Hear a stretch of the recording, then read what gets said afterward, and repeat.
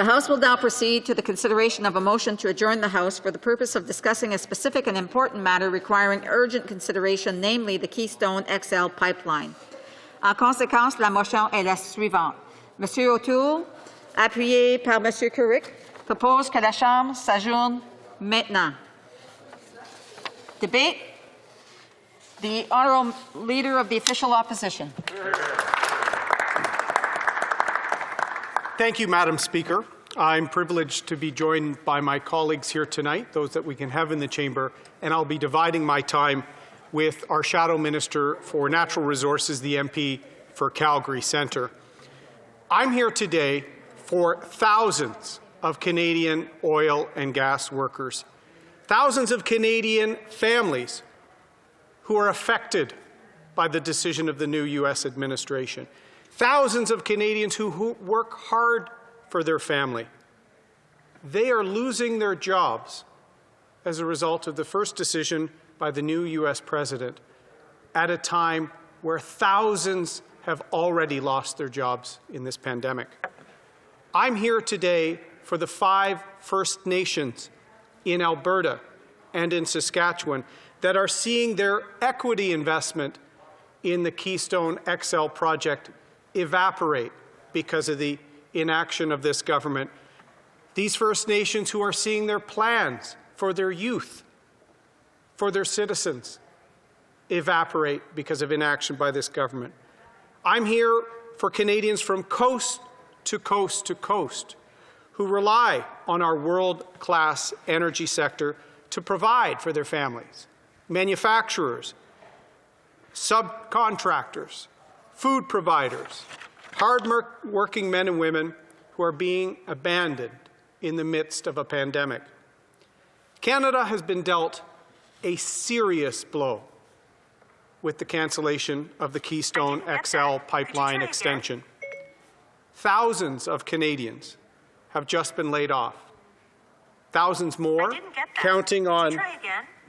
Even Siri is upset, Madam Speaker. Thousands of Canadians have just been laid off. They were counting on employment opportunities at a time where our country is already shaken to its foundations from an economic crisis related to COVID-19. They are now being laid off when Canada's already suffering from some of the highest rates of unemployment in the G20 as a result of the COVID-19 crisis. And the province of Alberta already suffering from other misguided policies of this government, whether Bill C-69 or others, that have already had tens of thousands of people out of work, that have empty office towers in Calgary, Madam Speaker. These are Canadians, thousands of them, being totally forgotten and left behind by this government. L'annulation de Keystone XL, c'est des entreprises qui vont quitter le Canada. Mais c'est surtout la perte des milliers d'emplois à travers notre pays. Ce sont des familles qui vont avoir de la difficulté à payer leurs facteurs. C'est à eux que je parle dans ce débat d'urgence. We are in the middle of the greatest economic crisis we have faced in modern times as a nation. It's essential, Madam Speaker, that we get every Canadian back to work in every sector, in every corner of this country, and as quickly as we can. The government is afraid to have a budget, Madam Speaker, because they don't want to show Canadians the incredible economic challenges this country has. We need to pull together. We need people in the West, in the East, au Quebec, en Ontario. We must value the ability for us to work together to recover from this COVID-19 crisis, and therefore we need our energy sector to be successful. That's why the Conservatives have been pushing so hard for months for the government to develop a clear plan for our economic rebuilding, for our vaccine rollout. The government spent months on a CanSino-Chinese vaccine debacle when they should have been preparing the regulatory process and negotiating with companies like Pfizer and Moderna and others to manufacture in Canada or to secure a stable supply. This week, with thousands of cases daily across the country, Canada is one of the few countries in the world to receive 0 vaccines. But if there's one area that this decision leads to a catastrophic failure of confidence, Madam Speaker, it's the disdainful way that this Prime Minister has attacked our energy industry for the past 5 years. Beginning with his first trip abroad, when the Prime Minister of Canada mocked an entire sector of our economy that's provided so much to Canadians, to our way of life, to our prosperity. He said the last Prime Minister talked about resources. Canada's more than resources. We're resourceful now, he said at the time, Madam Speaker, with one word swiping away tens of thousands of jobs, thousands of examples of innovation, productivity, technology that is world-leading. A Prime Minister that is not proud of our industries because he doesn't understand them. In fact, this is the second time this Prime Minister has failed to make the case for Keystone XL under 2 separate U.S. administrations. Every time the Liberal government has a chance to promote Canadian energy, they side with activists over science. They side with foreign protesters over First Nations who are invested in the projects. They side with trendy slogans over smart policies to reduce greenhouse gas emissions. Hard-working Canadians in all corners of this country deserve better than a Prime Minister who doesn't understand them, let alone one that looks down at them, as this Prime Minister has on many occasions. We need the federal government, particularly now, Madam Speaker, in a crisis, to stand up for workers in every corner of this country. Jobs for Canadians, that's the only way we will secure our future and rebuild our economy that has been ravaged by this pandemic.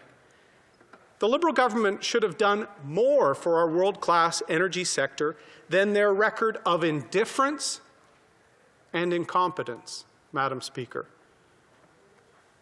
Canadians watching this debate, particularly in Alberta and Saskatchewan, yes, this Prime Minister has once again let you down. Quand on a un gouvernement qui attaque le secteur des ressources, on a un gouvernement qui fait mal à tous les Canadiens. Nous tous, à travers ce pays, nous profitons des impacts positifs de l'industrie des ressources. Ces impacts aident à payer pour nos hôpitaux, nos universités et la protection de notre environnement. L'industrie de l'énergie, c'est aussi le plus grand partenaire pour développer les régions du Canada en travaillant avec les Premières Nations. Keystone XL était un projet où 5 Premières Nations avaient investi leur espoir. Les Canadiens méritent mieux, Madame la Présidente. Canada needs a Prime Minister that will respect hard-working Canadian families and work hard to secure opportunity for all of them. We deserve a Prime Minister who understands hard work and what it means to get your hands dirty to provide for your family. We deserve a Prime Minister who will champion Canadian energy as the most ethical, environmental conscious, and most socially responsible in the world. Hear, hear. And the world is looking for investments with strong environmental and social governance, ESG. Canadian resources offer ESGI, environmental social governance with Indigenous partnerships and participation. Canadians should be immensely proud of that. The Liberals' failure on Keystone will be felt in our country for years to come. Let's add to the list, Madam Speaker. Job-killing policies like Bill C-69, the carbon tax, tanker bans, illegal rail blockades, and endless regulations. That's led to $160 billion of capital leaving Canada. Those investments mean jobs, Madam Speaker. How can we convince the world to invest in Canada when this government isn't even proud of what we do in Canada?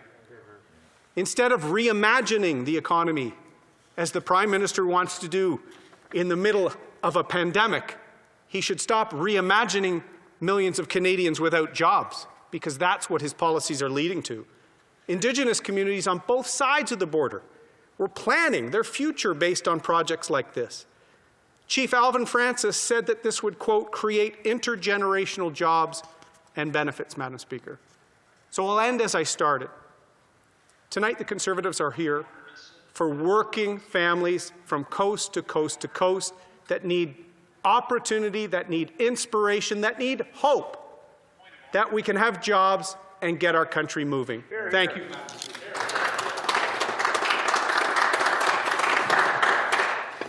We do have a point of order, so I would have gotten up a little bit earlier, but the honourable member was like down to the second there. So the honourable parliamentary secretary for the Minister of Transport has a point of order. Debate. Thank you very much, Madam Speaker. And it's disappointing that the leader of the opposition isn't wearing a mask, but I have concern about props being used. The masks. Madam Speaker, if I can finish my point of order, we wouldn't let members wear buttons emblazoned with a political slogan. So the masks. Excuse me, Madam Speaker. I'm being heckled in the midst of the floor, and I will. It's not a point of debate, from what I can gather. I will let him finish. Very much, Madam Speaker. The political messages on the masks are a prop. We wouldn't permit that if they were buttons or stickers in the House of Commons, so we shouldn't permit them on face masks. Thank you. The honourable parliamentary secretary is correct that we do not allow for props in the House.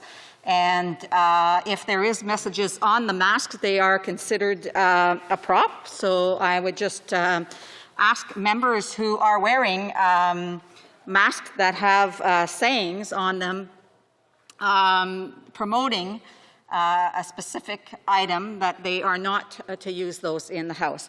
L'honorable député de Louis-Saint-Laurent, un point d'ordre.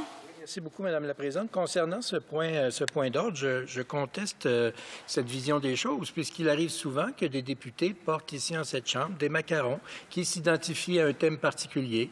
Des gens chez nous le font régulièrement, des gens de l'autre côté le font également. Et à ce que je sache, ça n'a jamais créé de débat. Alors, j'aimerais que vous revisiez votre position.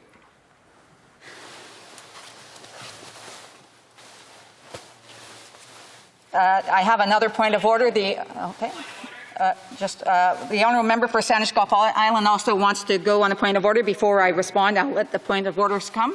The honourable member for Saanich Gulf Islands. Thank you, Madam Speaker. I'm surprised that any member in this place would dispute your ruling. It's clear as a bell and has been the honoured procedure of this place for a very long time that buttons and slogans are not allowed on any part of our apparel or in any part of a prop during debate. Thank you, Madam Speaker. Very much. I'll just, we have one more point of order. The honourable member for Stormont Dundas. Queens has a good law school. No, sorry. Regina Louvain. Regina Louvain, sorry. Yeah, Madam Speaker, I'd ask you to review. I know members have worn I Love Oil Sand buttons. Members have stuff on their laptops and material all over. So I'd ask you to take a few minutes to see if this is an actual point of order or not. I know I've seen many colleagues wear buttons and pins to celebrate and to celebrate stuff in their riding. So I would say that this would not be a point well taken, Madam.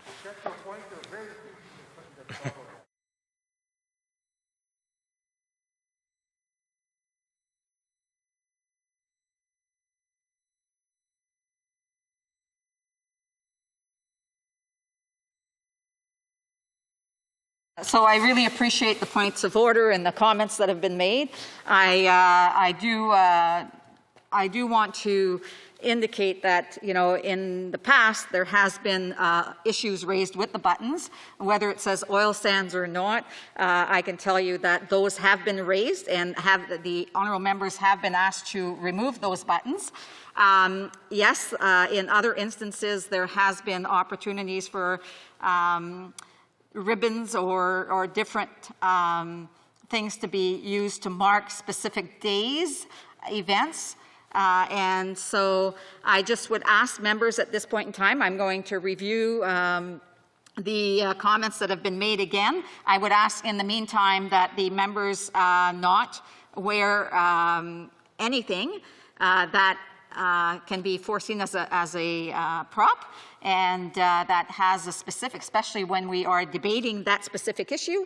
And I will discuss this further with the Speaker as well, and we will come back to the House on that matter. The Honourable Member for questions and comments. The Honourable Member for Kingston and the Islands. Thank you very much, Madam Speaker, and I appreciate the intervention by the Leader of the Opposition today. And I just want to address something. I realize this is on Keystone specifically, but he was talking about unemployment rate in the beginning and how Canada's unemployment rate is so high. And it is true that we're second highest in the G7, Madam Speaker. But one thing that they don't talk about, and I've heard this a number of times today, is where we are at deaths per million of people, where we're rated second best. In the G7 countries, especially when you compare us to somewhere like the U.S., just to the south of us. Their unemployment rate is, yes, 2% lower than ours, but the death rate per person per million people is 2.5 times as great as ours. So this government took strong, decisive action to keep people at home, to encourage people to stay at home, to save lives. So I'm wondering if the Leader of the Opposition would not agree with me that a small temporary increase in unemployment is a good return on saving hundreds of thousands of lives. The Honourable Leader of the Opposition. Madam Speaker, I always find it interesting that the Liberal government always compares itself to the worst student in class rather than to countries that are doing far better. It's very easy for the member to compare to the United States, who've had terrible results on COVID spread. I would rather Canada strive to be the best, Madam Speaker. It's also why we're down in the 20s in terms of vaccination per capita. This government seems to also, again, want to compare itself with the worst. The Conservatives will always strive to make sure Canada's compared and exceeding to be the best, because that should be the approach we take to everything. This government, while we've worked with them to mitigate the unemployment caused by this crisis, the largest part of our high unemployment rate was a slow and confused wage subsidy that we told them the moment they announced it, it was insufficient. And Keystone XL, the Prime Minister has mailed it in twice on this project that is killing thousands of jobs in our country at a time every job is critical to securing our future.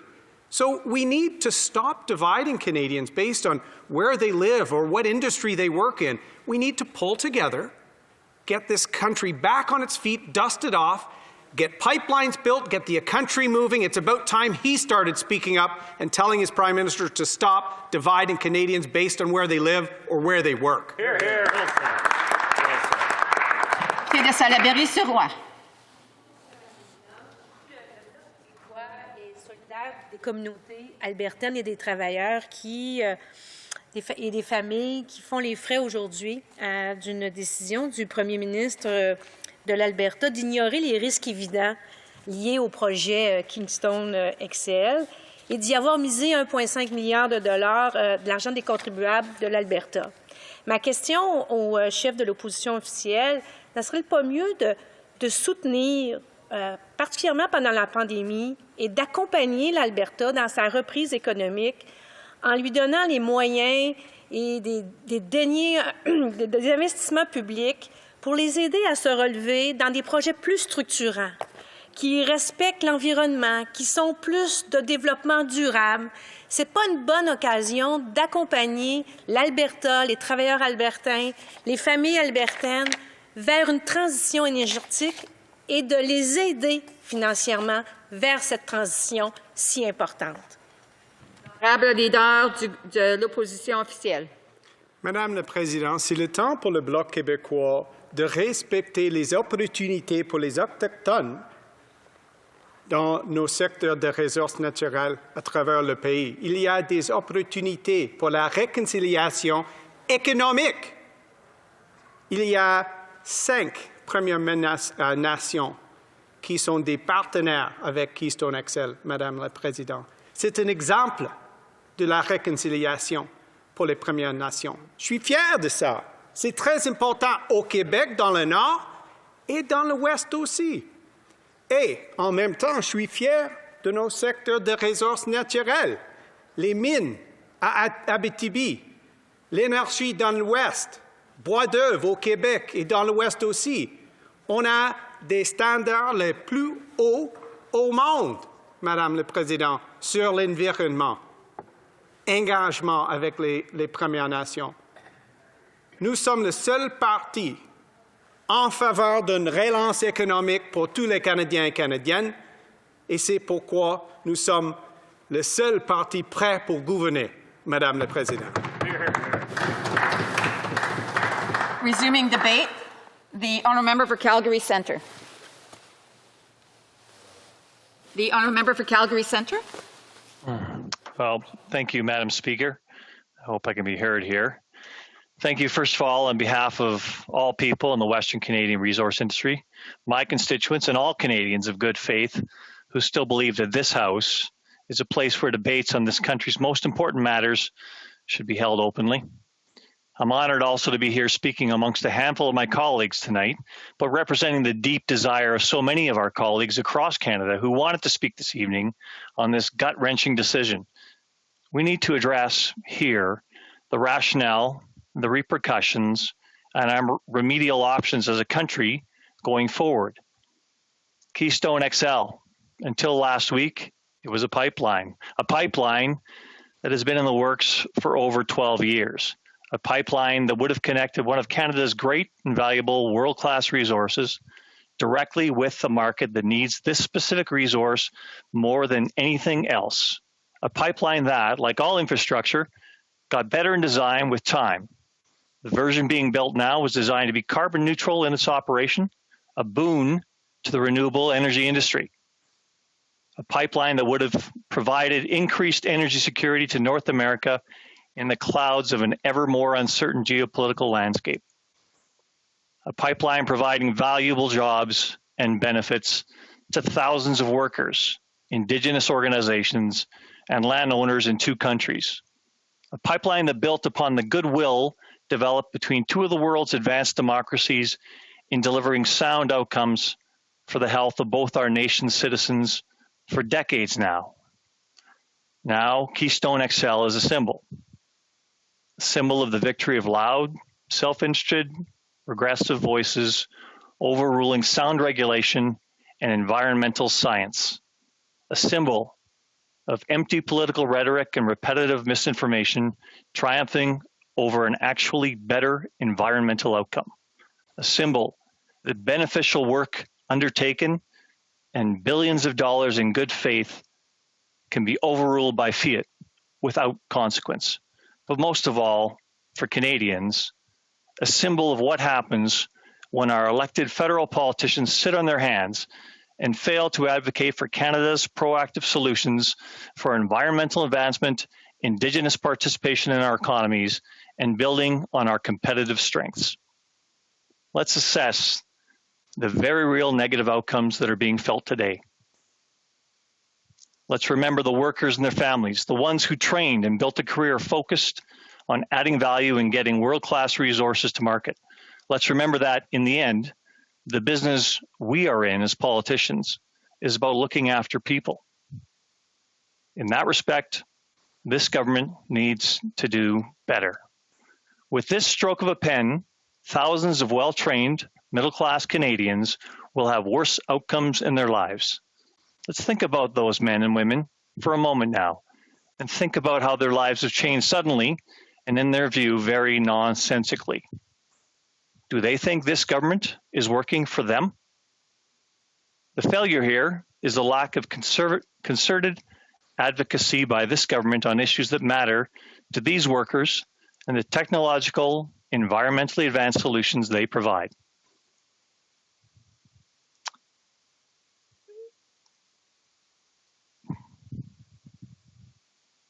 Honourable member finished? Oh, okay. The option of cancelling this important project was advanced and discussed. 9 months ago, the prospect of this cancellation became very real. 2 months ago, its possibility was crystal clear. We've seen this government act on files when it felt it should be active. We've seen a fulsome reaction to objectionable tariffs against our Canadian aluminum and steel industries. We've seen the leadership of this government take actions above and beyond accepted democratic norms in order to save jobs in one engineering company. Last week, the workers and Indigenous stakeholders in this project got the benefit of a line item on a phone call between our Prime Minister and the new American president. The dichotomy is quite clear. In my previous work, decisions such as this presented an opportunity to assess winners and losers, usually presenting a path forward. Much has been lost here. I've spoken about the workers. I've spoken about Indigenous reconciliation.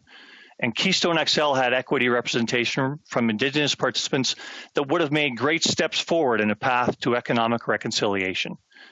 I've spoken about the energy security and the environmental advances that have been forwarded.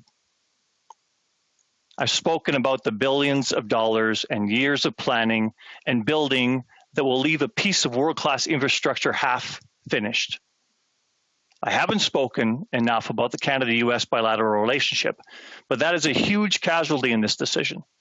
Last year, we watched this government accept that it had badly negotiated a renewed North American Free Trade Agreement. Real negotiators saw through our team's virtue signaling and inability to solve difficult issues. I listened as our lead minister on the file stated that her greatest success was removing the energy sharing agreement between the previous text of NAFTA. I knew then that this government did not understand the nature of the trade between our two countries. The US government's decision on Keystone XL shows that Canada's energy trade with our dominant energy trading partner is expendable. That is not comfort. That is real risk. Canada-US trade was solidified 3 decades ago by leaders on both sides that understood how strong we were together. This government alludes to a special relationship with the incoming US administration. If so, it needs to be utilized. The initial results are discouraging. If they are not solving big issues together, as two leading democracies that are also independent should be, clearly something has been lost. The outcome here is severe for our country. We've got an economy that will not grow as a result of what's happened here, nearly as much as it should have. Our balance of trade will suffer significantly. In 2019, that number was $16 billion that we took because of the differential we receive on our main resource that we export. Our balance of trade, siphoning off Canadian value to other countries, is huge and is going to continue to grow. Jobs are being exported from Canada because of these decisions. Work here is being canceled. Workers here are being laid off. All of this deserves so much more action than an indifferent shrug from this Prime Minister. Thank you, Madam Speaker. Thank you. Before I go to questions and comments, I do want to come back to the point of order that was raised in my decision. And so I will refer members to page 617, chapter 13, page 617 of the House of Commons 3rd edition, and displays exhibit and props, and it specifically says that speakers have consistently ruled that visual displays or demonstrations of any kind used by members to illustrate their remarks or emphasize their positions are out of order. Similarly, props of any kind have always been found to be unacceptable in the House of Commons. And so I would just ask members to please be very collaborative with the decision that I have just indicated, and ensure that I know that it's a time where we are wearing masks to protect ourselves and protect others, and to ensure that the messaging on there is not being used at all, if possible, and not being used to put a point across. And therefore, I will go to questions and comments. Questions et commentaires. L'honorable député de Sainte-Bagotte, si je ne me trompe pas. Je vais juste vérifier ici. Jonquière, excuse. Merci. Merci beaucoup, Madame la Présidente. J'ai écouté attentivement mon collègue qui partage avec moi, qui siège avec moi, pardon, sur le... Que ton boom est descendu, oui. Oui, je m'excuse. Non, non, c'est juste que je ne sais pas si c'est le son dans la Chambre ou si c'est le son du député, mais est-ce qu'on peut monter le volume un petit peu? OK, l'honorable député de Jonquière. On m'entend bien? C'est bon, on m'entend bien? Donc, je disais à mon collègue qui est avec moi sur le comité des ressources naturelles, récemment, on a fait 6 séances sur l'industrie forestière. Et moi, je me demande si ce qui arrive avec Keystone XL, c'est pas l'occasion de réfléchir la transition de l'Alberta vers autre chose qu'uniquement les énergies fossiles. Est-ce que mon collègue serait d'accord avec moi pour dire qu'il devrait y avoir une stratégie canadienne de diversification de l'économie albertaine plutôt que de rester dans nos vieux repères qui sont ceux des énergies fossiles? Merci. The honourable member of Calgary Centre. Merci. Je remercie mon collègue de le Bloc québécois pour la question, mais pour moi, c'est quelque chose qui donne dans le secteur provincial des choses comme ça. Est-ce que c'est d'accord, Madame le Président? Tu m'écoutes, d'accord? Oui. D'accord. The issue with, of course, provincial jurisdiction and diversifying economy is something that Canadian government should probably not tread on in this case, and I'm certain my colleague in the Bloc Québécois would respect that as well. I think the other point we want to make here is how diversified the actual Alberta economy is. And we talk about transitioning. Energy is going to continue to be a part of our world for decades to come. And a good part of that energy will continue to come, as it has continuously here, according to all international organizations, will continue to come a good portion from fossil fuels. And every indication we have is that the Alberta economy, Alberta oil output will continue to increase. Finding a market is going to be the main problem. Otherwise, we will be beholden in the future to foreign sources of oil in the world. This oil is better economically, this oil is better environmentally, and this is the transition we move towards with the technology. Merci encore. And comments, the honourable member for Cowichan-Malahat Langford.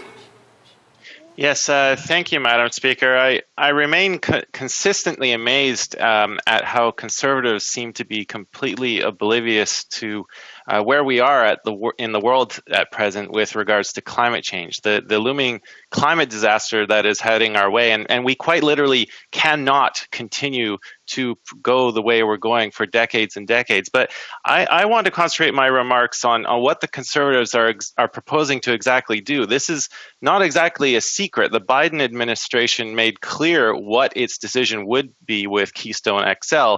And so are the Conservatives proposing to levy trade sanctions, to sue the new administration? Because in my opinion, I mean, that would just be fantastic for Canada-US relations with the new administration. I just want to get clear, what are they trying to do with the new US administration? Thank you, Madam Speaker. The honourable member for Calgary Centre. Well, I thank my colleague for the point. And yes, we are very focused on how we actually decarbonize the economy, including in Alberta, including in the energy sector. And I think all efforts to advance that cause are being ignored by my colleague in the other party. And I really would hope that he pays attention to all the progress that's being made by industries across Canada in addressing decarbonization and actually looking at how that actually affects the world. In this project, you can take a look at exactly the 20% reduction in CO2 emissions from the oil going towards the Gulf refineries as opposed to the other oil that will be refined in that location. We are actually much further ahead with a zero CO2 emission transportation network, taking it from one of the world's greatest resources, the Alberta oil sands, down to the market that processes it most efficiently and displaces foreign oil that has a much heavier environmental footprint. We are losing in this environmentally, Canada is losing economically, and North America is losing from an energy security perspective. Thank you. Resuming debate, the Honourable Minister of Natural Resources. Thank you, Madam Speaker. I'm speaking to you from the island of Newfoundland, the ancestral homeland of the Mi'kmaq and Beothuk, one of Canada's 3 oil-producing provinces. This is an important debate. It's as important as our oil and gas workers are to the Canadian economy. It's as important as the industry is to the Canadian economy. So I want to speak on the record and say we are disappointed in this decision. We are not happy with this news. There are thousands of workers and their families that will be impacted by this. This is our biggest industry. It is our #1 export. We are the 4th largest producers of oil and gas in the world, and we are good at it. This isn't just an Alberta issue or a Saskatchewan issue. This is a Canadian issue. The United States is the single largest customer of Canada's biggest export. We have over $100 billion in cross-border energy trade with them. And we are their biggest supplier. 23% of crude consumed in the U.S. comes from Canada. We contribute to American energy security and economic competitiveness, and that supports thousands of jobs on both sides of the border. The U.S. will still need Canadian heavy crude. That doesn't change with President Biden's decision. The U.S. Midwest and Rocky Mountain regions source crude nearly exclusively from Canada, and Canadian crude represents approximately 70% of the feedstock to refineries in those regions. In October 2020, Canada sent approximately 2.3 million barrels per day to the United States. This relationship is vital to both countries. We made a strong argument for this project at every level and at every chance that we could, from Ambassador Hillman to the Prime Minister. The Prime Minister has advocated for this project long before he was Prime Minister. And 4 years ago in Houston, the Prime Minister said, nothing is more essential to the U.S. economy than access to a secure, reliable source of energy, and Canada is that source. It was true then, and it remains true today. The Prime Minister brought it up in his very first conversation with the President-elect in November, and again just on Friday. He expressed our disappointment with the decision directly with the President. Every week in the fall of 2020, every single week, I was on the phone with Alberta's Energy Minister and the former member for Edmonton-Leduc, James Richat, to discuss how we get this project done. We took a Team Canada approach. We stood shoulder to shoulder with the government of Alberta in making the case. But don't take it just from me. Listen to what Premier Kennedy said as well. He said he was very happy that the federal foreign affairs minister said that Keystone XL was at the top of the U.S. agenda. He said he was very happy with the strong advocacy by Canada's ambassador to the United States. So what now? Where do we go from here? Do we, like some are suggesting, start a trade war with our closest ally and largest trade partner, with the single largest customer for Canadian crude?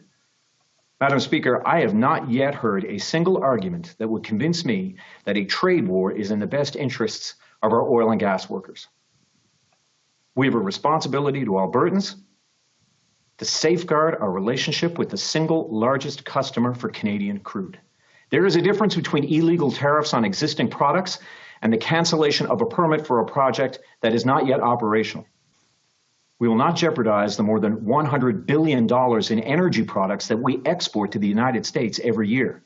We got this relationship right with an unpredictable presidential administration for the past 4 years. We will get it right with the predictable one for the next 4 years, to the benefit of workers in Alberta, Saskatchewan, and right across Canada.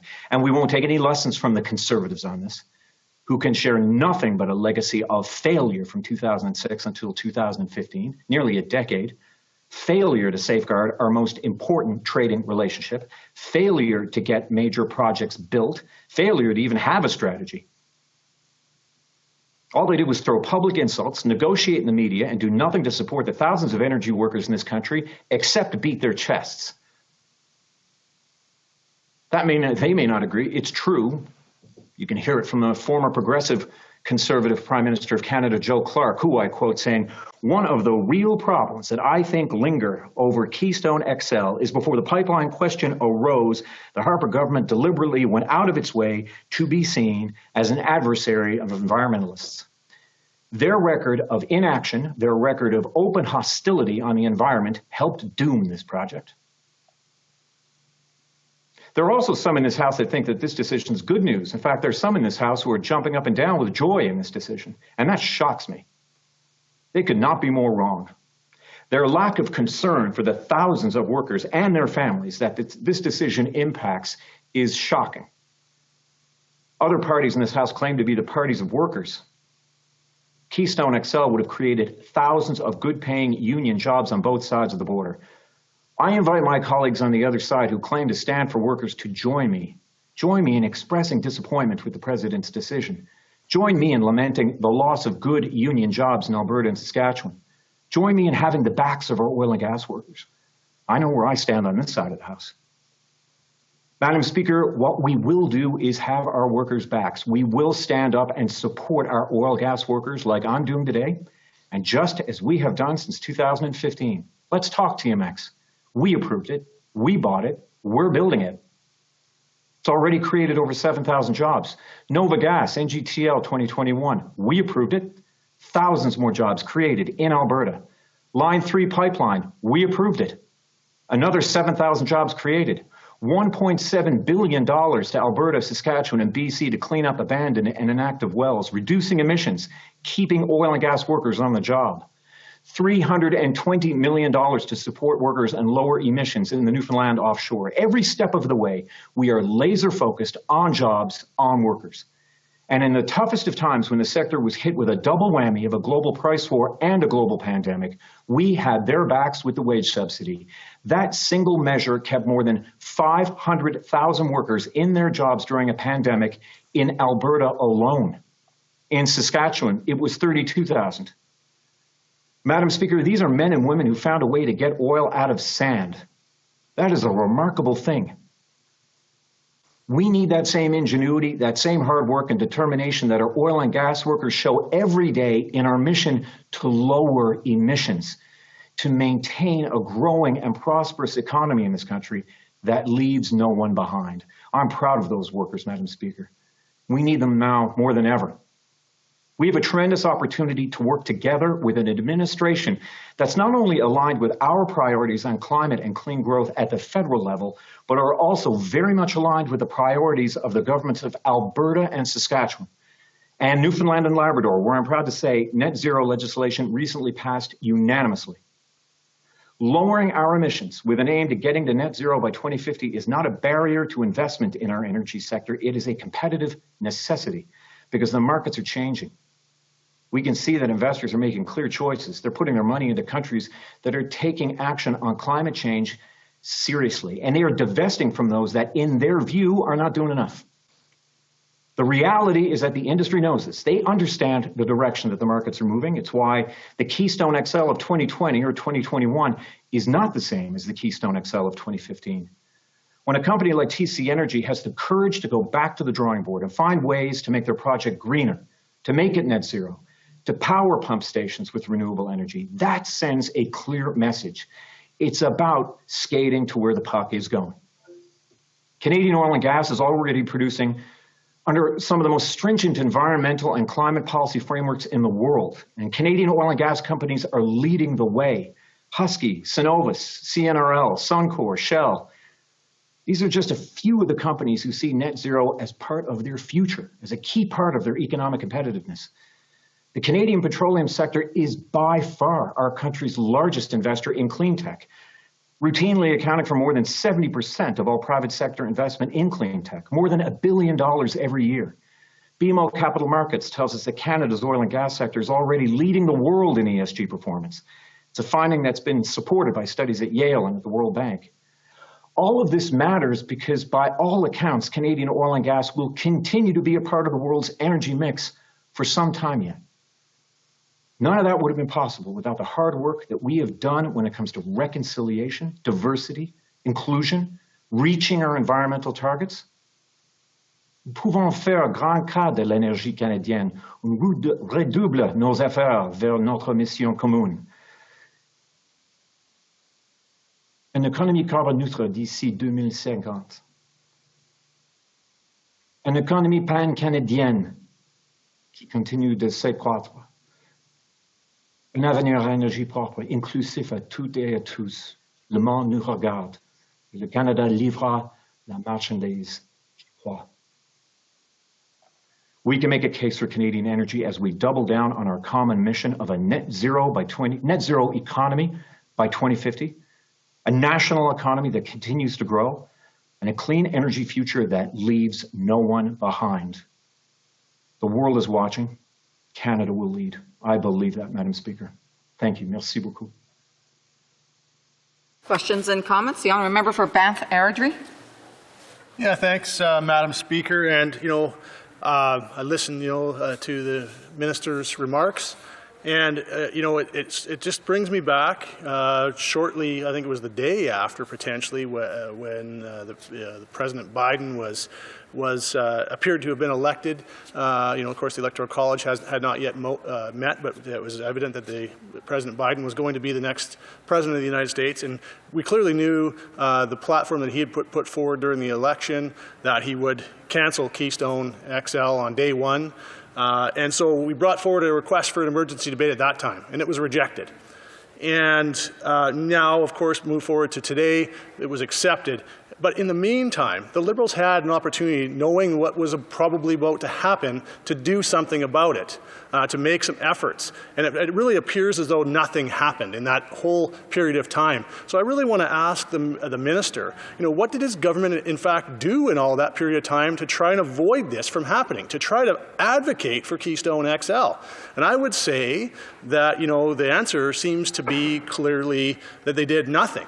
And if the answer isn't that they did nothing, they surely failed at whatever it was that they did try to do, that they kept secret from Canadians. So what did his government do to try to advocate on behalf of this project and the jobs that it creates for Canadians? It seems like nothing, and if it's not nothing, then they are certainly a failure. So which one is it? Was it nothing, or did they fail? Honourable Minister. Madam Speaker, I'm not sure if the honourable member heard me. We worked hand in glove with the government of Alberta. Hand in glove. We worked with Minister Savage, who's the Energy Minister for Alberta.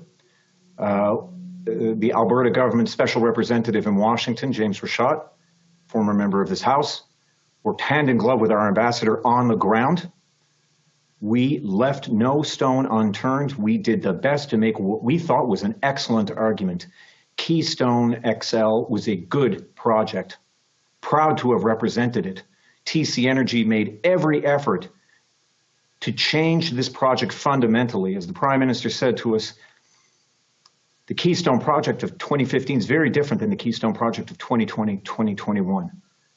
To reach net zero operations by making sure that pumping stations had solar or wind power, to make sure that you worked with unions on both sides of the border, to make sure that we worked with Indigenous communities on both sides of the border, improved that project demonstrably.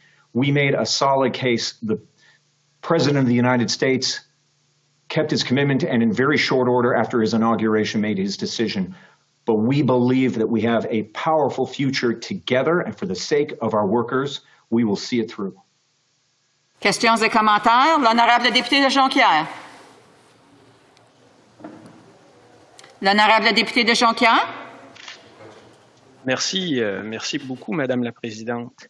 Je remercie le ministre pour son discours qui me fait penser à son passage au Comité des ressources naturelles où il nous avait dit que sa plus grande priorité était effectivement Keystone XL, ce qui m'avait un peu surpris. Je vous le cacherai pas parce que je crois qu'il y a sincèrement au Canada une dérive autour du financement des énergies fossiles, ce qui me donne l'envie de poser la même question que j'avais posée au ministre à cet effet-là. Est-ce qu'il ne croit pas que ce serait préférable de réfléchir la transition des énergies fossiles vers des énergies plus propres, plutôt que de remettre encore une fois beaucoup trop d'argent dans les énergies fossiles? Merci. Honorable ministre. Merci. I will answer in the same way that I answered in committee. We are singularly focused on lowering emissions. Lowering emissions. Wherever we find them. A predominant amount of our emissions does come from the energy sector, from downstream, upstream. So that is where we're concentrating a significant amount of our efforts. We will do whatever it takes to lower emissions, wherever we find it. And let me just say that the oil and gas industry, and in the oil sands in particular, just last Monday met with Minister Savage and I to make the point, met together with the CEOs of the majors in the oil sands in their commitment, in a very thorough plan that we are going through with them on reaching net zero by 2050. This is about lowering emissions, Madam Speaker. Questions and comments? Questions et commentaires? The honourable member for Kootenay, Columbia? No, sorry. South Okanagan. South Okanagan, yes. Oh. Sorry, I'm just trying to lower my hand there. You know, the minister spoke time and time again in that speech about getting to net zero. And, you know, his own Canada Energy Regulator that's under his ministry put out a report just before Christmas that provided a projection of where Canadian oil production needed to go and pipeline capacity needed to go under a scenario where we did something about climate action. It wasn't a scenario where we would meet net zero, but it was a scenario on climate action. And under that scenario, what they call the evolving scenario, it was clear that we only needed one of these big three expansion pipelines that are on the books now, Line 3, Keystone, Trans Mountain expansion. We only need one of those three to meet any possible capacity issues for the future. And yet it seems here that the sky is falling because Keystone XL, which we don't need if Line 3 comes online at the end of this year, wouldn't be needed. We won't need it. We won't need Trans Mountain. We won't need further oil by rail capacity. So I'm just wondering if he could comment on that. Why are we getting so exorcised about this project when his own department says we won't need it? The Honourable Minister. I thank the honourable member for his question. I would say that one of the reasons we are getting so exercised about this issue is because thousands of people are unemployed as a result of it, or could be. So it affects thousands of workers in this country. And a lot more of them, frankly, are worried. So we have a duty in this House to speak to this. I would also make the argument that while we may own the pipeline that is heading west in TMX, we don't own the pipeline that's heading south with KXL in this case. The market has an important role here, the leading role in determining how investment decisions should be made. But it is our government's duty to set the parameters on that and to incent what we believe to be extraordinarily important goals here, namely net zero emissions by 2050, which is the goal that we have set for ourselves and many of our friends and colleagues and competitors around the world have also set for themselves. This is an existential crisis, there's no question. It is also an economic one for many people in this country who feel that they may be left behind. We cannot allow that to happen. Thank you, Madam Speaker. Questions and comments? The honourable member for Saanich Gulf Islands. Thank you, Madam Speaker. With the minister's words, this is an existential crisis ringing in my ears. I will remind the minister that the only existential crisis being debated tonight is the threat of global warming becoming a runaway, self-accelerating, and unstoppable threat to our children's future. I'd also remind him that it is extremely unfair to say to those who think this was a good and right decision that we are somehow joyous and not caring about workers losing their jobs. I would no more say that people who are supporting the oil sands are deliberately and consciously threatening my grandchildren's future than I would say it was right to be celebrating as though it doesn't matter when people suffer an immediate downturn in their economic prospects. We must bring in a Just Transition Act. We must ensure that workers have transferable skills, which they do. They're very resourceful. They're very, very willing and able to move to other industries. My question for the minister is this.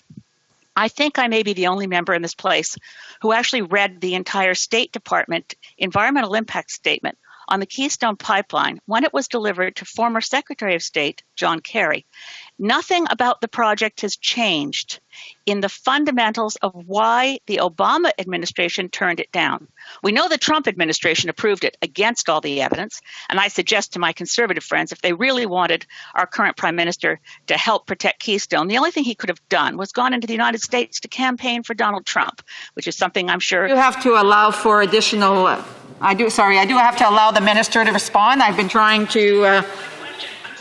So the Honourable Minister, please. The Honourable Minister. A brief answer.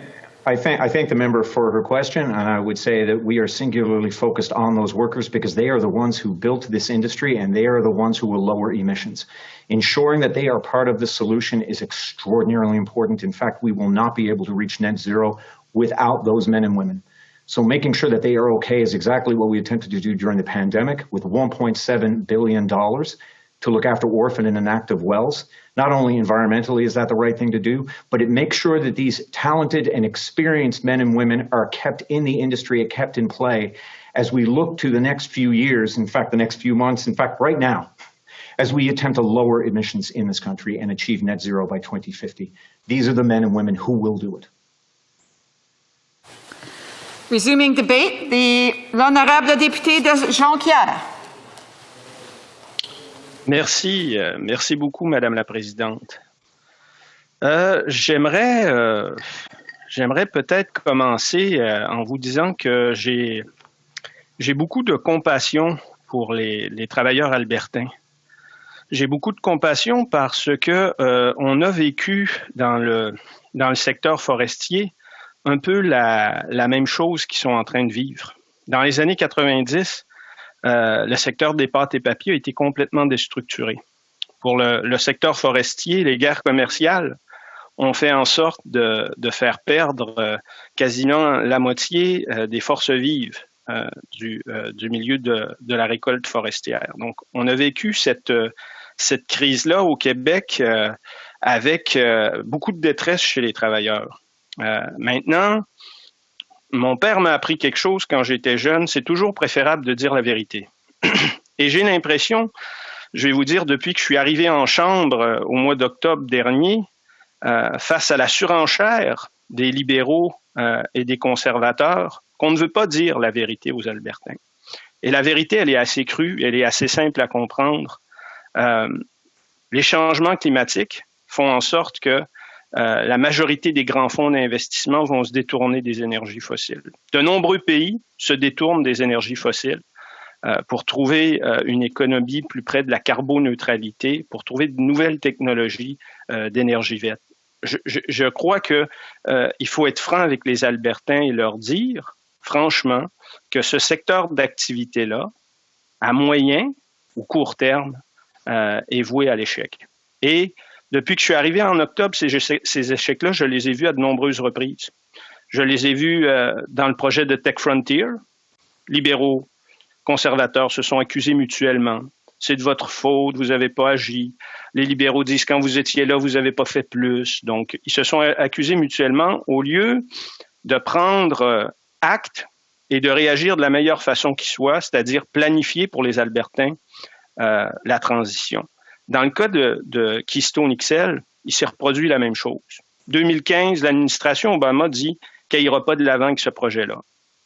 Trump est arrivé au pouvoir, acteur politique irrationnel par excellence, décide, lui, d'y aller de l'avant et sous les signaux d'un dirigeant politique irrationnel, en Alberta, on se dit, quelle bonne idée, allons-y.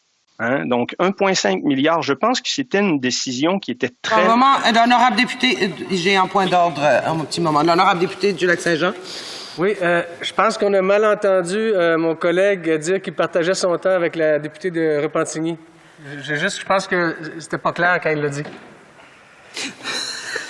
Est-ce que l'honorable député aimerait corriger? Mon fidèle écuyer du Lac-Saint-Jean de me rappeler que je partageais mon temps avec la charmante députée de Repentigny.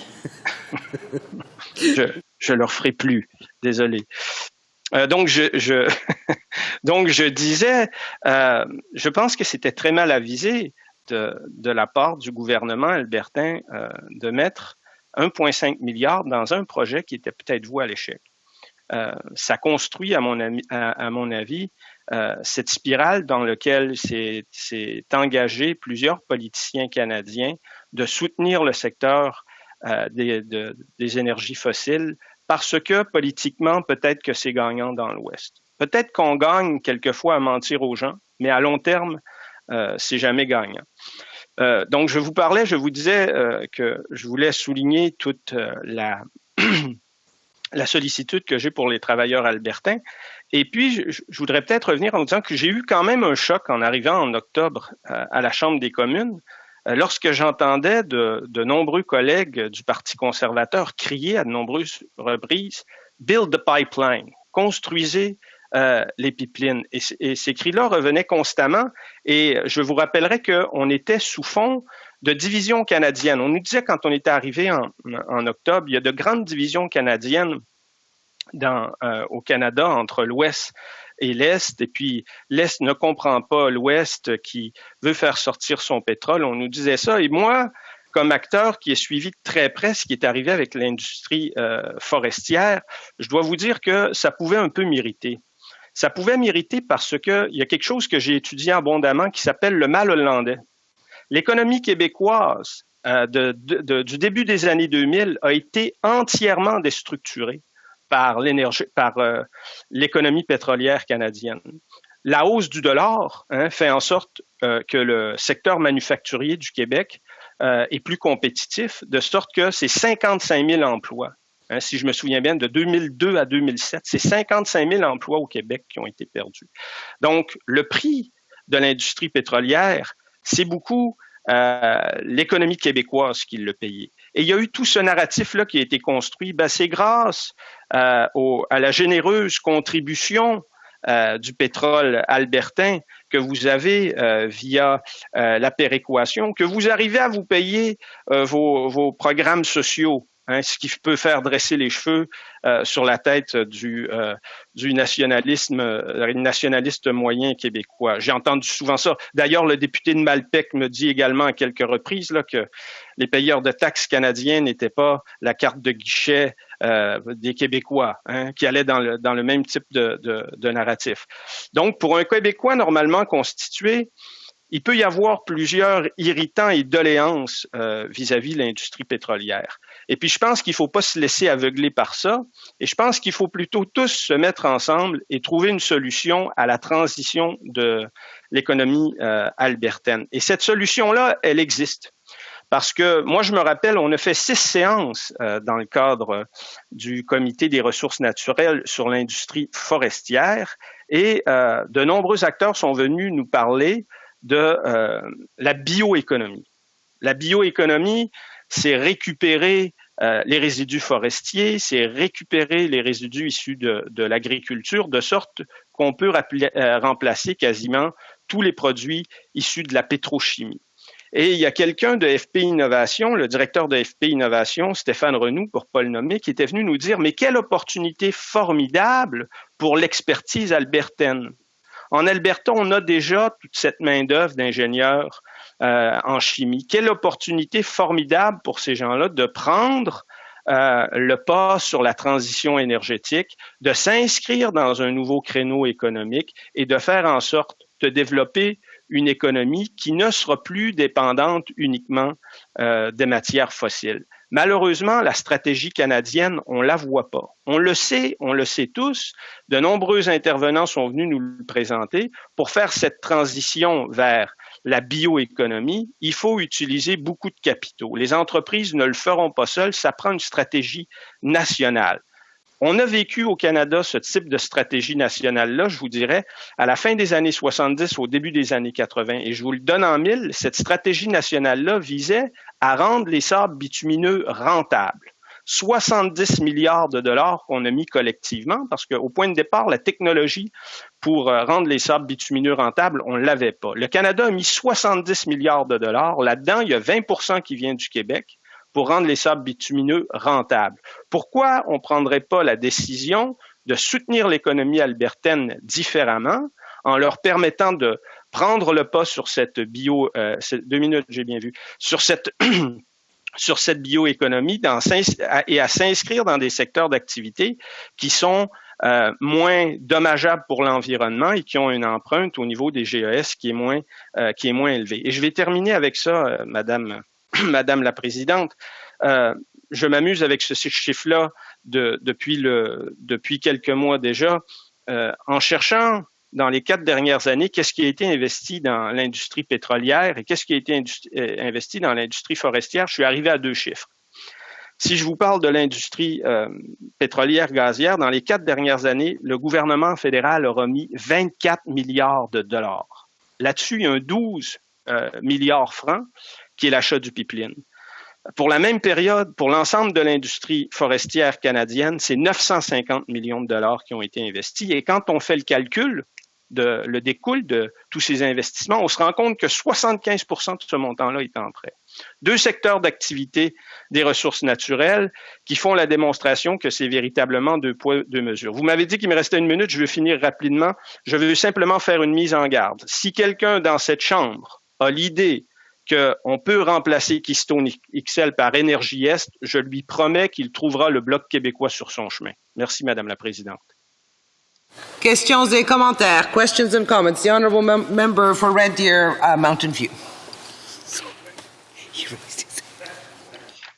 Well, thank you very much, Madam Speaker, and I thank the member for his submission just a few moments ago. However, there's coming from Alberta, there's a couple of things that perhaps he should be aware of, and that is the environmental aspects of oil sand development is the best in the world. It should be respected. And earlier on, he had mentioned, well, all Albertans say is build pipelines, and it's true because it is so important. However, one of the other things that was being said was we were there to protect Quebec as well, and we were standing up for the aluminum industry to talk about how that was important to be able to sell that product around the world. And we did that because of the fact that they could do it environmentally in an environmentally friendly way, just as Alberta Oil is done in an environmentally friendly way. And so when we take a look at what else can happen when the U.S. starts replacing it from other places around the world, the oil from other places around the world, how is this really going to help the planet? And maybe we should all be talking about what makes Canada great and the things that we do. Le député de Jonquière. Bon, peut-être simplement faire remarquer à mon collègue qu'il y a quelque chose qui est indéniable aujourd'hui, qui est la crise climatique.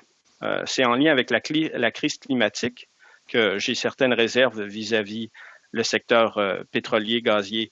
Maintenant, il donnait l'exemple d'aluminium. Il faut savoir que l'aluminium qui est produit au Québec est l'aluminium le plus vert au monde, qui a l'empreinte carbone le plus bas au monde. Et même les États-Unis, qui sont de gros producteurs pétroliers, M. Biden a signé un décret qui va interdire maintenant le forage sur tous les terres publiques. Même les États-Unis, qui sont un des plus grands pollueurs, sont en train de prendre le virage vers une économie qui serait plus décarbonisée. On voit ça. Ils vont d'ailleurs revenir dans le giron des accords de Paris. Je pense que le Canada doit faire la même chose, sinon on pèle un problème structurel important devant et les Albertains en paieront le prix tôt ou tard. C'est malheureux, mais c'est ça. The honourable member for South Okanagan, West Kootenay. Well, thank you, Madam Speaker, and I'd like to thank my colleague for his speech. We sit on the Natural Resources Committee together, so I appreciate what he has to say. And he mentioned the fact that the Liberal government has purchased Trans Mountain Pipeline for $4.5 billion. We're apparently going to have to spend another $12.5 billion to build that at least. The Kenney government in Alberta has invested billions in the Keystone XL pipeline, and both these issues came up when those pipeline companies started to indicate they might walk away from these projects. And I'm just wondering if he would comment on the fact that I think if the government wants to have a credible energy transition plan, don't you agree that the Liberals have to end fossil fuel subsidies and invest those funds instead in that transition to a new low-carbon economy and create jobs for those workers in the oil patch? L'honorable député de Jonquière.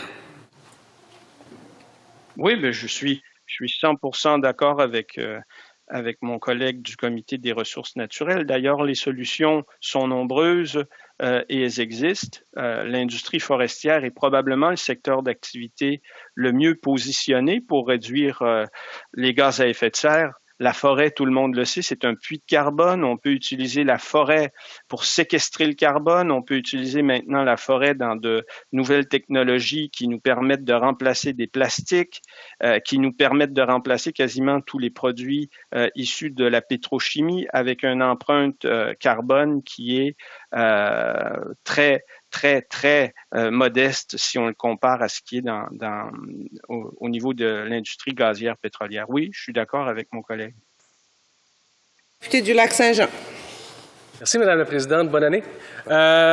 J'aimerais poser, encore une fois, je remercie mon collègue pour son immense talent de parlementaire. Encore une fois, il a été extraordinaire lors de son discours. La position des conservateurs, elle est claire sur tout ce qui touche le pétrole, l'industrie gazière pétrolière. Par contre, l'autre côté de la Chambre, c'est moins clair. Le 6 novembre 2015, il y a le député de Laurier-Sainte-Marie qui se trouve à être le ministre du Patrimoine qui se réjouissait du fait que l'administration Obama allait dire non au projet Keystone XL. Ça a changé avec l'administration Trump. Et là, on revient avec l'administration Biden. Et là, c'est moins clair chez les libéraux si on se réjouit du fait que Keystone XL n'aura pas lieu. J'aimerais savoir ce que pense mon collègue de la tergiversation des libéraux sur le dossier. Merci, Madame la Présidente. L'honorable député de Jonquière, une très courte réponse. Je remercie le toujours pertinent député de Lac-Saint-Jean, que je connais pas très bien, mais que j'aurai plaisir à apprendre à connaître sûrement. Ça rejoint un peu ce que je disais en introduction. Le malheur, j'ai l'impression, c'est qu'on n'écoute pas au niveau du Parti libéral les voix discordantes, voix qu'aurait pu avoir le ministre du Patrimoine, puisque il est issu de cette mouvance écologiste verte-là. J'ai l'impression qu'il y a un dogmatisme présentement dans la Fédération canadienne lorsqu'il est question de l'industrie pétrolière gazière, et ça particulièrement au niveau du Parti libéral et du Parti conservateur. Merci. L'honorable député, pour donner la parole à l'honorable député de Repentigny. Alors, merci, Madame la Présidente. Je vais commencer par vous dire que je pensais vraiment pas que ma première prise de parole de 2021 serait suite à une convocation de débat d'urgence pour débattre d'une décision prise par nos voisins américains. Vous savez quoi? J'aurais préféré avoir un débat d'urgence sur une reprise verte et juste. Je pense que c'est là qu'il faut aller. Un débat d'urgence sur une reprise verte et juste serait tout à fait pertinent. Bien entendu, la sage décision du président américain n'est pas sans controverse. Elle déplaît à plusieurs, plus particulièrement au premier ministre albertain. Elle laisse perplexe d'autres personnes appartenant à la classe politique. Mais M. Biden a pris des engagements en campagne électorale concernant ce projet-là. Le président Biden a tenu ses engagements. Joe Biden a depuis longtemps affiché ses couleurs concernant ce projet, de même que ses valeurs pour la protection de l'environnement. La décision qui nous garde ici ce soir est la rupture franche avec l'administration de Trump sur le plan de la lutte au changement climatique ne doit surprendre personne. Notre réalité climatique n'est rien de moins que dramatique. Et quiconque croit aux experts, à la science et aux données mais récoltées partout dans le monde sur cet enjeu reçoit cette décision de Joe Biden comme une excellente nouvelle. Mais le problème, puis je ne sais plus comment on doit l'expliquer, mais ça va comme suit, c'est que Keystone XL est un projet qui crée des emplois, certes, mais il s'agit d'un agrandissement. Mais il ne faut pas agrandir les réseaux d'oléoducs. Il faut sortir des énergies fossiles le plus rapidement possible. J'ai déjà parlé dans les derniers mois de la quantité impressionnante et je dirais encourageante des banques centrales, d'investisseurs privés qui ont définitivement détourné leurs fonds vers d'autres portfolios énergétiques. Alors, on ne va pas recommencer là-dessus. Allons-y sur autre chose allons-y rondement sur les malaises que certaines personnes éprouvent devant cette courageuse décision. M. Trudeau est déçu, Madame la Présidente. M. Trudeau ne devrait-il pas être ravi d'une pareille décision qui est assumée, qui est prioritaire? Après tout, cela fait du nouveau président des États-Unis un allié sans équivoque de celui qui, ici, au Canada, se présente comme un champion canadien de la lutte au changement climatique. Mais je me corrige. Le premier ministre a plutôt déclaré ce qui suit. Au cours des 5 dernières années, nous avons démontré que l'investissement dans le pétrole et le gaz et la lutte au changement climatique peuvent aller de pair. Écoutez, moi, je trouve ça incroyable de mettre ça dans la même phrase. Mais bon, de notre côté, on considère que le président Biden, il y a du cran. Oui, il y a du cran. Car ce n'est pas sans controverse ou sans accrochage que cette décision-là survient. Il a quand même eu le courage de faire la lutte au changement climatique la priorité de son administration, tout de suite derrière la gestion domestique de la COVID-19. Madame la Présidente, la COVID affecte les États-Unis, vous le savez, de façon inquiétante. Le laxisme de l'administration précédente ne sera pas sans conséquences. Le climato-scepticisme de Trump aura eu des impacts. L'économie américaine vivra des périodes sombres et la stabilité en matière d'emploi devra faire l'objet de beaucoup d'attention de la part des élus américains, comme pour les élus du Canada. Et puis, des emplois, on en veut, là. On ne veut pas voir des citoyens de l'Alberta ou d'ailleurs souffrir de l'arrêt de ce projet, bien que ce soit inévitable, je le crains bien. Mais je vous demande ceci. Pourquoi M. Kenney a-t-il englouti autant d'argent public dans ce projet? Pourquoi ne pas avoir pris cet argent pour la réorientation de ces travailleurs du secteur pétrolier et gazier et au développement, par exemple, de la filière de la géothermie? Comment ne pas savoir l'ampleur actuelle des changements climatiques, les prévisions scientifiques sur ce qui nous attend? Comment ne pas savoir que l'exploitation du pétrole bitumineux, la ressource fossile la plus polluante qui existe, a derrière elle ses plus beaux jours? La décision du président Biden tient à 2 éléments. Il a de réelles préoccupations concernant les changements climatiques, mais c'est aussi que sa production domestique, il est autonome à 95%. Alors, l'accepte avec ses oléoducs existants lui suffisent. Et en ce qui concerne l'emploi, les bons emplois payants et syndiqués, comme le dit le chef de l'opposition, eh bien, il fallait prévoir du côté de M. Kenney et de TransCanada Pipeline. Aux États-Unis, un plan climat a été érigé par l'administration Biden et s'élèvera à quelques 2 000 milliards de dollars américains. La volonté d'innover et de valoriser certains secteurs de l'économie favorisera la création d'emplois différents, mais compatibles probablement avec des métiers sollicités dans le cadre de Keystone XL. D'ailleurs, j'ai déjà parlé des compétences transférables du secteur des énergies fossiles vers les énergies renouvelables que sont la géothermie, le solaire, l'éolien. Parions que les équipes américaines ne perdront pas de temps à se mettre au plan B, celui qui valorisera une économie plus verte. Madame la Présidente, je m'explique mal ce que nous accomplissons en étant en débat d'urgence sur une décision du président Biden. Pour être franche, j'ai envie de demander aux honorables collègues non seulement de respecter la démarche louable du nouveau président, mais de s'en inspirer. Oui, c'est bien ça, de s'en inspirer. On prend des engagements, on tient nos engagements. Même devant l'impopularité, si on est élu, on tient parole.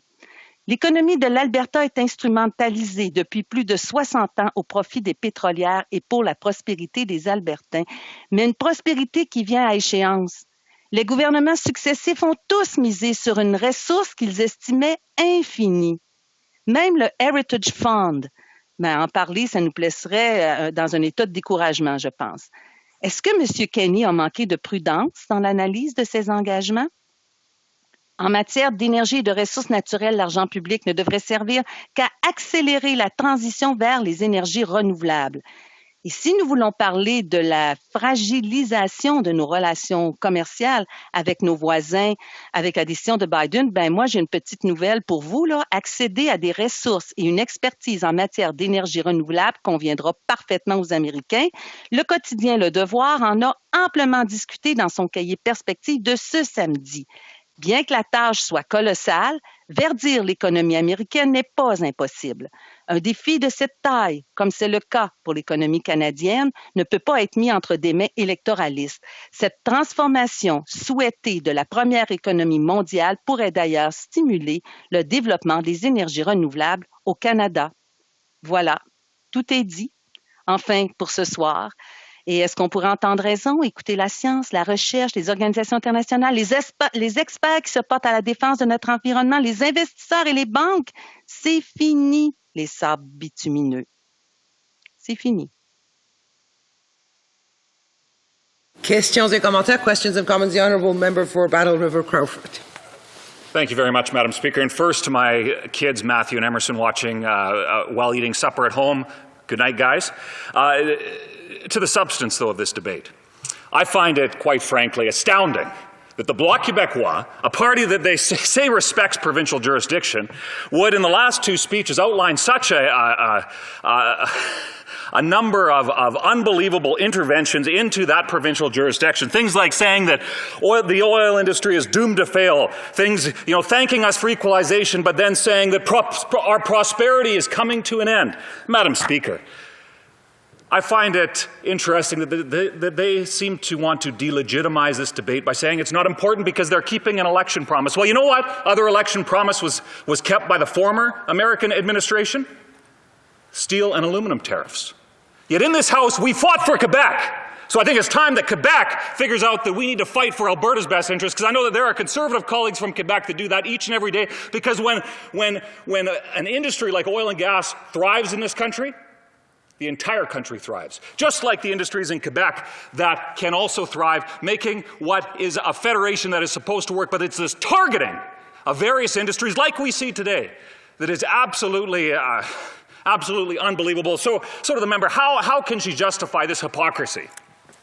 Le député de Repentigny.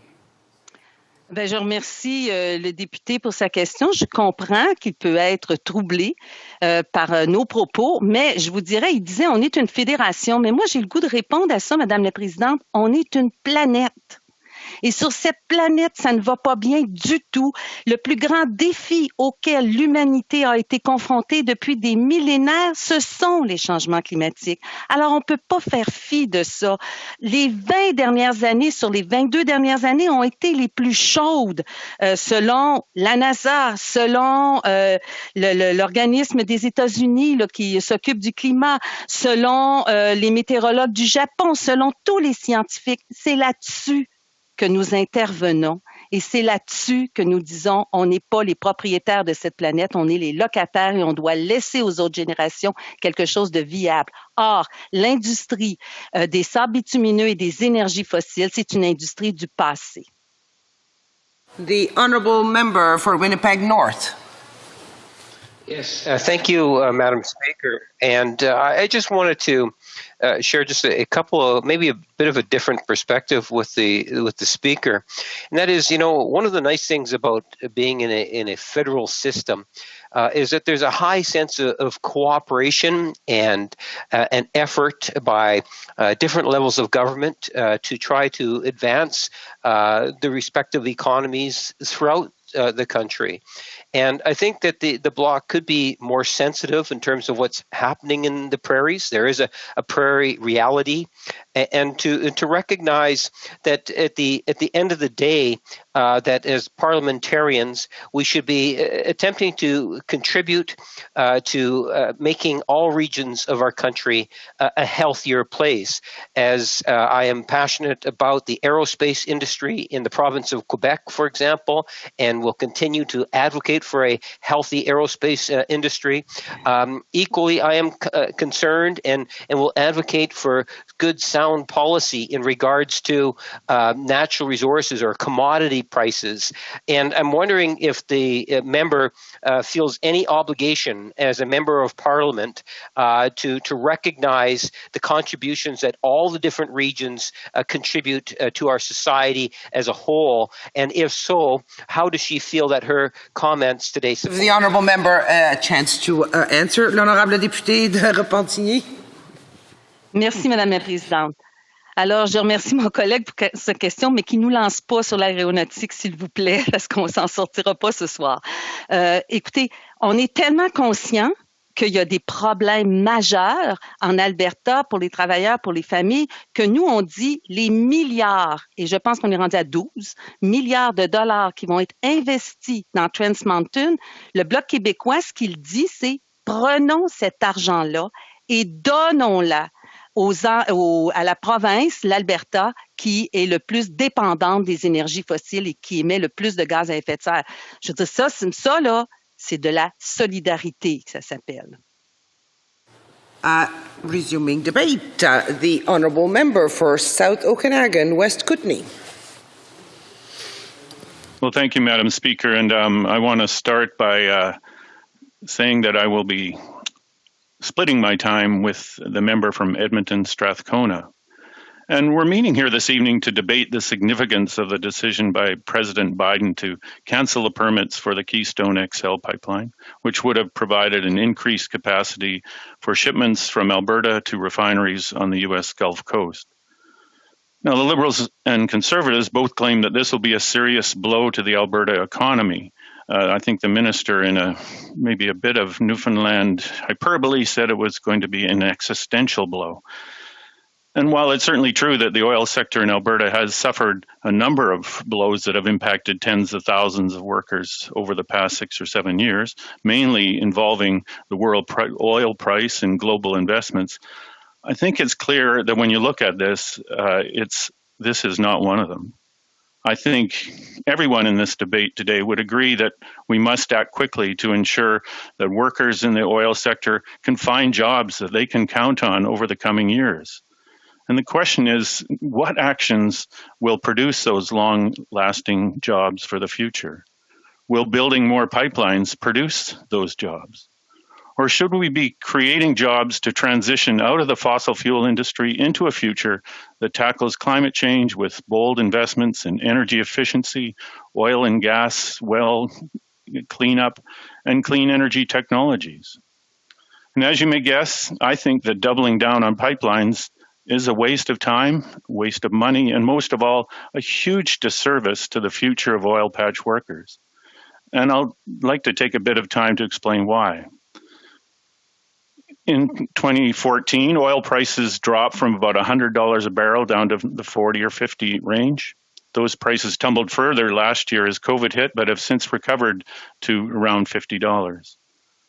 And over the past 5 years, I've heard at committee from many top oil executives about their needs in the sector. When I've asked them what prices we need to make new projects financially viable, the answers have always been around $70, $80. Now, I don't think there's a single analyst in the world who would predict that we'll see prices in that range over the next 20 years. When we had Irving Oil before the committee in the last parliament, they were asked whether they would build new refinery capacity for Alberta bitumen if the Energy East pipeline was built to Tidewater, New Brunswick. Their reply was basically, we'd have to look at the economic viability of that. But it's not just low prices that have affected the oil sector.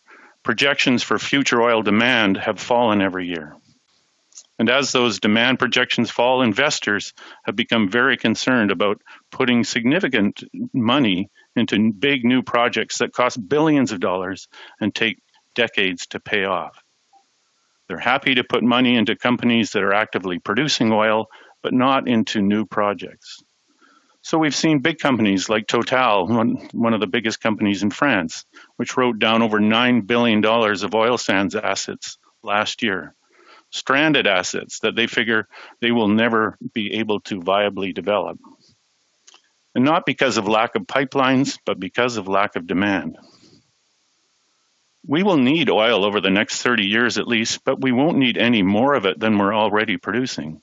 And all these big pipeline projects are expansion projects. Keystone XL, Trans Mountain expansion, Enbridge Line 3 expansion. All are based on the premise that oil sands production of expensive, difficult to refine oil will boom during a time when the world is awash in cheap oil. And more we're seeing that that future is very unlikely. Just before Christmas, the Canada Energy Regulator put out its report on Canada's energy future. And for the first time, it projected oil demand into the future based on the assumption that Canada and other countries will actually try to tackle climate change. This so-called evolving scenario was based on Canada's announced policies to fight climate change, not policies that will get us to net zero by 2050. The CER didn't go that far, but policies that would at least recognize that we had to move in that direction. And under those assumptions, the report showed that oil sands production in Canada would plateau very quickly, and that only one of those three pipelines would be needed to accommodate all further production increases. Since Line 3 is scheduled to be online later this year, it follows that Keystone XL will not be needed by Canada oil producers. Trans Mountain expansion won't be needed, nor expanded rail transport. When I last spoke with the Canadian pipeline industry representatives, I asked them how much more capacity we needed to transport Canadian oil. And they said that Line 3 would fix all our needs in terms of the capacity constraints we'd been seeing. So the narrative we hear tonight, that if only we had Keystone XL, all would be well with the oil industry. If only we had Trans Mountain expansion, all would be well. It's clear that this is simply not the case. Even industry and analysts know this well. Rystad Energy, a respected Norwegian analyst of the global oil sector, notes that shutting down the Keystone project would have almost no effect on the Canadian oil production sector. We simply have enough capacity lined up. So what should we be doing to help the tens of thousands of oil industry workers who have lost their jobs? Well, we should be creating tens of thousands of jobs now, not next year, not in 5 years, but now. If we respect those workers that have lost jobs, that's what we have to do. And we can do that with a major effort to clean up oil and gas wells. The federal government made a start to that last year, but we really have to ramp that up. We could create good jobs across the country in energy efficiency efforts. The government's plan in this regard is about $2 billion that was announced in the economic statement before Christmas. But Efficiency Canada has recommended spending of 10 times that to ensure that our buildings are energy efficient by 2050. And these jobs would be the same jobs that are being lost in the oil sector as new projects are scaled back. Welders, electricians, carpenters, plumbers, more. Estimates show that even if we met the old goals of the Pan-Canadian Framework for energy efficiency, we would create over 1 million jobs. And of course, jobs in clean energy and clean technology. Good jobs that closely match the jobs that have been lost. And this is what we should be talking when we're talking to the United States government. This is where Canadian industries can cash in on the huge expenditures that the US and around the world are talking about. If we want to negotiate with the US on future trade, let's talk about where the future is going as far as technology. Let's make sure that Canada has access to the ambitious programs that the Biden administration has planned. Sectors where Canada is already experienced and often leading the way, like hydrogen technology, electric vehicle manufacturing, clean energy. This is where the puck is going, and this is where we need to go with our investments and policies. This is where good jobs are going to be created. And if we respect the workers that are looking desperately for those jobs, this is what we need to do. Another pipeline will not get us there. Thank you. Questions et commentaires. Questions and comments. The honourable member for Calgary Centre. Well, I thank my colleague very much for his comments, and I really appreciated a lot of the things he said when he talked about economic viability.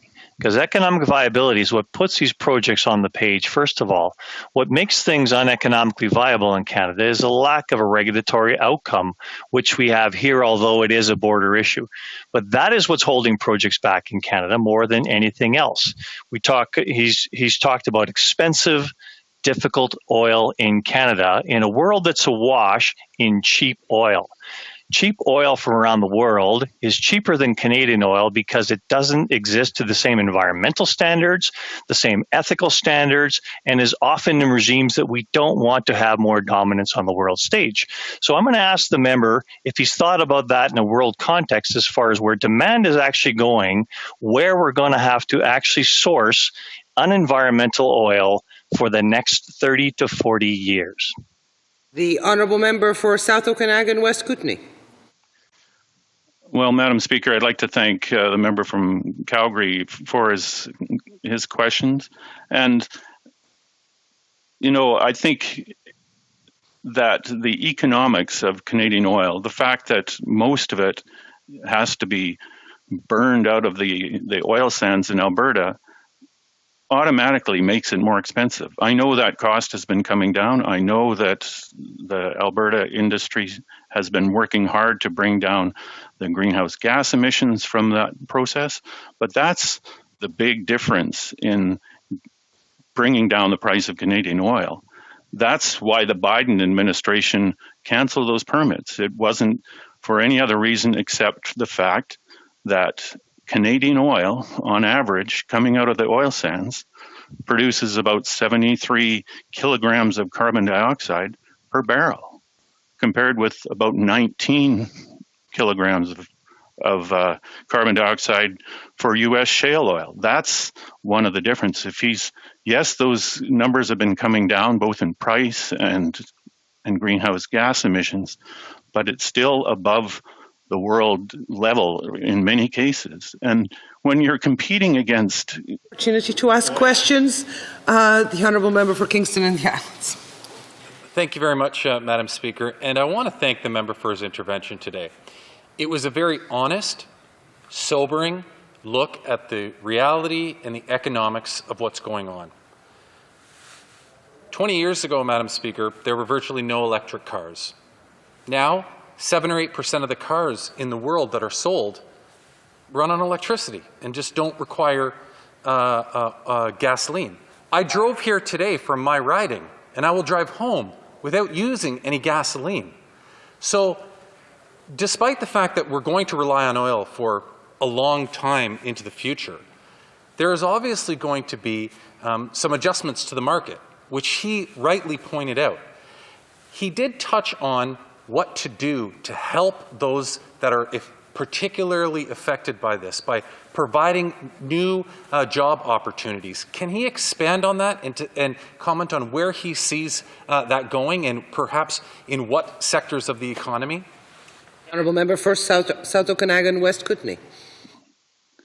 Well, I think I could talk all day about this, but I think one of the things that I mentioned was in the energy efficiency space where we have not just home retrofits, and I'm happy that the government brought back the Harper era eco-energy retrofit program, basically with an investment of, $1 billion or so. That's great, but it's not where we need to go if we want to have all our buildings energy efficient by 2050. If we want to meet that net zero by 2050, we have to invest $20 billion and employ a lot of people.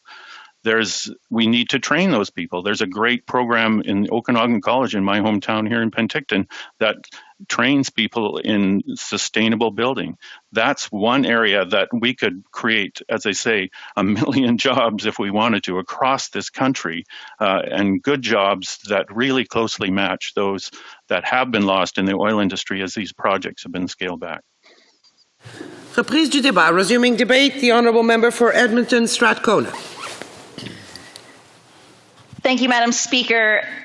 As the granddaughter of one of the notorious McCoy brothers who helped build the oil and gas sector in Alberta, as the daughter of a former trucker who worked in the oil patch, making sure my brothers and I had what we needed to thrive, as the sister of a heavy equipment cleaner, and as the wife of someone who is employed in the pipeline business.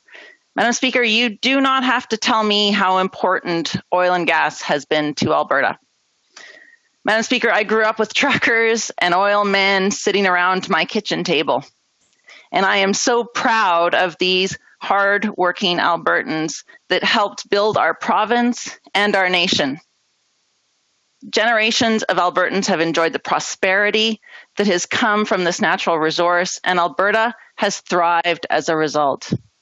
And I'm proud of the contributions Alberta has made to our country and the generations of Canadians who have also benefited from our oil and gas sector. But Madam Speaker, the past is not the future, and it is not even the present in Alberta right now. In Alberta, folks are losing their jobs, and they have been for years. It's devastating, and I am completely gutted when I think of the Alberta families that are suffering. And climate change is real. In fact, climate change is the most profound threat of our time, and we cannot stick our head in the sand and pretend otherwise. As the world reckons with global climate change and turns away from fossil fuels to lower carbon forms of energy, Alberta is facing an economic calamity. And instead of taking climate change seriously, instead of showing global investors that Alberta has a legitimate and robust climate strategy, a strategy that, corporations like Cenovus and Shell and Total have called for, Jason Kenney and the Conservatives just keep yelling like spoiled children that it's not fair. Alberta needs an economy that does not rely so heavily on one resource sector. We've lived through boom and bust cycles for generations. And now we know once and for all that the next boom is not going to come. It's not going to come like the past. Even if oil and gas continue at 100% capacity, the jobs aren't there. The sector is automating. When we hear things, catchphrases like efficiencies, that means that there are less jobs for Alberta workers, there are less jobs for hardworking Albertans and their families. And everyone, Madam Speaker, everyone in this room knows that. We have a choice to make. We can put on blinders and double down on past, or we can work to ensure that Canadian workers have a future. Jason Kenney is doubling down on the past. He is betting on coal and putting the eastern slopes of the Rocky Mountains at risk. For a handful of short-term jobs, he's selling off our iconic Rocky Mountains to an Australian billionaire. He's risking the livelihoods of ranchers, of farmers, of tourism operators. He's risking the endangered species that people travel from around the world to see. And Madam Speaker, he's risking the water that the very water that people in southern Alberta need to survive. He's taking a gamble with Alberta resources. And I have to say, as an Albertan who deeply, deeply loves my province, Mr. Kenney has a gambling problem. And I am tired of him using my dollars, using Alberta taxpayer dollars to pay his bad gambling debts. He gambled somewhere between 1.5 and 6 billion of Alberta dollars on Donald Trump. We don't know yet because he won't tell us. But remember, when Jason Kenney gambled on Donald Trump, he didn't gamble his own money. He gambled ours. And when he lost that gamble, when he lost that money, he didn't lose his money. He lost ours. Let that sink in. The Premier of Alberta gambled our money on the hopes that a racist, misogynistic, horrible human being would win the election of the United States of America. And that was his job plan for Alberta. That was his plan to get jobs for workers in my province. And now he wants to start a trade war with the US, the customer for 95% of our energy exports. Enough is enough, Madam Speaker. Alberta does not need a trade war with the United States. Alberta needs jobs now and a path to the future. No one was surprised when President Biden canceled the Keystone XL pipeline expansion. In fact, anyone who thought differently was either lying to themselves or they were lying to Canadians. Biden told us he was going to cancel it. Biden was Obama's vice president, and Obama told us he was going to cancel it. Trump didn't even get it built. The reason Jason Kenney threw billions of taxpayer dollars at the project was because smart money, investor money, was not prepared to invest in it. Pumping more and more public money into dying projects that investors will no longer support is not the way to give Albertans a future. Helping Alberta to diversify our economy is the only way we can secure future prosperity. Refining and upgrading our products, investing in well reclamation, investing in hydrogen and other energy alternatives. Madam Speaker, there are amazing opportunities available if we just have the imagination and the intelligence and the courage to take advantage of that. Generations of Canadians have benefited from Albertans' past, and it's time for Canadians to help Alberta create a new future. It's time for Trudeau and the Liberals to actually do something for Albertans. I have stood in this House. Can I remind the honourable member not to use members' names, please? My apologies, Madam Speaker. I have stood in the House time and time again calling for the government to invest in Alberta. And I'm sure that my Conservative colleagues in this House agree with me when I say that Albertans have been left out in the cold. Albertans have been abandoned by their federal government, and they are rightfully angry. I know that people are hurting all across Canada. COVID-19 has taken our loved ones, and it has wreaked havoc with our economy. But in Alberta, the damage that COVID-19 has caused is just the tip of the iceberg. Prior to COVID-19, Alberta was headed for an economic crisis with the highest unemployment rates in the country and an economy built on a plummeting price for oil. And none of that has changed. Albertans were hurting before the pandemic, and Albertans will still be hurting long after this pandemic is over. Last week, I met with workers from the building trades, and they told me that 50% of their workers are out of work. 50%, Madam Speaker. Imagine knowing when this horrible nightmare that is COVID-19 is over. You still have nothing to go back to, that your future is just as bleak. Instead of fighting with our most important customer over a pipeline that stands to create fewer than 2,000 Albertan jobs, I'm asking this government to help Alberta diversify. I'm asking this government to partner with Albertans to rebuild and diversify our economy. I'm asking this government to create jobs in Alberta in more sustainable sectors of our economy, like agriculture, food products, tourism. Mr. Speaker, Madam Speaker, we are at a critical point in our history. Will we help Alberta transition? Will we create a future for my province? Or will we just abandon it to the likes of Jason Kenney? Alberta workers are waiting on this government's answer, Madam Speaker. Questions and comments. Questions et commentaires. The Honourable Member for Panel River Crowfoot. Thank you very much, Madam Speaker, and I thank the member from Edmonton for her speech. And I will just remind her that the Eastern Slopes application was made under her junior party's government, the former Premier Notley, who was not re-elected in the last Alberta provincial election. You know, I find it very interesting, and I'll point out a great ideological divide that seems to exist between the NDP provincially in Alberta and the NDP that sits in this House that member is a part of. And I would ask her simply this. Now, in fact, to clarify one piece of evidence here, it says where there be a disagreement, this is the NDP party convention that I'm paraphrasing, where there be a conflict of policy, that the ones here actually get to supersede Alberta or provincial jurisdiction. So I would ask that member, is she saying to Rachel Notley and the opposition in Alberta that they don't support the pipeline either? Because they've been saying something very different in the news over the last week. Good question. The Honourable Member for Edmonton Strathcona. I have to tell you, Madam Speaker, the question that we need to be asking is not whether we support a pipeline. The question has to be, do we support Alberta workers? I don't care about the thing that we need is to make sure we're getting jobs for Alberta workers.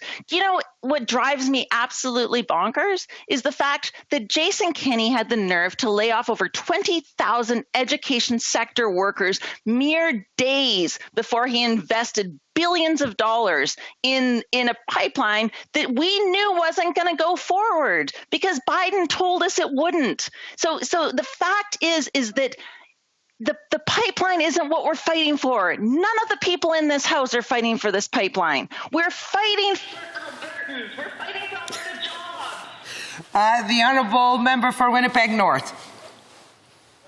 Yes, thank you, Madam Speaker. And what I think of is the member makes reference to Alberta being abandoned, I think is the word that she had used it from Ottawa. And it concerns me when you have members of Parliament from the prairies giving false information, because it is false.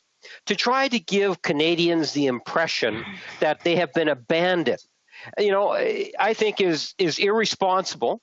And quite frankly, one of the reasons why we see some of the issues that we have today in Alberta is because you get these extreme positions being taken from members.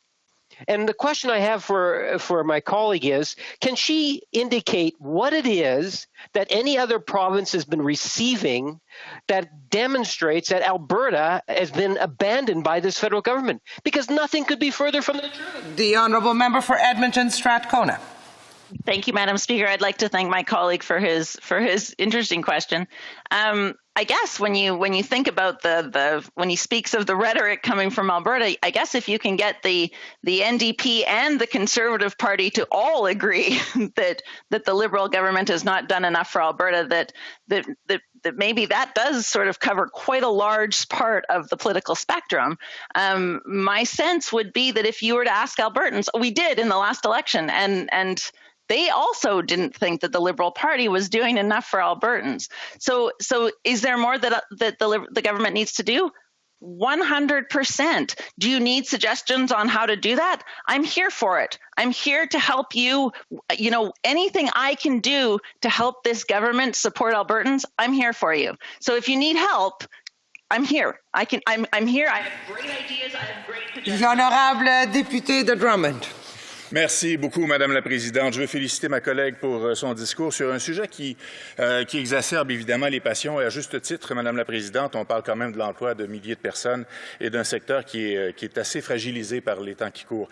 J'entendais un petit peu plus tôt dans une intervention précédente le collègue de Winnipeg Nord qui appelait à l'ouverture, à faire preuve d'ouverture. Je tiens à faire remarquer aux collègues qu'il y a seulement le Bloc québécois qui insiste depuis des mois sur le fait qu'on devrait diversifier, investir dans des expertises alternatives pour justement permettre aux travailleurs d'Alberta, notamment, de se développer et de pouvoir survivre en ne dépendant plus du pétrole. J'aimerais entendre ma collègue d'Edmonton Strathcona là-dessus parce qu'elle en a parlé dans son discours tantôt. Quelles sont, selon elle, les avenues qu'on devrait explorer pour permettre justement de développer de nouvelles expertises pour l'Alberta qui permettraient justement de passer à autre chose? Parce que le pétrole, comme le disait ma collègue un peu plus tôt, c'est presque fini. The honourable member for Edmonton Strathcona, half a minute.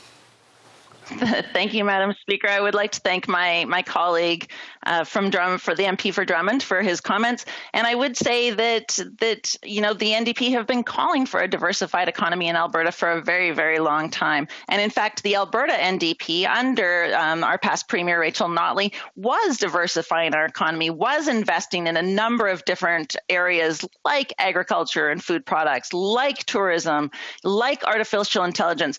Recognize the importance of post-secondary institutions and how important it is that our post-secondary institutions are adequately funded so that we can be those centers of excellence. We can be, And we have to resume debate. The Honourable Parliamentary Secretary to the Minister of National Revenue. Thank you, Madam Speaker. And before I commence, I'd like to indicate that I will be splitting my time with my honourable friend and colleague, the Member of Parliament for Nickel Belt. Madam Speaker, I'd like to focus my remarks tonight on the importance of the Canada-US and our bilateral relations with our largest trading partner and our neighbour to the south. On a personal level, Madam Speaker, I do want to indicate that this tonight's debate is very important for Canadians across Canada, but also important because of the nature of our relationship and also the fact that I was given the fortunate right to live and work in the United States for a number of years, and I learned a lot. I obviously came back to live in the country I was born in and have continued as such, but it was an experience that I am richer for, and it's an experience that improved my development in terms of my career and gave me so many opportunities, and I'm blessed for that and made many, many friends and have many relatives in the United States, and I know how important our relationship is. Canada and the United States have long enjoyed one of the most productive, collaborative, mutually beneficial bilateral relationships in the world. It is a partnership of neighbors forged by shared geography, similar values, common interests, deep people-to-people connections, and powerful multi-layered economic and security ties. Our two countries enjoy the largest trading relationship in the world. We defend and protect North America together. We are stewards of our shared environment. We stand on the world stage to respond to pressing global challenges together, and this is especially true in times of crisis. We know the spread of COVID-19 has caused upheaval in both Canada and the United States, and we have taken unprecedented action to combat the pandemic, support our citizens, and stabilize both economies.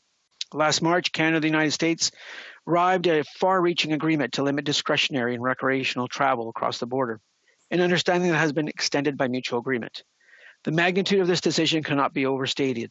Ours is one of the busiest land borders in the world, with approximately 400,000 people crossing it on any given day, and over $2 billion of goods and services flow between our two countries.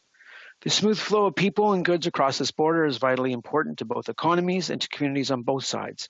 In the face of such high stakes, our two countries collaborated in an orderly fashion and quickly arrived at an agreement aimed at limiting the spread of the virus. An agreement that has resulted in a 90% reduction in the number of travelers across the border while maintaining the flow of essential goods. This collaboration set the tone for subsequent cooperation, be it getting our citizens home, ensuring continued operation of our supply chains, or assisting each other in the production and procurement of medical supplies and other essential goods. A striking example has been our cooperation to procure personal protective equipment. As in so many other countries, Canada-US trade in PPE is bilateral and reciprocal. Our collaboration allowed for the smooth flow of PPE across the border and into the hands of healthcare workers in both countries. Canadian-US partners are also working together and investing in research to combat the virus, with collaboration on 15 different diagnostic and vaccine projects. Hundreds of Canadian manufacturers have retooled and shifted their production and provided innovative solutions to address shortages in medical equipment, protective personal equipment. This is critical for the health of both our populations. Canadians and Americans have depended on each other for decades, from the Halifax explosion to the beaches of northern France in World War II, and from the hours and days following September 11th, 2001 attacks to the wildfires that devastated California and Oregon this fall. Canadians and Americans have faced the great challenges of the continent and the world side by side. Today, hundreds of members of the Canadian Armed Forces continue to serve alongside their U.S. allies across America. The job of protecting the North American homeland continues under the watchful eye of Canadian American aviators, sailors, soldiers, police, officers, and firefighters. Another element of our close collaboration is the integrated nature of our energy systems.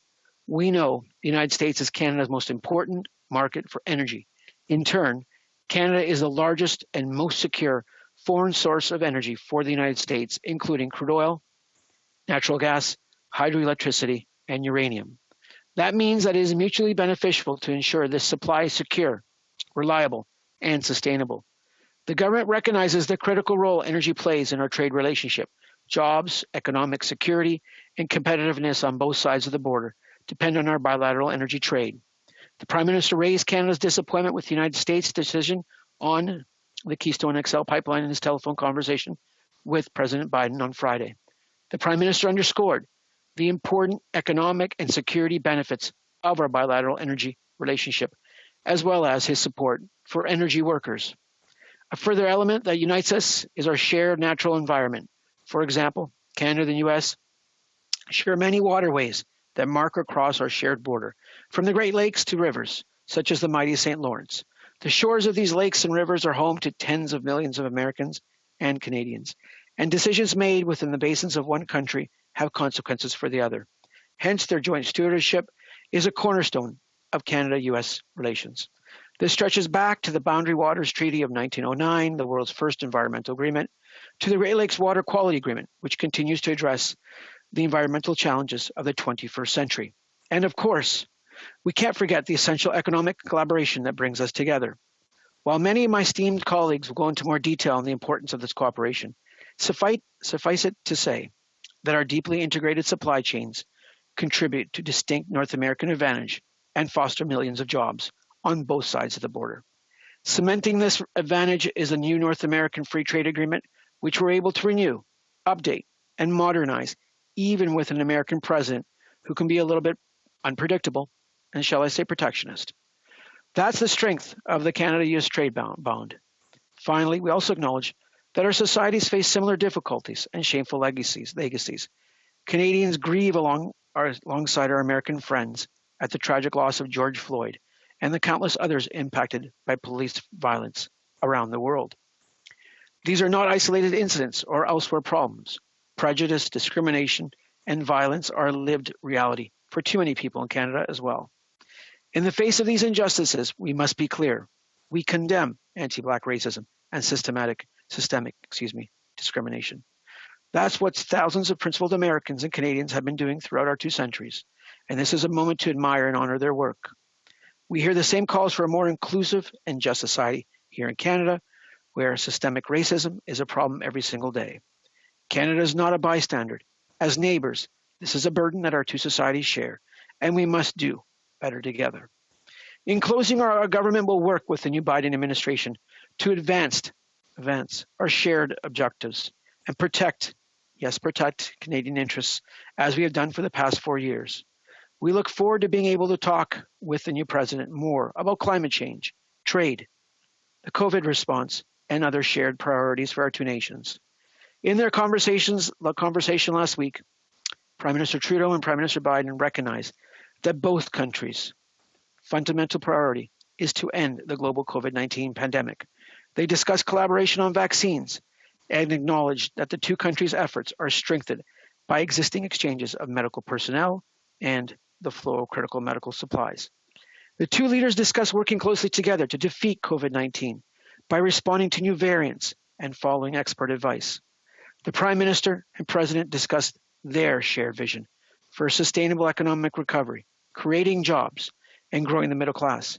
To that end, they discussed strengthening Canada-U.S. supply chain security and resilience.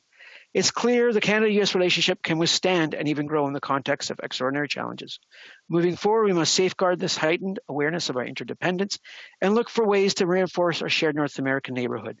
The COVID-19 pandemic has further underscored the need to build on existing cooperation in the area of food security, for example, allowing the vital work of food production, processing, distribution, and sales to continue even in the face of enormous challenges. The Canada-U.S. relationship is a model for the world. Let's pursue this great relationship with the U.S. as partners, friends, allies, and neighbors. While it may be natural to focus on self-reliance, there is no way that Canada, the U.S., or any country can go it alone. It is too crucial to find partners that you can trust and who will be there for you when the chips are down. For Canada and the United States, U.S., those partners are each other. That is how we build resilience. Thank you, Madam Speaker. Questions et commentaires. Questions and comments. The Honourable Member for Sherwood Park for Saskatchewan. Well, thank you, Madam Speaker, and I certainly share the conviction of the member that the Canada-U.S. relationship is very important. But if you look at the record of this government, the Prime Minister has sat across the table now from 3 different U.S. presidents. Under Obama, we heard that there was a bromance. It appeared to be a one-sided bromance because we weren't able to get any concessions in important areas. We failed to resolve issues around softwood lumber and other issues.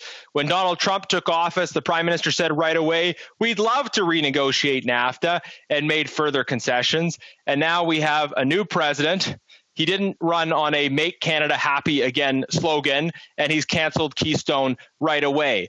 So we've had 3 presidents sitting across the table from the Prime Minister, and we've had dramatic failures when it comes to energy, when it comes to agricultural producers, when it comes to softwood lumber, when it comes to getting any kind of commitments around Buy America. So the problem seems to be on this side of the border in terms of our ability to stand up for our own interests. So when is the Prime Minister going to acknowledge these failures and start getting serious about standing up for Canada? Well, Parliamentary Secretary. I thank my honourable colleague and friend from Sherwood Park, Fort Saskatchewan, if I remember that correctly. The renegotiated NAFTA agreement, CUSMA, I have to give credit to the Deputy Minister and Minister of Finance and the entire trade negotiating team, the Canadian trade negotiation team, because we went into that negotiation. It was very tough. It was a long period of time. We stood our ground, and we came out with a great agreement. And I know here the recent announcements by General Motors of over $2 billion in investments in the auto sector, which benefits all of Canada, and in a total of $7 billion of investments in the auto sector and green vehicles, electric vehicle production, is something we need to stand up and cheer about. Our agricultural sector is second to none within exports and continues to lead the way in creating jobs here in Ontario specifically. Agri-food industry is actually the largest industry in the province in terms of employment. I'm proud of what our Canadian negotiation did. Questions et commentaires. L'honorable député de Lac-Saint-Jean. Merci, Madame la Présidente. Je voudrais remercier le secrétaire parlementaire pour son discours que j'ai écouté attentivement. Et dans ce même discours, il nous a dit qu'il était désappointé de l'annulation de Keystone XL par l'administration Biden. Je peux comprendre sa position. Par contre, le ministre du Patrimoine, dans son propre gouvernement et au sein du Conseil des ministres, en 2014 et 2015, a envoyé une multitude de tweets, et je pourrais lui envoyer, s'il veut vérifier, là, c'est très facile à retrouver, se réjouissant des obstacles qu'Keystone Nextel rencontrait en 2014 et 2015 sous l'administration Obama. Donc, j'aimerais savoir, là, dans le Conseil des ministres et au gouvernement, est-ce qu'on est désappointé ou est-ce qu'on se réjouit du fait que Keystone Nextel est annulé? J'aimerais l'entendre là-dessus. Merci. The Honourable Parliamentary Secretary. Thank you for that question for the member from Lac Saint Jean. Merci beaucoup. What I would say is I want to ensure that we can get Canadian products and resources to market and achieve the price that is deserved on that product. The TMX pipeline that is currently going to be built is going to be able to do that. The Line 3 expansion is also going to do that. And I do wish to say for my Alberta colleagues, I was proud when the federal government gave approval to the $2.3 billion expansion on the Nova Gas Transmission Limited line. That is something that's going to assist Alberta. I'm also proud of the investment taking place in the Alberta Heartland, which is going to employ thousands of union workers in the petrochemical industry and the Chemical Industry Association of Canada. We need to work with all stakeholders and all communities that we ensure that the transition that's taking place in terms of transformation on climate change, onto electric vehicles, on electrification happens, but happens in a way that we can still utilize as the resources that Canadians have been blessed with for decades. Questions and comments. The Honourable Member for Victoria. Thank you, Madam Speaker. Keystone XL getting canceled wasn't a surprise. President Biden made a very clear campaign promise, and our own energy regulator says it won't be needed if we take climate action. You know, it is past time that we invest in climate action, in sustainable jobs, and a just transition. And because of this Prime Minister's inaction, Canada is being left behind. This cancellation, it highlights the Prime Minister's broken promise on a just transition. It's disappointing, but not surprising to see the Prime Minister, who's broken so many promises, urge Biden to break a presidential campaign promise on Keystone. We need climate action. Workers are being left behind. When will this government stop gambling billions on pipelines that are at odds with our climate goals and move forward? The Parliamentary Secretary, the opportunity to answer a very short answer. I thank my honourable member from Victoria for the question. I believe in late fall, to be blunt, we introduced a transformational climate change package to continue the transformation of the Canadian economy. We put a price on pollution, which we're going to raise and rebate back to Canadians. The change is happening now. The innovation is happening now. Canada is at the forefront of that innovation. We will continue to be at the forefront of the innovation. We just had $7 billion of investment in the auto sector in Ontario in the last couple of months, and a majority. Resuming debate, the Honourable Member for Nickel Belt. Merci, Madame la Présidente, puis merci à mon collègue pour son témoignage de secrétaire parlementaire des ressources naturelles, de revenus national, s'il vous plaît. Alors, pour commencer, I'd like to start off by beginning to acknowledge that we are gathering on a traditional, unceded territory of the Algonquin people. Canada and the U.S. has one of the most productive, collaborative, mutual beneficial, bilateral relationships in the world. An essential element of this relationship is energy. As a member of the Natural Resources Committee from 2015 to 2018, we heard clearly from witnesses all across the country the importance of our natural resources here in Canada. We know the United States is Canada's most important market for energy.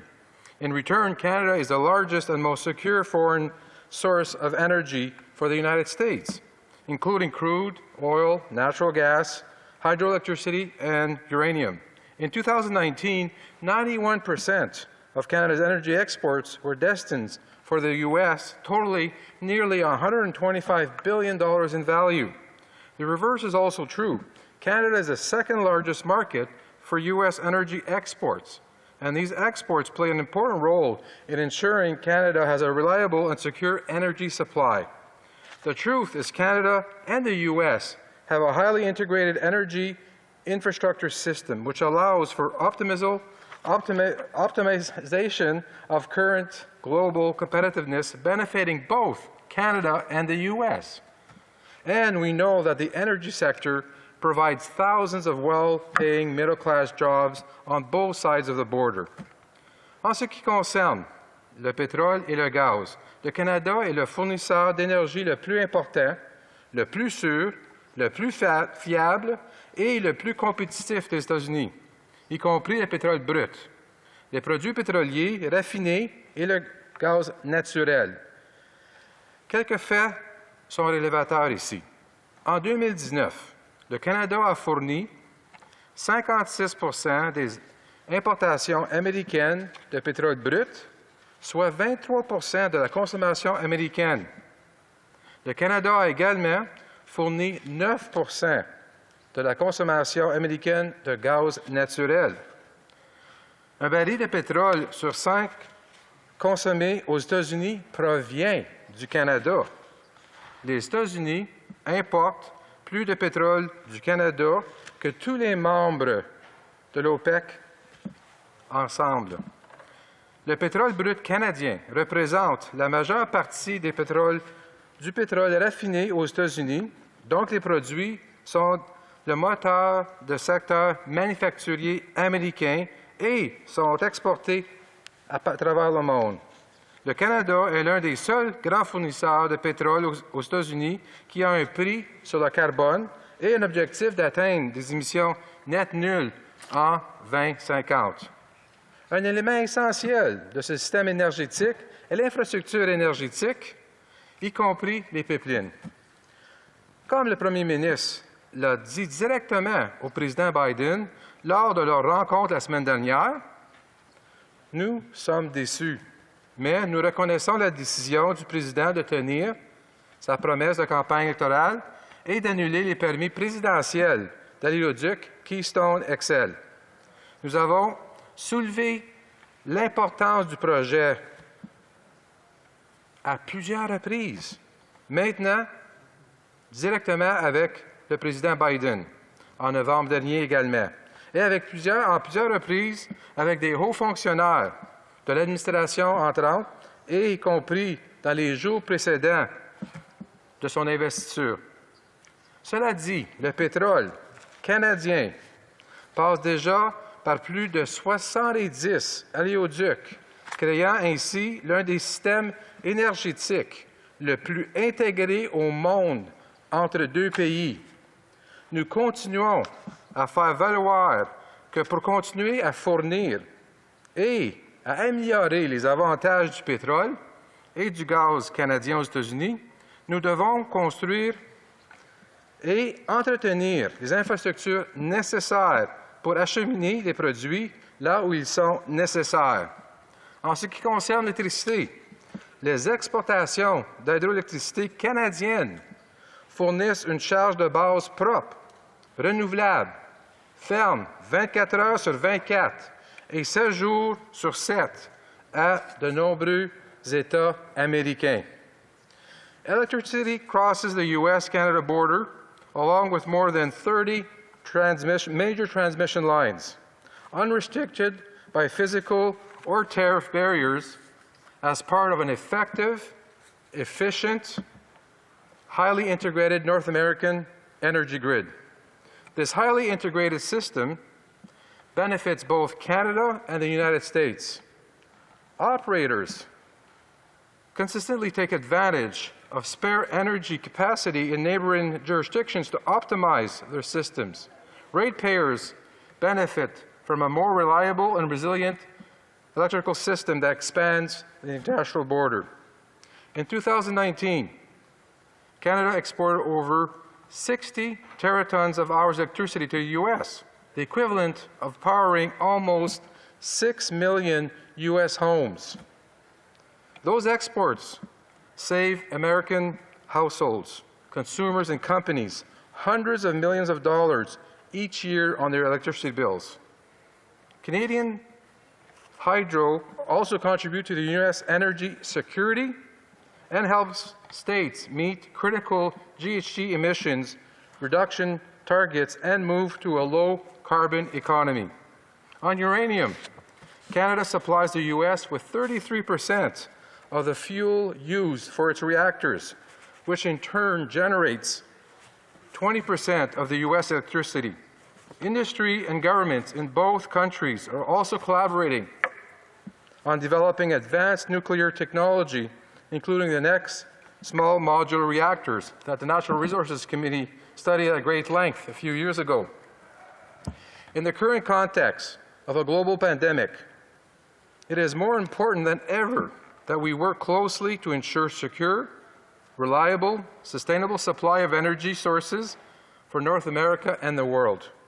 Nous savons que le Canada et les États-Unis partagent une vision commune pour construire mieux ensemble une vision qui garantit un avenir énergétique propre, inclusif et équitable. Le Canada s'est engagé à assurer une viabilité toujours plus grande de son énergie, qu'il s'agisse de réduire l'empreinte environnementale des énergies traditionnelles, de développer ou de déployer des énergies propres et d'accroître l'efficacité énergétique. Il est clair que les relations canado-américaines peuvent résister et même se développer malgré les défis extraordinaires auxquels nous sommes actuellement confrontés. Pour aller de l'avant, nous devons miser sur notre interdépendance et chercher des moyens de renforcer notre voisinage avec le Nord américain. La relation énergétique entre le Canada et les États-Unis est un modèle pour le monde entier. Poursuivons cette grande relation avec les États-Unis en tant que partenaires, amis, alliés et voisins. S'il est naturel de mettre l'accent sur l'autonomie, il est impossible que le Canada, les États-Unis et les autres pays puissent faire le cavalier de seul. Pour le Canada et les États-Unis, ces partenaires sont l'un et l'autre. C'est ainsi que nous allons construire les alliances entre les deux pays. Merci, Madame la Présidente. Questions et commentaires. Questions and comments. The honourable member for Battle River Crowfoot. Thank you very much, Madam Speaker, and I appreciate the speech made by the member opposite. You know, I find it interesting in the midst of the news that's being dominated today by, and rightfully so, Keystone XL pipeline and the various other concerns that we have before us. You know, there's the Biden administration also today signed and intends to introduce more Buy America provisions. Now, it's interesting because the Prime Minister supposedly discussed this on Friday in his call with the new U.S. President. But certainly, if I was any Canadian any Canadian business owner that does business in the United States, I would be terrified of the Prime Minister approaching the subject of Buy America with the same level of apathy and lack of action than he did with the Keystone XL pipeline. So to the member opposite, certainly we have seen just an abysmal response from this Prime Minister and this government when it comes to Keystone XL. Is that what Canadians can expect when it comes to the Buy America provisions that the government, that the U.S. administration announced today? L'honorable député de Nickel Belt. Merci, Madame la Présidente. Puis je remercie mon honorable collègue pour sa question, mais je suis en désaccord avec lui. Le premier ministre, même lorsqu'il était le chef du parti de troisième dans la Chambre de communes ici, a supporté le projet de Keystone. Lorsqu'il est devenu premier ministre, a supporté le projet de Keystone. Alors, il y a déjà eu des pourparlers avec l'administration, avec le premier ministre, pour regarder au niveau de comment on peut continuer avec le Keystone. Malheureusement, pour nous, les États-Unis, avec l'élection, le président Biden a décidé d'annuler. En ce qui a trait au niveau possiblement au niveau de Buy America que le membre parle, il faut regarder, nous avons 2,2 milliards de transactions entre les deux pays. Nous avons une économie intégrée. Nous allons trouver des façons de travailler constructivement avec la nouvelle administration des États-Unis pour s'assurer que nous pouvons regarder nos deux économies grandir ensemble. Merci. Honorable député de Repentigny. Merci, Madame la Présidente. Merci à mon collègue pour son discours. Et il a commencé son discours en parlant... Nous vous entendons très mal. Est-ce que votre microphone est descendu? Est-ce que ça va mieux? Oui, ça va mieux. Désolée. Alors, donc, merci, Madame la Présidente. Écoutez, le collègue a commencé en parlant des sources différentes d'énergie. Il a parlé de pétrole, de gaz, d'uranium et d'hydroélectricité. Alors, moi, la question que j'aimerais lui poser, c'est comment compte-t-il atteindre les objectifs de Paris? Comment compte-t-il s'inscrire dans la lutte au changement climatique si, pour lui, l'énergie, c'est d'abord et avant tout du pétrole, du gaz, de l'uranium, puis un petit peu d'hydroélectricité? L'honorable député de Nickel-Belt. Merci pour la question. Lorsqu'on regarde au niveau d'atteindre les cibles de 2050, c'est important qu'on regarde, non seulement qu'on regarde avec l'énergie que nous avons présentement, ce qu'on a parlé dans le discours, mais aussi on regarde les renouvelables, on regarde les investissements que le gouvernement a déjà fait pour regarder comment on peut faire la meilleure économie verte. Alors, c'est important qu'on regarde à balancer les choses. Il faut regarder à l'investissement. Parce que présentement, il y a 6,7 des véhicules dans le monde, par exemple, qui sont électriques. Alors, il y a un changement. Les investissements mondiaux regardent à l'investissement vert. Alors, c'est important de regarder un peu, de balancer les choses. Alors, lorsqu'on regarde au niveau d'investissement des travailleurs et travailleuses, c'est important de regarder. Si on regarde l'exemple du Ontario, lorsqu'on parle des mines, lorsque mon père était député dans la Chambre ici, dans les 70, il y avait 25 000 travailleurs miniers à Sudbury comme tel. Aujourd'hui, il y en a 5 000. Alors, les investissements qui ont été faits dans l'innovation, qui ont regardé, c'est un changement qui regarde. Alors, il faut regarder les investissements pour regarder le futur, pour regarder comment on peut bâtir l'économie. Merci. The honourable member for Courtenay Alberni. Well, thank you, Madam Speaker, and I want to thank my colleague for his speech. And Madam Speaker, I mean, this is a decision that has been made. The President has made this decision.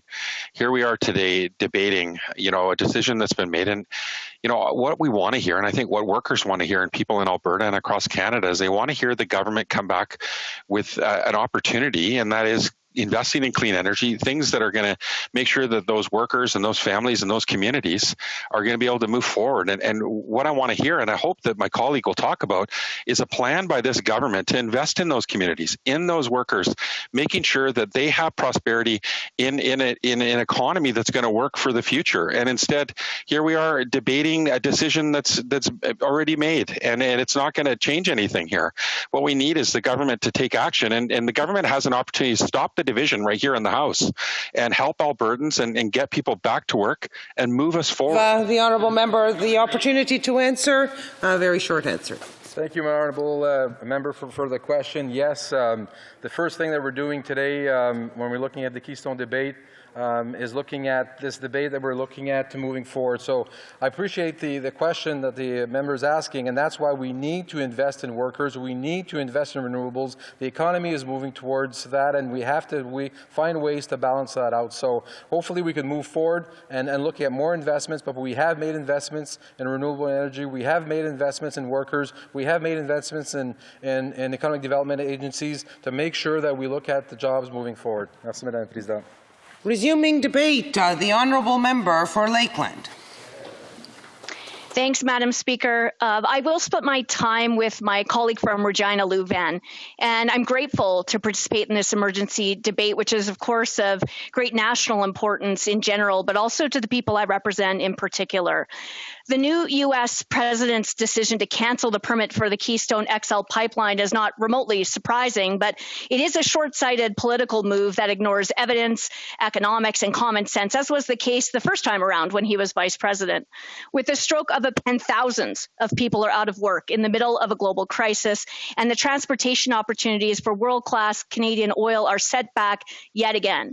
I'm speaking, as I always do, for the people who have been out of work or who are scraping by with inconsistent work, who are suddenly out of a job with few places to turn, families and communities whose futures are precarious, all through no fault of their own. Canadians whose livelihoods depend on the oil and gas sector are rightfully anxious about their futures and are struggling with complete and utter financial despair. Entire communities are, in fact, at risk because of the policy and legislative-driven historic levels of bankruptcies and investment decline in Canadian oil and gas. That damage ripples through other sectors and risks jobs and harms businesses right across the country. Since 2015, more than 200,000 jobs have been lost in Canada's energy sector. The devastation is real in more ways than one. In Alberta alone, a recent UFC study said that for every 1% increase in unemployment, 16 Albertans will die by suicide. Never has a Canadian industry faced such a severe triple threat: global oversupply and demand drops, a collapse of global prices, and a self-imposed lack of market access. Domestic policies designed to drive investment away, killing businesses and jobs, and so they have done. It's bad enough when the U.S. president and other American legislators block Canadian energy infrastructure despite the economic, security, political, and continental ties between our countries, and that the reality is the U.S. sits on tens of thousands of kilometers of pipeline networks and is a major oil importer from Canada. But the decision, which isn't a surprise to anyone, is not a surprise because just consider the domestic political considerations of the new president, and also this decision is perfectly aligned with the best interests of the United States. The U.S. is currently a world-leading energy exporter and producer, and put the policy framework in place for the private sector to enable the U.S. to become rapidly energy independent and self-sufficient, an objective that actually started under the previous Democratic administration when the current president was vice president, and was expedited and secured under the most recent administration. But what's actually most galling of all is how the Prime Minister of Canada and this Liberal government has done virtually nothing to actually fight for KXL, and has put Canada in such a vulnerable and powerless position. Certainly, the Liberals have turned their backs on Canadian energy workers and their families and are ignoring the disproportionate pain and damage they've caused to Albertans. But that's not new. The reality is this Prime Minister has never actually championed the KXL pipeline, and it should chill everyone that despite close ideological ties between the Prime Minister and the U.S. President, and despite a number in the pursuit of the sham of social license that this Prime Minister has imposed on Canada, including currently pushing a legislative framework that is almost unparalleled around the world, and despite the environmental profile, Alpha was killed on arrival. The Prime Minister's weak response to President Obama's Keystone veto in 2015 was to simply say that he was, quote, disappointed. He failed to correct the repeated myth that Canadian oil is, quote, dirty, especially at a time when the U.S. imported record levels of Canadian oil, more than they ever had before in the history of their country at that same time. But, the Prime Minister didn't bother to point that out either.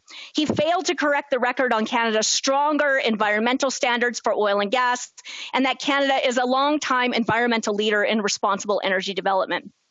He failed to make the case for KXL to American decision makers then and now, and he failed to support TransCanada in the courts, in the states, or through the NAFTA dispute resolution mechanism at all times in between. But of course, this is all easy and obvious to understand. This Prime Minister just doesn't actually want this pipeline to be built. He said himself that he wants to phase out the oil sands. He's blocked pipelines and targeted Canadian oil and gas with harmful policies repeatedly. His inaction on KXL in 2015 and now in 2021 just proves the point. But what's blindingly clear, and Conservatives have been warning about for some time, is that Canada must get new export pipelines to new markets beyond the United States urgently. And the brutal reality is that if the Liberals hadn't vetoed the Northern Gateway pipeline, deliberately killing thousands of jobs, dozens of benefit agreements with Indigenous communities, and the only standalone option for export to the Asia Pacific for Canada, and if the Liberals hadn't intervened politically to kill the only private sector west to east pipeline proposal that could have secured Canadian energy independence while reaching European markets with double standards, last-minute regulatory changes and hurdles, Canada would actually have two new export pipelines to markets other than the U.S. right now. But the Liberals killed both of them. And so now the Canadian Minister of Natural Resources, the very minister who should be pushing for this project the most, said that we must simply, quote, respect the decision. And Canada's ambassador to the U.S. says everyone should move on. Conservatives have backed Keystone XL every single step of the way. The Independent National Energy Board and the Conservative government approved KXL in 2010, and in 2012, the former Conservative government launched a major multi-year lobbying effort, which did successfully secure the support of the majority of U.S. lawmakers. And after the Liberals were in government in 2016, the Conservatives called on them to support TransCanada's NAFTA appeal of a Keystone XL veto, but the Liberals were MIA. The previous administration made a common sense, fact-based decision, put economic best interests, the Canada-U.S. partnership, and the standard of living and energy security of North Americans ahead of anti-energy ideology and short-sighted activism by reversing the previous veto. But now here we are, back where we were in 2016, because this Liberal government won't actually fight for pipelines. And that should be an important point to the whole country, because the lack of capacity to bring Canadian oil and gas to more international markets is a national economic crisis.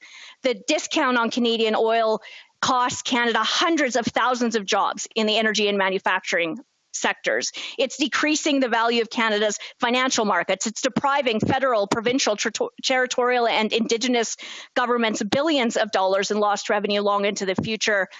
But that's the consequence of the Liberals' decision to kill new Canadian pipelines to export markets. And the real travesty is that they did it while the U.S. ramped up their own domestic production and removed their own ban on exporting American crude oil in their own interests. The Liberals have failed completely to secure Canada's own interests. So the U.S. is both Canada's biggest oil and gas competitor as an exporter, while remaining Canada's biggest customer for oil and gas, and Canada's energy remains landlocked and captive to U.S. purchasers. This government also stalled, of course, the Trans Mountain expansion by extending the regulatory process and then by failing in its own process of Indigenous consultation. TMX was supposed to be operational by December 2019. Now, TMX is not estimated for completion until December 2022, and 12.6 billion Canadian tax dollars at least have been spent when the private sector proponent only really needed legal and political certainty to proceed. Unfortunately, the reality is that TMX will not even address Canada's market diversification issues, because while a marginal part of its shipments will go to the Asia Pacific, the vast majority will go to the existing American refinery network. The tanker ban, Bill C-48, now law, prevents the potential of pipeline infrastructure for export to the Asia Pacific, as the Liberals designed it to do. And as the private sector, economists, policy experts, and conservatives warned the Liberals, no more pipelines. Bill C-69, which is now law, will guarantee that no new pipelines will get proposed or managed to get approved in Canada in the future. Of course, another urgent concern is Michigan's governor considering shutting down Line 5. And, since this prime minister doesn't care about what happens to Alberta, let's hope that he figures out in a hurry the risk and cares about what it would mean for Ontario, because Sarnia's mayor said the city is set to lose 5,000 jobs and says they can't risk to lose one single job. 6 refineries in Ontario and the U.S. Midwest rely on Line 5, and it also supplies all of the fuel to the Pearson Airport. Scott Archer, the president of UA Local 663 in Sarnia, said shutting down Line 5 would, quote, entirely cripple the economy of this region. So while anti-energy activists celebrate the shutdown of these pipelines, the Americans are laughing all the way to the bank, because while our prime minister and these Liberals were busy blocking energy infrastructure in Canada, the U.S. was on track to become energy independent. The U.S., of course, has rapidly become self-sufficient, while also leading the world as the largest oil exporter. But that's because, of course, these decisions are not about the environment. They're based on competition, and they're based on business interests. The Liberals fell for it, and Canadians have all lost as a result. So make no mistake, I don't begrudge the Americans for securing their own energy supply. I'm just profoundly angry and mind-boggled that the Canadian government did not do the same in Canada's best interest. Meanwhile, major parts of Canada remain dependent on foreign oil from countries with nowhere near the environmental, social governance, regulatory, or labor standards or performance of Canada. As a result of our Prime Minister's actions and inaction in turn, Canadians everywhere lose. So if this Prime Minister cares about national unity and about securing Canada's own economic best interests in every region and every province of the country, he will reverse his destructive direction over the last 5 years and stand up for Canada for once. Questions and comments. Questions et commentaires. The honourable member for Battle River Crowfoot. Thank you very much, Mr. Speaker, and thank you to the member from Lakeland. Appreciate very much your advocacy and understanding of this very important issue, and we share a constituency border, so we understand both well the implications of this decision. Now, Mr. Speaker, my question to the honourable member is there's significant economic loss, significant loss of jobs, and massive implications in the economy, but also there's environmental cost. Significant environmental cost for this. So I would ask the member to comment about the significant environmental cost that's related to the cancellation of the Keystone XL project. The honourable member for Lakeland. Thank you to my honorable colleague for the question. He makes a really good point, especially when you consider that the environment knows no bounds, no boundaries, and that it is a global concern on which there should be local action. And so Canada, by ensuring that that the most responsible energy sector in the world, which is Canadian oil and gas, could continue to thrive long into the future by ensuring that there was enough capacity to transport Canadian energy products around the world, for which the world will continue to need long into the future, by the Liberals blocking Canada from being able to do that both here at home and now also failing, obviously, to make the case to ensure that the Keystone XL pipeline could be built. The reality is that in the long run, the environment is worse off. And that's a real tragedy. I've also listened closely to my colleagues talking about the necessity for investments in clean energy and alternative and energy innovation and technology.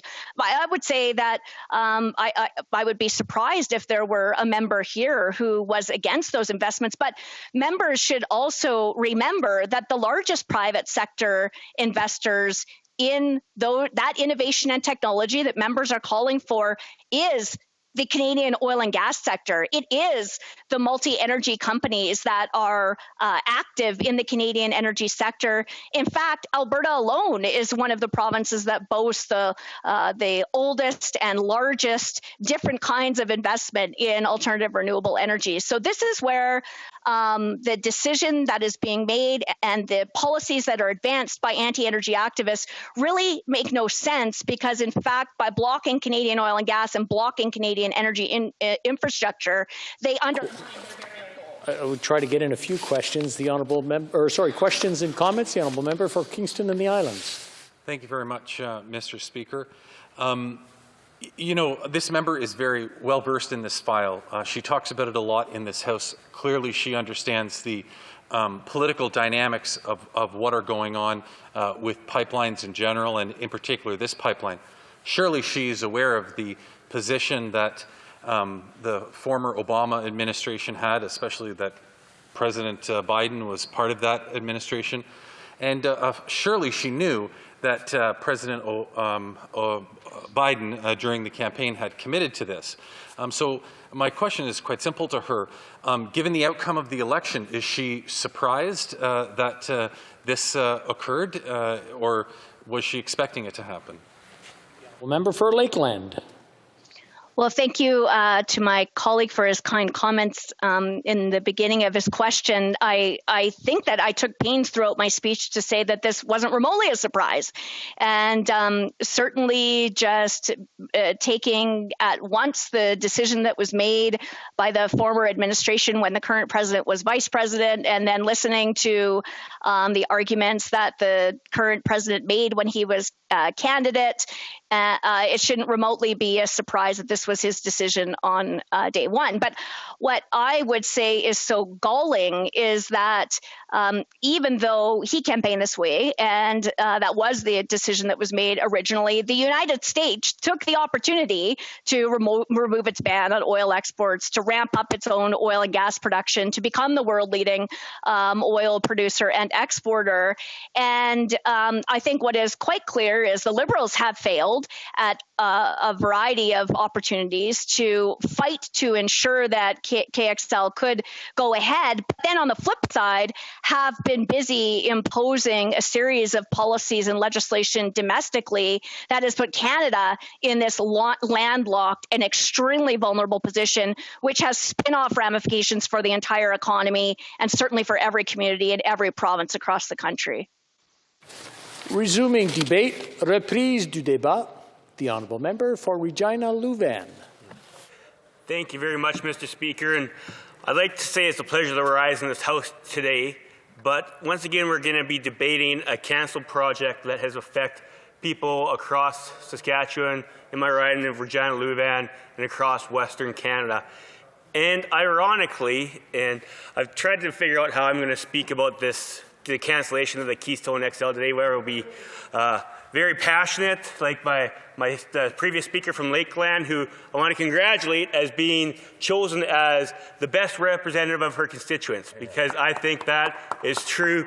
She does an amazing job representing the people of Lakeland, and it's a pleasure to follow her. She's an honored friend and colleague, and thank you very much for her passion she brings to this file.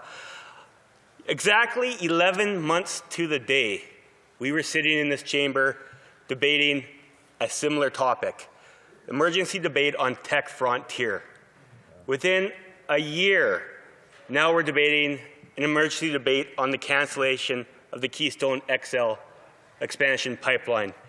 Mr. Speaker, I think that speaks volumes on how this government has pursued an energy policy. It speaks about the lack of respect they have shown to Western Canadians, and it speaks about a lack of listening to what the ongoing economic situation is in our country. The energy sector does not just provide good-paying jobs in Western Canada. It provides jobs and income throughout this country. My colleague from Battle River Crowfoot said it very well. When the energy and oil and gas sector does well, Canadians and all of Canada do well. So I think this is a debate that should not be divisive, but it should bring parliamentarians and Canadians together when we're speaking about how to ensure there are good-paying jobs going into the future. So I'm going to take a different stance on how we're going to do this debate tonight and talk about some of the innovations that companies are doing to ensure the environmental sustainability in the world-class environmental innovation that's gone on already without government intervention. Imagine that. Energy companies in Western Canada are already trying to do what we're trying to legislate. They're already trying to ensure they have minimal emissions. They're already trying to capture carbon. An example is in the CBC, and I'm pretty sure we all know they are big supporters of the Conservative movement across the country.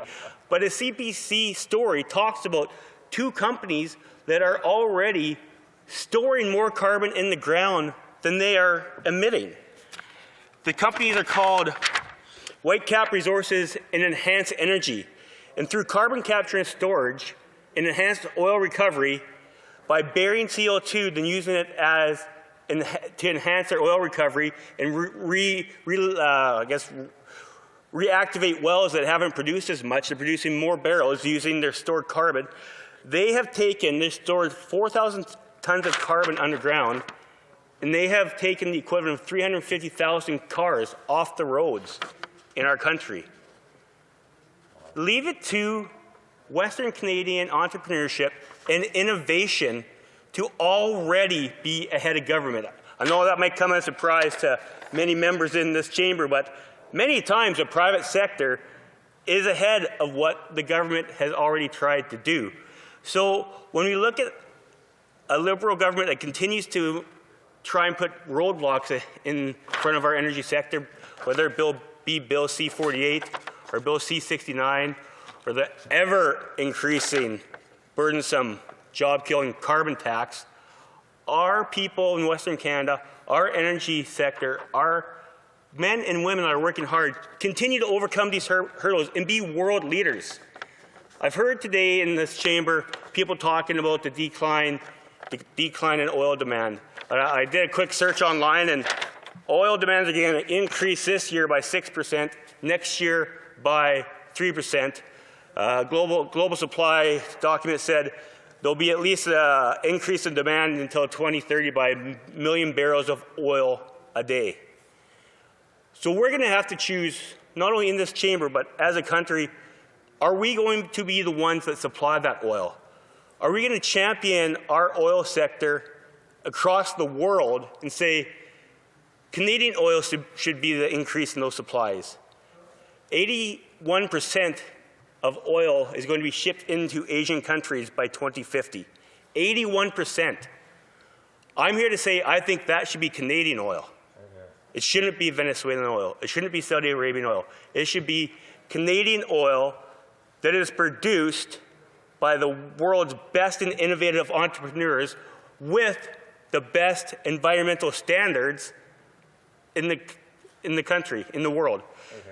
I would like to say also that it plays an important role in how we look at our future by the way workers are treated. I think workers are treated the best in Canada than in other oil-producing jurisdictions.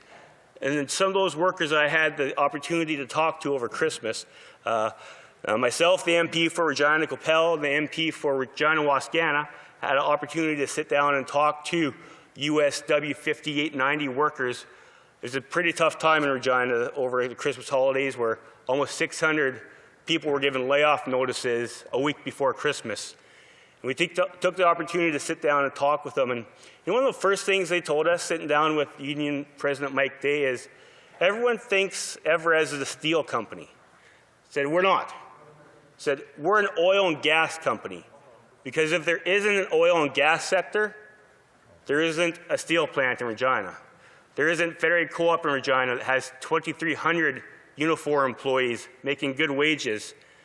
And I think those are important things that when we're talking about these emergency debates, like the one 11 months ago in Tech Frontier, is we can use the numbers when we talk about $1 billion and 100 billion liters of oil a year, but it's people, what we're talking about, and their livelihoods, and how they support their families.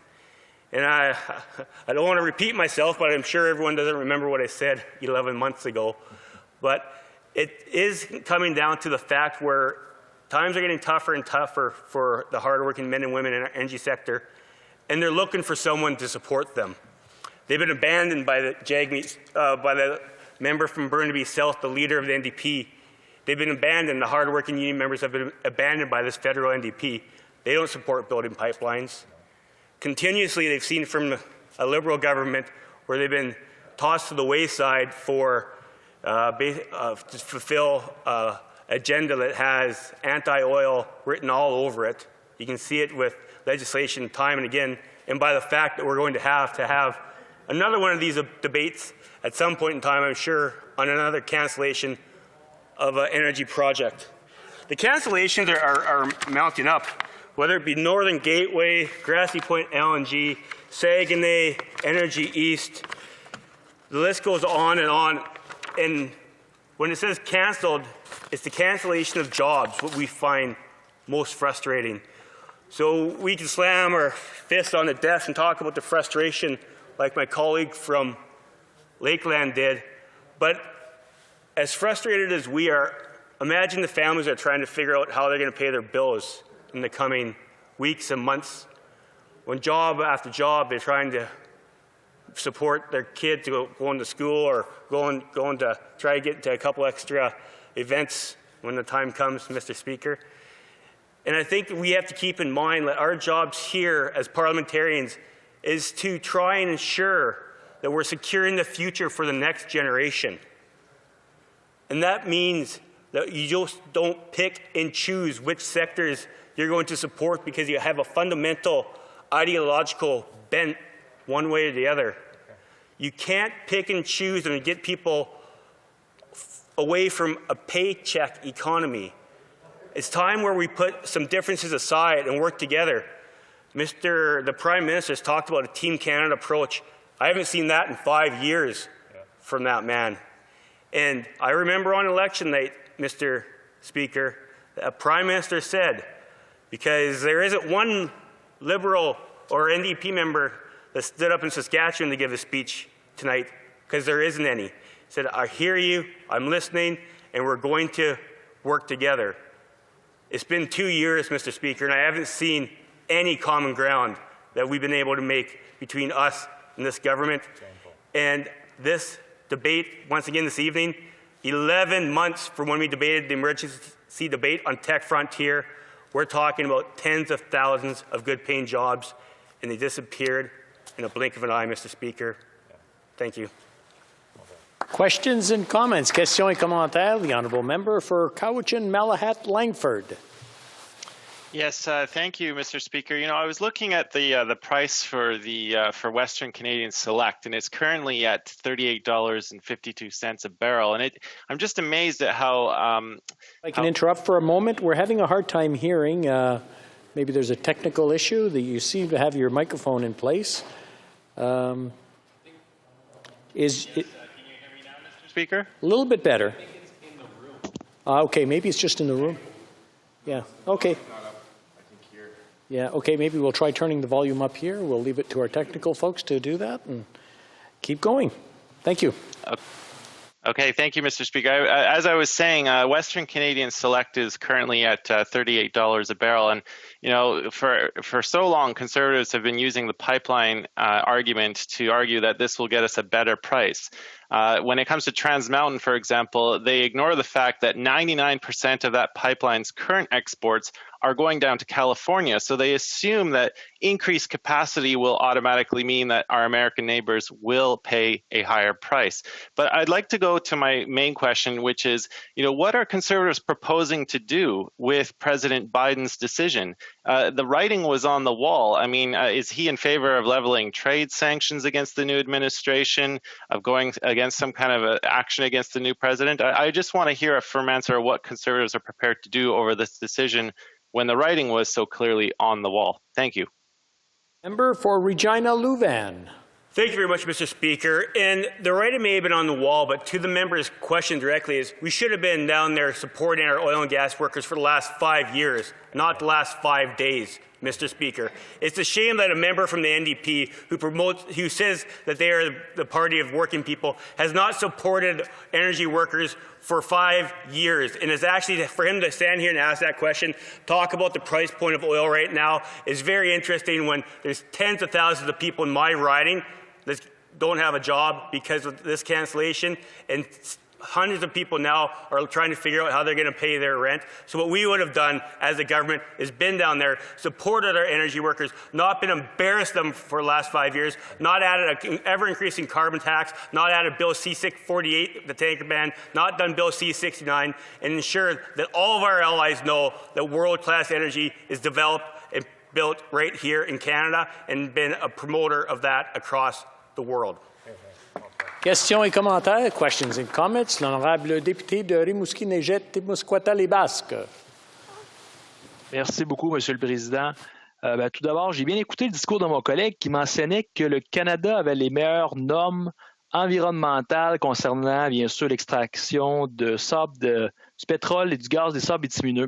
Pourtant, je faisais quelques lectures. Qu'est-ce qu'on apprend au mois de mai dernier? La Régie de l'Alberta a suspendu plusieurs exigences de surveillance environnementale pour les entreprises qui exploitent les sables bitumineux. On parle tout d'abord, bien sûr, en raison de la COVID, mais disons, il y a des questions à se poser. Donc, les entreprises sont plus en mesure de tester les eaux souterraines et de surface d'une contamination qui s'étendrait dans l'environnement.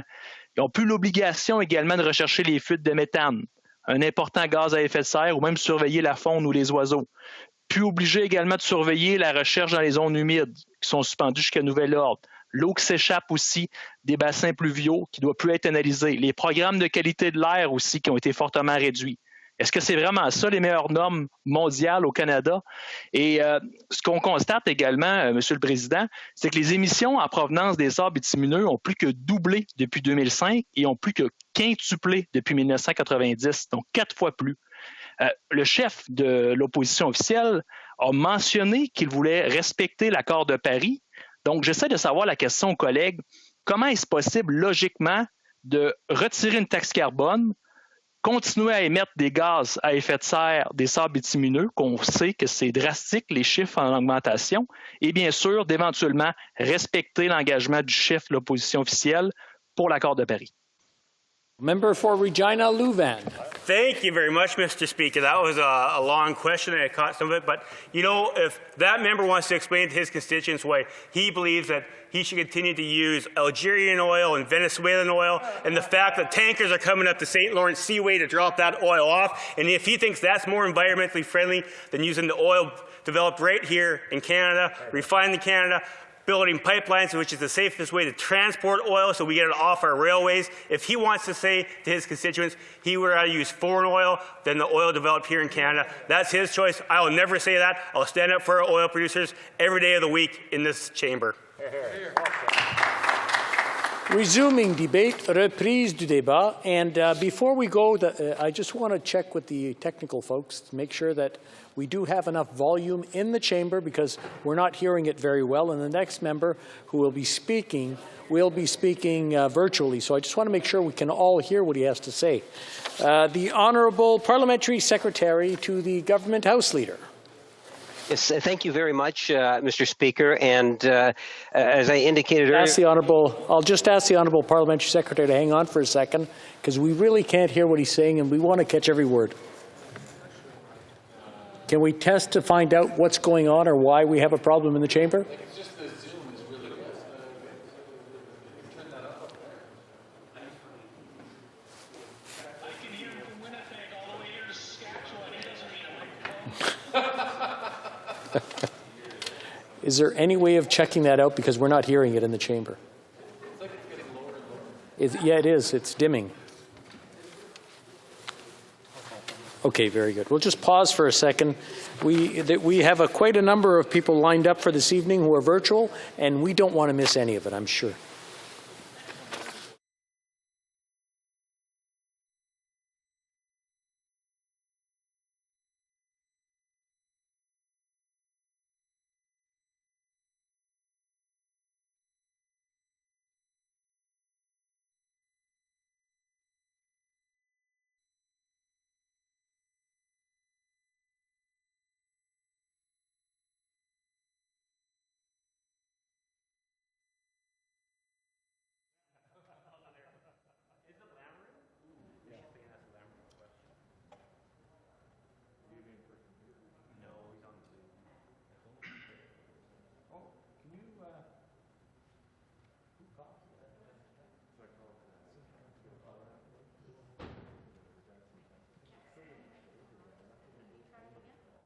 The Honourable Parliamentary Secretary just to say a few words to see if it's coming across any better.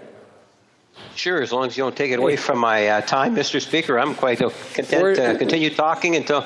We're starting right from the top. We can hear you loud and clear. I'll let you continue. Thank you.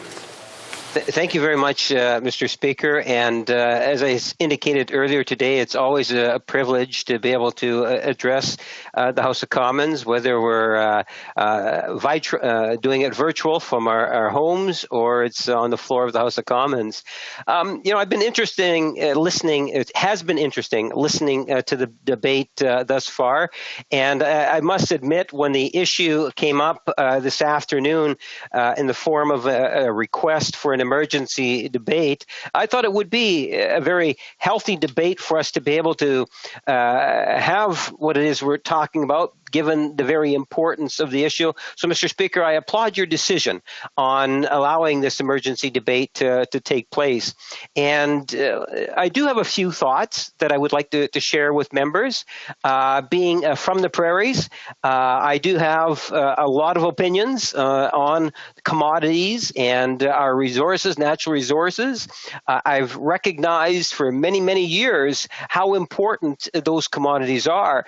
In fact, in the province of Manitoba, I've always articulated in the past by talking about how wonderful it is to be naturally resource rich and relatively speaking, but it's also so critically important that we diversify our economy. And all in all, Manitoba's done a relatively good job at diversifying our economy. And as a result, maybe we don't get the same booms that, say, like a province of Alberta would have had previously, nor do we get that real strong bust, if I can put it that way. So through that diversity, Manitoba has managed quite well. And I say that because I don't want people to think of Western Canada, in particular the prairie provinces, as a hinterland full of resources, and those resources have to be tapped into in order for us as the prairies to be able to move forward. In fact, we have good reason to believe that our prairie provinces will continue to grow and be prosperous, and the natural resources and our commodities will no doubt play a critical role to our future development as an economy and as a society. I don't question that whatsoever, Mr. Speaker, and it's because of the people that make up our provinces and the diversification that is there today. And it has increased significantly over the years, and I'm very proud of that, and I think that's one of the reasons why I was glad to hear about the establishment of a prairie diversification unit that will look at ways in which we can even continue to build upon that diversification, which is so critically important. Energy workers, and we hear a lot about energy workers and how important that sector is to Canada and our economy. And there's no doubt, Mr. Speaker, when we think of energy workers, we're not just talking about people in the province of Alberta. We need to recognize that we're talking about Canadians virtually in all regions of our country that are impacted by the Keystone decision from the current President of the United States. There is no doubt about that. But having said that, Mr. Speaker, we recognize also that when the Alberta economy is doing well and the contributions over the years to equalization have been immense, second to no other province in terms of on a per capita and even beyond per capita for a vast majority of the provinces. Alberta has been a major contributor to equalization and ensuring that in many ways we can provide the types of social programming that we have. So when we talk about the importance of natural resources, in particular our energy, focusing in on the province of Alberta, Saskatchewan, but also you could go out east to Newfoundland, Labrador, where we have high concentrations of the type of energy in which I believe there is a world demand for. And we need to recognize that fact. There is a need, and that need is very real. You know, it's interesting when we hear some members make comment in regards to the quality of product, our environmental standards, the manner in which the companies here in Canada treat our workers, I would argue are far better and exceed many of those other oil-producing countries. It's important to recognize that from the beginning, the Prime Minister and the Cabinet have supported Keystone, have supported a process that ultimately saw Keystone move forward. Now, I know that the Conservatives don't necessarily like that, but at the end of the day, the government has supported that project.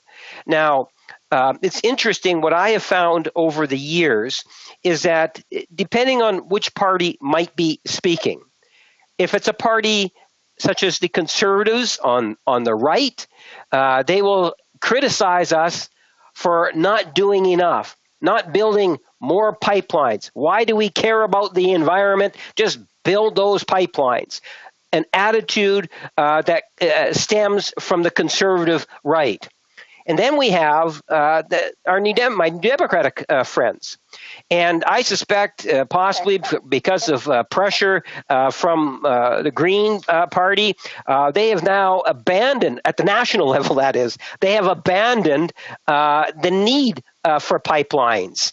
The Green Party has said that pipelines are a no-go.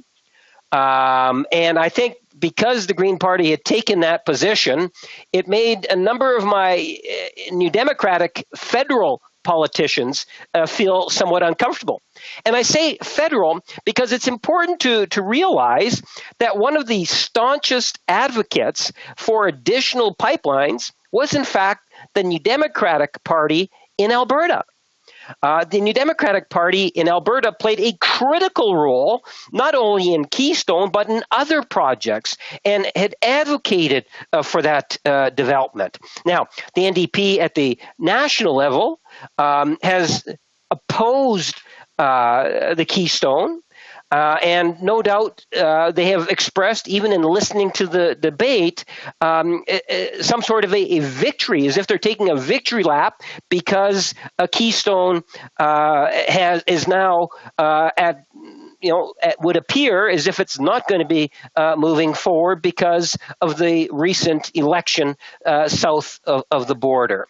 Now, I would say to both my colleagues on the right, the Conservatives, and my colleagues on the left, that when we think of development of our natural resources, that we have to realize that we can, in fact, be sensitive to our environment and sensitive to our resource development at the same time.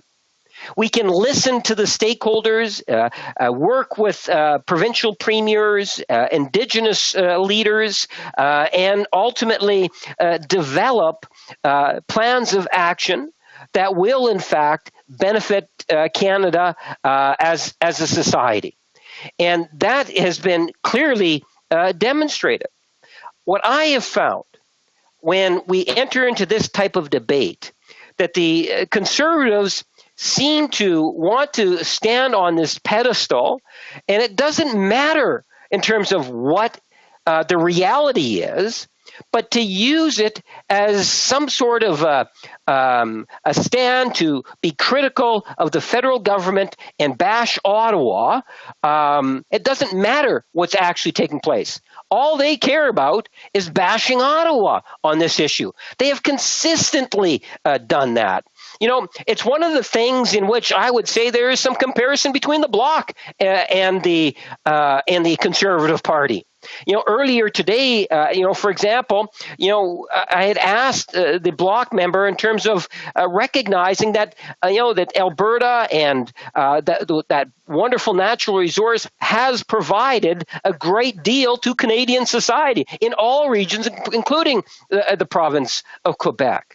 But they tend to close their eyes and not recognize the importance of the issue, of this particular issue.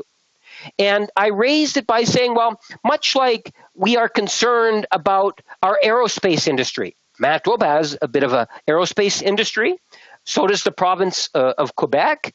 Other provinces do to a certain degree. But when our aerospace industry is in troubling times, the government has been there in tangible ways to ensure that we can work with the local governments to try to protect that industry. Well, likewise, in regards to our oil industry, our energy industry as a whole, we recognize that there is a need for the federal government to be involved. In fact, Mr. Speaker, you'll recall the Trans Mountain. The Trans Mountain actually is the first pipeline that actually is going to be bringing some of our natural resource to the Pacific Ocean, to the coastline, and to the province through the province of British Columbia. When you compare what it is that this government has actually done compared to the previous administration, and I have no problem in terms of doing that comparison at any time, I would suggest to you that we have done more for the province of Alberta than Stephen Harper did when he was Prime Minister and the Conservatives were there for 10 years. That is the reality.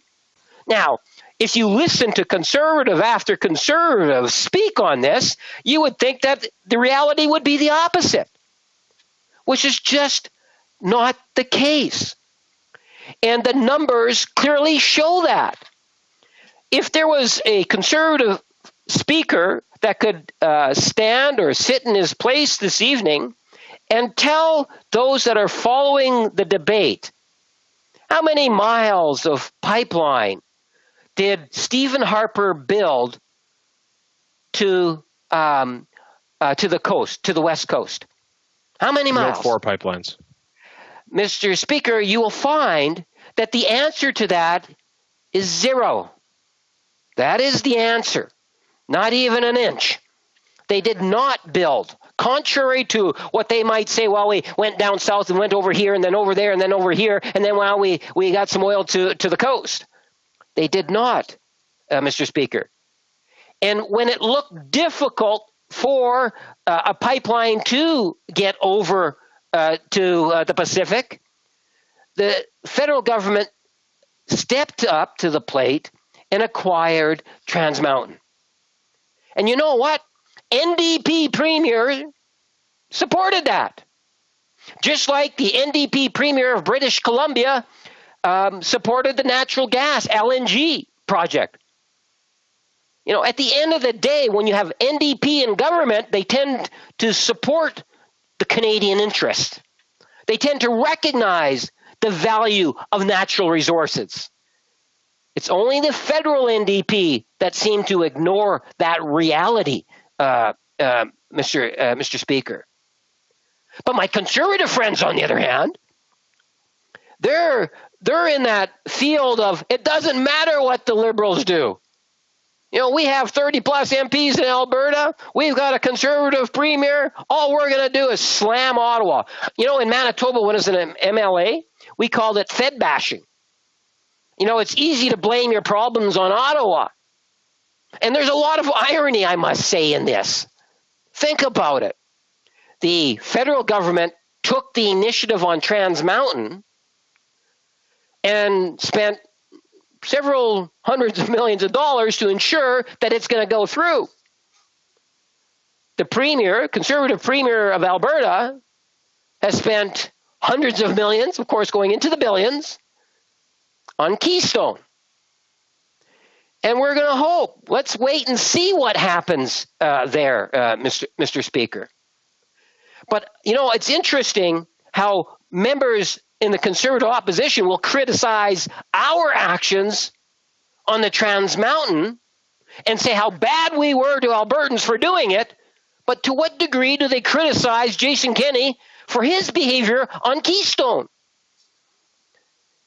Some might suggest to you that there's a bit of hypocrisy that's there, Mr. Speaker. At the end of the day, I believe that as a government in a relatively short period of time, that what we have done is we've established a tangible process, a process that gives certainty to the industry, a process that ensures that there's Indigenous involvement and consultations, a process that respects the environment. And as a direct result, we are in a far greater position today to be able to see pipelines built and constructed. And because of the actions that we had taken years ago now, we actually see thousands of jobs in Alberta and other jurisdictions that have been created because of our initiatives. That's far greater than whatever Stephen Harper and the Conservatives did in their 10 years, Mr. Speaker. You know, I think that you have to be very careful in terms of the criticisms that often come out. Opposition, and I've said it before, I spent many years, 20 years in opposition, plus 20 plus years and only a few years on the government benches. So I understand what you have to do in opposition to try to get attention. But, you know, this whole idea of national unity and saying the same thing, whether you're in one jurisdiction, one region and another region. There is only one political entity, from what I can see in the House of Commons, that's doing that, and that's our Prime Minister and the Liberal Party.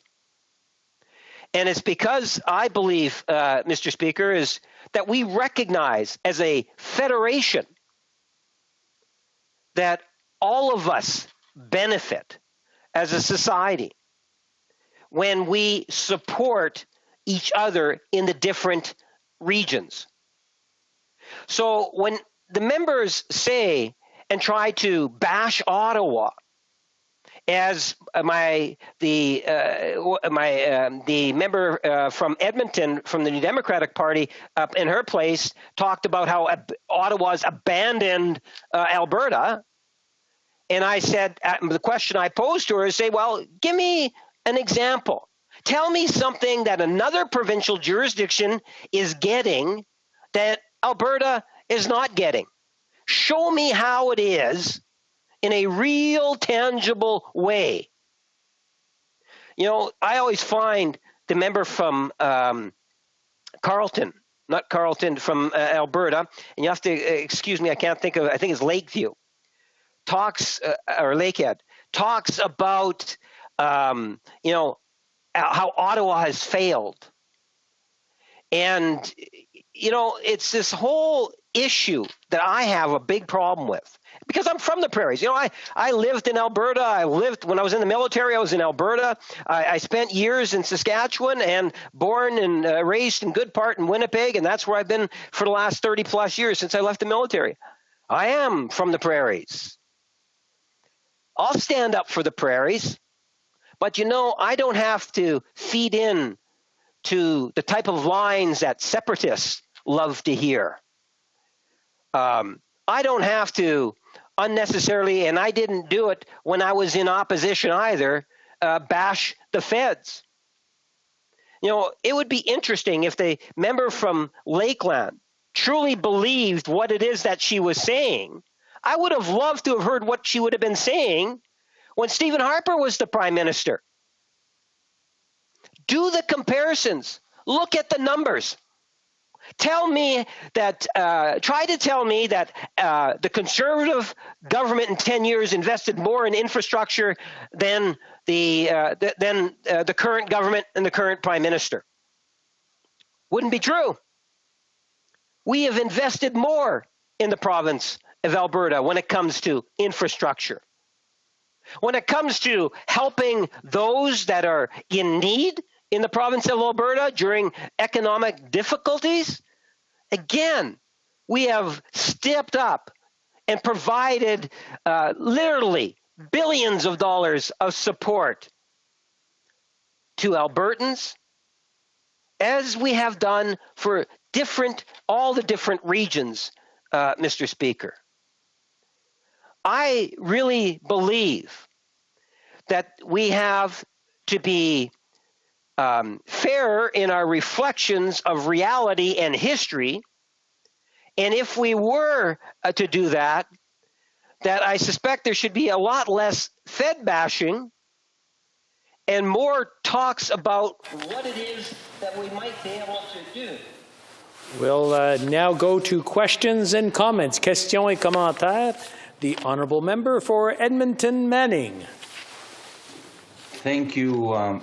Thank you, Mr. Speaker. I would like to thank the referee, perhaps the parliamentary secretary of the government House leader, for talking about the Alberta contribution to federation through all the payment, the billions and billions of dollars that went from Alberta to feed the rest of Canada, where Alberta was truly the economic engine for the past decades to the whole country. But the honourable member ended up with listing of many evidence just to explain to us how water was named water, which is really doesn't do anything to explain or to help the people that lost their jobs, and there are thousands and thousands of them. And I'm sure, and I hope that the member understand, being at the door here, talking to people in Alberta, what is the suffering look like and how much people are pessimistic about the future, because the continuing war on the oil and gas sector that started by the Liberal government for the last 5 years and continuing to be now coming from south of the border is very devastating news. The question to the member is this, as he speaks on behalf of his government, the question is, what is this government going to do to support these people that now out of jobs and looking for a way to find a proper lifestyle and to continue their life? Parliamentary Secretary. Well, Mr. Speaker, the government will continue to do many of the actions it's taken to date over the years. We continue to see literally hundreds, if not going into thousands of jobs being created, for example, for Trans Mountain.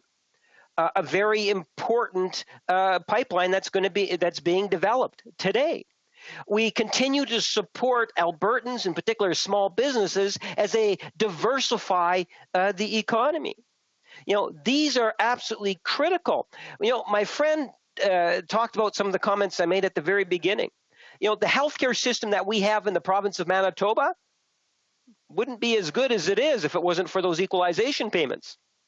I know many Manitobans and people from Saskatchewan that moved to Alberta in order to better their lives and ultimately contribute to the development of our country.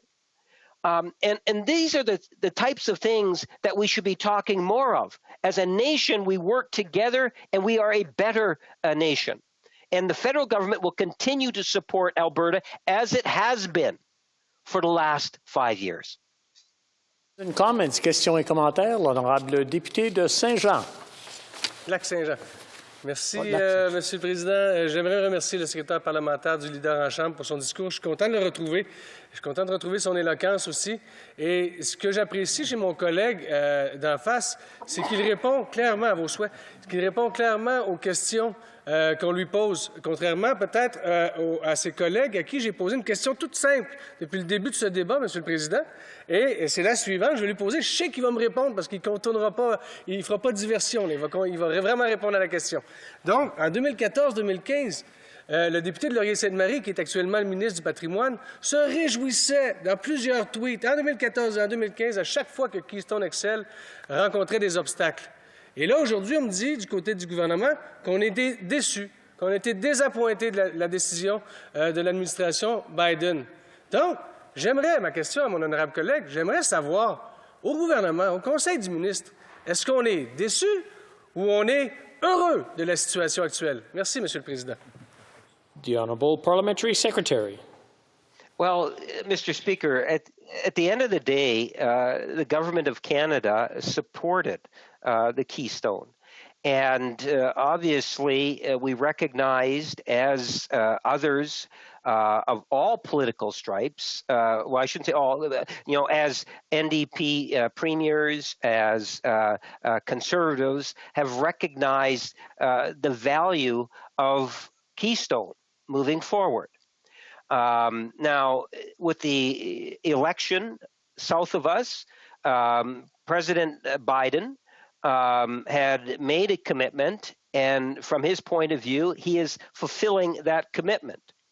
It doesn't mean that the Government of Canada has reversed its position. We still understand the importance of this pipeline for our society, for all of Canada, not just Alberta. And to that end, nothing has changed. But at the end of the day, we will continue to work with the president, dealing with a wide spectrum of different issues, in particular the issue of trade, because think in terms of the impact that also has on Canadians in all regions of our country. Questions and comments? Questions et commentaires. The Honourable Member for Courtenay-Alberni. Thank you, Mr. Speaker. Mr. Speaker, I mean, energy workers sitting at home watching, they didn't want to hear a partisan speech, Mr. Speaker. And I can tell the member directly that Mr. Speaker, nobody is celebrating right now when workers are out of work in Alberta. What we're not talking enough about is the international embarrassment that is happening right now when we have other countries making decisions to bring Canada in line because we're failing to do our part in tackling climate change, whether it be the U.S. on this decision or Norway with their sovereign wealth fund. You know, right now what we need to clean up Jason Kenney's failed gamble and to fix things right now is we need to take real action on climate change. There's opportunity cost for us pointing fingers like this right now. We need to get people back to work and invest in clean energy. Workers in Alberta right now, they want to hear that the federal government's going to step in and put people back to work with clean energy, jobs that are going to bring them into the future, not another failed plan, not another argument over failed pipelines. I want to hear from the member, is he going to go back to his cabinet, to his party, and come back to Alberta and help rescue those workers that really have been abandoned by a failed mistake by their premier? And are they going to take real action on climate change so more countries aren't taking action on Canada? Because that's what we should expect if we don't take real action on issues related to climate action. Parliamentary Secretary. Sure. Mr. Speaker, you know, earlier in one of the speeches, one of the Conservative members said and was very critical of our price on pollution. And that was a very progressive policy measure by this government. And it's ensuring that across all regions of Canada that there will be a price on pollution. One only needs to look at the throne speech that was presented by the Prime Minister back in September. If you want to get a good sense in terms of the many green initiatives, the many ways in which we are going to be there for Albertans in terms of unemployed becoming more employable through skill sets enhancements, via training programs. There is a litany of programs that are going to be there and that are there today to support Albertans as they are there for all Canadians. And we will continue to look at interesting initiatives that are going to continue to build upon a strong environmental plan. But unlike the NDP, we do recognize that you can work with the environment and economy to ensure that as a society that we continue to move forward and meet the expectations and standards that Canadians have. Questions and comments? Time for a very brief question. The Honourable Member for London North Centre. Thank you, Mr. Speaker. Our colleague spoke very passionately and eloquently about national unity in the context of this debate. He talked about the fact, and it is a fact, that the West is tremendously important in Canada and remains tremendously important to this government. I wonder, he as someone who grew up in the prairies, as someone who represents Manitobans in the House of Commons, if he could emphasize that or if he could talk about it further, because I thought it was an issue that really stood out, and it's something that needs to be underlined when we continue to hear colleagues in the opposition try to divide Canadians on this issue. Parliamentary Secretary, in 40 seconds or less, please. Yes, thank you. Thank you, Mr. Speaker. I appreciate the question. And, you know, one of the most encouraging things for me when I went to Ottawa was first elected back in 2010 in a by-election was just the amount of support for Western Canada coming from the National Liberal Caucus. I was very impressed by it. And those were the days in which we were in opposition. When we became government, not only did we talk about it, but there are so many policy initiatives that have been taken to enhance and to assist in diversifying and supporting the prairies and British Columbia, northern Canada. We have invested more money, more real dollars out west than Conservative the former Conservative government did in 10 years. And this is something because we believe in our infrastructure. Resuming debate, reprise du débat. The Honourable Member for Battle River, Crowfoot. Thank you very much, Mr. Speaker. And before I forget, I will be splitting my time with my honourable colleague from Foothills. You know, this is an incredibly somber debate to be entered into. And it is one of those weeks that is, as an elected officials, that you hope you never have to encounter. Let me describe that for you. Last Wednesday, as President Biden, and the day before it was revealed through a leak from the White House that Keystone XL would be axed with the stroke of a pen from the new U.S. president, I started to hear from constituents. Because, Mr. Speaker, what you need to understand is about 1,000 of those layoffs that took place last Wednesday took place in Battle River Curlfoot. As I talked to pipe fitters, welders, heavy equipment operators, laborers that worked directly on that pipeline, uncertainty ruled the day, their families. And in many cases, not just uncertainty in terms of their immediate future, but the Keystone project was a godsend for them. After 5 years, half a decade of uncertainty. And then, Mr. Speaker, talking to those directly affected was heartbreaking, to say the least. But then further, you talk to a single mom who saw the ability, because of an uptick in the economic fortunes of the region, the ability to send her kids to piano lessons for the first time in a long time. Once again, that being called into question. I talked to seniors that for the first time in some cases years, they didn't have to worry about whether or not to pay the power bill or to put groceries in the fridge because there was a Keystone XL employee that was boarding in their house. Hotels that were empty, especially in an industry devastated by COVID, that finally had people staying in them. Grocery stores, tire shops, small business owners saw that there was once again a glimmer of hope in the midst of very, very challenging times. You know, Mr. Speaker, I have on a number of occasions talked about the energy industry and will continue to boast about our world-class energy industry. But I want to start my speech off that way because this is not simply an issue of a pipeline.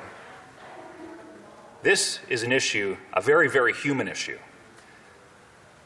and has a particular impact in my constituency where there is now literally 200 kilometers of pipe. The entire project, for some context, the Alberta side of this project is entirely located within my constituency, with the genesis of the pipeline being in Hardisty, an incredible place which I would invite any members, especially those critical of the industry that we're talking about today, I would invite them to come to Hardisty, Alberta, to see the world-class industry in action that we have. That's where the pipeline starts, then makes its way southeast through my constituency, near my hometown actually, where my family still farms, all the way to the Saskatchewan border where it was meant to continue to the United States. Mr. Speaker, there is a massive human cost to the cancellation of this project. And I've outlined a few of those today. Now, as I've listened carefully to the debate, you know, I hear the member talk about how he thinks somehow the former Liberal member and parliamentary secretary, how he thinks somehow we're playing politics with this issue. Well, I'd hope that the way that I started humanizing this very real issue talks about how it's not politics. This is about the livelihood of Canadians.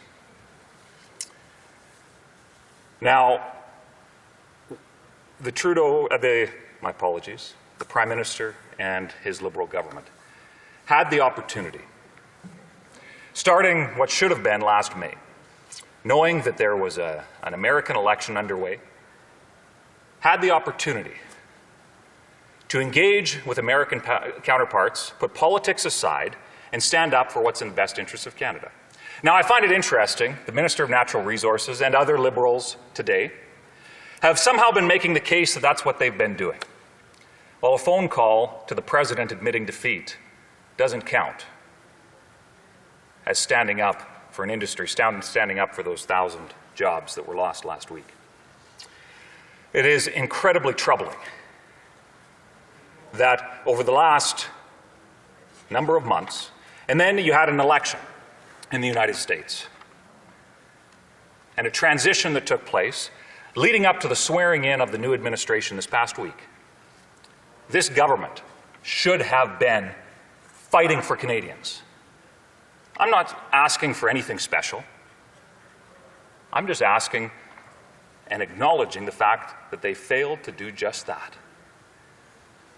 And the number of conversations that I've had in this last week bring a heartbreaking reality to light. This government has failed. I've heard a lot of discussion today around, how the oil industry, it's just time to move on. In fact, a member from the Bloc said that this project was doomed to fail. And 11 months ago when we were debating the Tech Frontier project that was also canceled, we saw similar type language. Well, you know what, Mr. Speaker? The environmental activist green left in this country, of which there are many in the Liberal Party, unfortunately, are conflating the volatility of market investment with government policy that is systematically bent on destroying an industry, one of the legacy industries in my constituency. And it is a national shame that that's the case. Mr. Speaker, I can assure you that there's a business case for these projects. Tech Frontier, hundreds of millions of dollars spent in the application process. Hundreds of millions of dollars spent by TC Energy in the Keystone XL, time and time again. Other projects that have been canceled, Energy East, hundreds of millions of dollars written off. That's not because the business case didn't exist. That's because this Liberal government has made it impossible for that investment to succeed. It's a national tragedy, Mr. Speaker. And I want to talk about something that is very, very real. And as I mentioned earlier, the previous Liberal speaker mentioned how somehow Conservatives from Alberta, Conservatives from the West, are playing politics with the idea of separation. Now, Mr. Speaker, I am a proud Canadian through and through. Let me tell you what breaks my heart is when I have multi-generational Canadians that come to me and they have given up on Canada. And many more come to me and say that they're ready to give up on Canada. That's the legacy of both this Prime Minister and his father, quite frankly. That shouldn't be a political issue. That is the sad reality of the circumstances we face. And if something doesn't change, the actions of this government are sowing the seeds of division in this country, dividing different segments. And it's not just East versus West, although that's certainly one of the most flagrant examples. It's rural versus urban, it's North versus South, it's rich versus poor. This government has been incredibly effective at dividing Canadians, and that is a shame. It should be the first priority of any government, to be a leader, to unite for the best interests of all. Unfortunately, we've seen absolutely the opposite of that. So from those people who are now facing uncertainty in their personal lives, not sure how to pay that next rent check, that next grocery bill, those that won't be able to put their kids in piano lessons, to those who have given up on Canada as a federation, I implore members opposite, take note of the seeds of division that have been sowed. When it comes to what needs to be done, Mr. Speaker, well, we need a pipeline. And I know my other colleagues have articulated very well the reasons for that. But we need a pipeline because it's what's best for Canada. Thank you, Mr. Speaker. Questions and comments. Questions et commentaires. The honourable member for Victoria. Thank you, Mr. Speaker. The member said that there's a business case for this pipeline, but Canada's own energy regulator, which isn't among the environmental activist that the member was talking about, has said that if we are serious about climate change, if we take climate action, if we're serious about net zero by 2050, that there isn't a need for this pipeline. And so earlier today, in his statement, the member from Hastings, Lennox Addington, who recently got kicked out of the Conservative Party, said that net zero legislation is not viable and that he urged Conservatives to vote against any net zero legislation. My question is, does the member agree that net zero legislation is unnecessary and against Alberta? Will the member be voting against C12? Member for Battle River, Crowfoot. Thank you very much, Mr. Speaker. And I find it interesting that that member from the NDP, who ironically is totally offside with her provincial counterparts in Alberta, so they should maybe have a conversation about the reality that Alberta is facing when even the Alberta NDP have figured out that this is an important project. Here's the reality. There's a business case here because companies have spent hundreds of millions of dollars investing in it.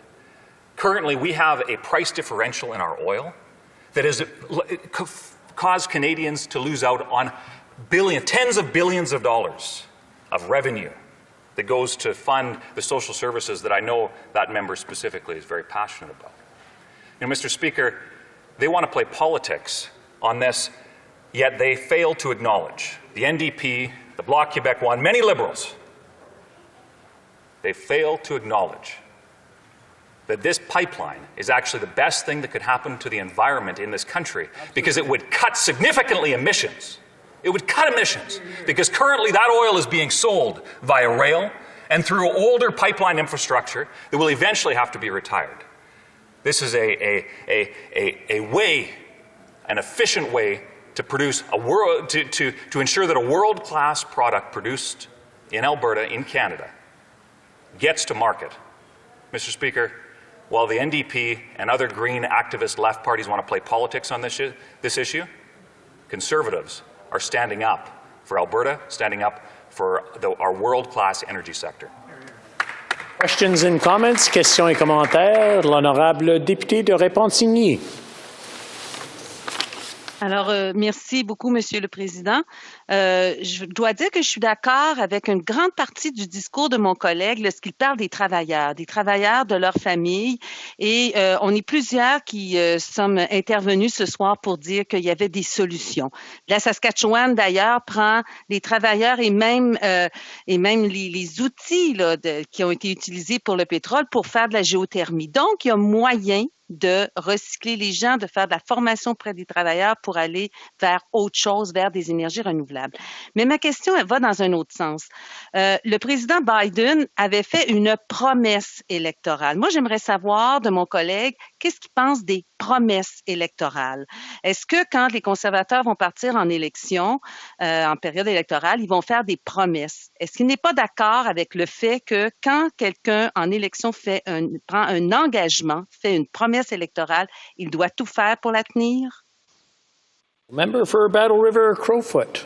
I find it ironic that I've heard from the Bloc all night about how somehow the federal government, the national government of Canada should be intruding in provincial jurisdiction. I find that ironic. And further, I find it ironic that the Bloc would be talking about election promises, a separatist party that's been around for, 40 years and have accomplished nothing that they've ever set out to accomplish. So certainly they need to think carefully before trying to lecture us. But look, I was incredibly surprised by the argument that the Prime Minister made saying, we'll respect the decision because it was their election promise.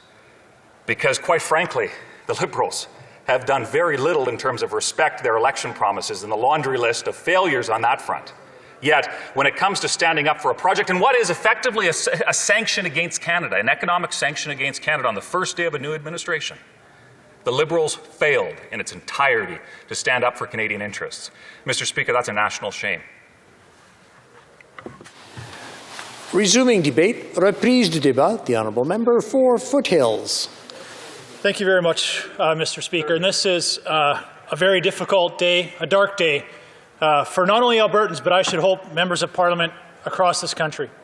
Like many of my colleagues have said today, when the information came out last Tuesday about the impending cancellation of Keystone XL, even though there's been lots of hints at this happening, That brought reality home. And I could tell you I had a call on Friday from one of my constituents who was amongst the 1,000 workers that were laid off. I had another constituent whose service company, this lost contract, is costing him $100,000 a month. Do you know how many employees that is that he is now having to lay off? I have had dozens of calls from constituents and their families about the devastating impact this decision is having on their families and my communities. And this is happening in the middle of a pandemic which has already devastated every corner of our economy. To add this onto that has been particularly difficult. And when I answer those phone calls, Mr. Speaker, the response from my constituents is, why isn't anyone fighting for us? And it's easy for colleagues from across the floor from other parties to say, well, we're just going to transition to other jobs. We're going to find them something else to do. What is that job? I've been hearing that from the Prime Minister for 5 years. And we have 200,000 energy workers out of work in Alberta alone. None of them are coming to my office saying, thank goodness I've got this job in a renewable resource industry, because it doesn't exist without massive government subsidies. And we've talked about those 1,000 workers that TC Energy had to lay off on that first day. But this goes way beyond those 1,000 workers. Jack Mintz from the University of Calgary is predicting there will be 3,000 direct jobs lost, 14,000 indirect jobs in Alberta alone. That is not counting Saskatchewan. That is not counting service company jobs or jobs in other industries that would have benefited from this pipeline. That's, again, another hit to Alberta at the worst possible time. And they're asking, why is no one standing up and fighting for us in this government? That's what they want. That's what they deserve. And the impacts of losing this project are not just about Keystone XL. For many Albertans, and I would say many Canadians, this is just the last straw, which has been, a repeated attack on Alberta energy, but also, Mr. Speaker, I would say Canada's economy. There is no question when we come out of the COVID-19 pandemic, our country is already in rocky financial footing. Much of that was because of out-of-control Liberal spending before the pandemic. But to come out of the pandemic and get Canada back on its financial feet, you are going to have to look at industries that you can rely on to be revenue generators. There are only a handful of those industries in Canada. And our energy sector is one of them. Not just one of them, but the most important one. The one that creates the most jobs, the one that creates the most revenue for every level of government across this country. But let's back up a little bit before we even talk about Keystone XL. Let's talk about the position that the Liberal government has put this country in when we talk about our energy industry.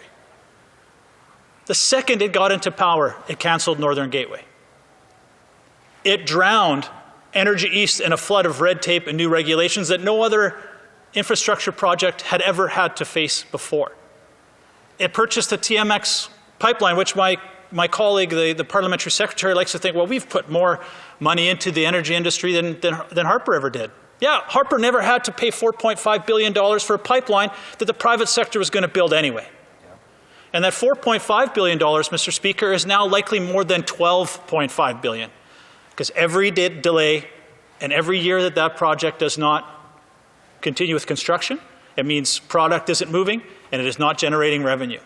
So that $4.5 billion investment that the Liberals like to say is now a $12.5 billion white elephant on the backs of Canadian taxpayers. And then we continue to cripple this industry with bad policy like C-69, the No Pipelines bill, the tanker ban, a carbon tax that will go to $170 a ton, far beyond what any other country is putting on their economy, putting us further and further behind in terms of not being competitive. And Mr. Speaker, what has this virtue signaling gotten us? Has this earned us any social justice?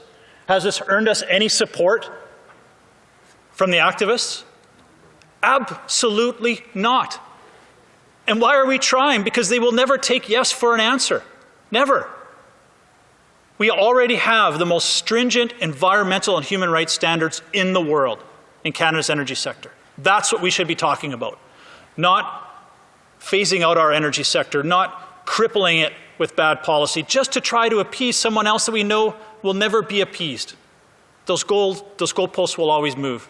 And President Biden has proven that. Now let's take a look at Keystone specifically, Mr. Speaker. Keystone had put more than $1 billion into renewable energy to power that pipeline. More than $1 billion to ensure that it was emissions neutral. That still wasn't good enough. So it's impossible to go any further. And I know, we've talked a lot about this, Mr. Speaker, that this is an Alberta issue. And there's no question. My Alberta colleagues and Saskatchewan colleagues, this has hit us hard. And it's very frustrating to hear from our colleagues from other parties that, it's just get over it. But this isn't just an Alberta issue, Mr. Speaker. This is a Canadian issue. These projects which have been decimated or canceled, the Tech Frontier mine we've talked about, Warren Buffett has pulled out $4 billion from a Quebec LNG project in Saguenay, that's Quebec. The cancellation of Energy East. The GE factory in Peterborough, Ontario was going to expand, and that expansion was canceled. And they laid off 350 workers in Peterborough. Do you know what that plant was making, Mr. Speaker? It was making turbines for pipelines. So this isn't just an Alberta issue. This is a Canadian issue. This is about our economic and energy sovereignty. And now what's next at stake? This cancellation of Keystone and the lack of fight from the Liberal government has just emboldened these activists. Now next in line is Line 5 that goes from Canada into Michigan. If that pipeline is cancelled by Enbridge project, that could cost Sarnia 5,000 to 6,000 jobs and impact the jobs at Ontario oil refineries. So again, this just isn't an Alberta problem, Mr. Speaker. This is a Canadian problem. And I want my colleagues from the other parties from across Canada to understand that. We're not speaking just for our constituents, which are, of course, our number one priority, but we're also speaking about what's best for Canada. And that's what we're asking this Prime Minister and this government to do, is start standing up for what's best for Canada's energy workers, what's best for our country, not what's best for their global friends, what's best for Canadian prosperity. And this is about prosperity, Mr. Speaker. We are selling our oil at a massive discount to the United States, who sells it on the world market.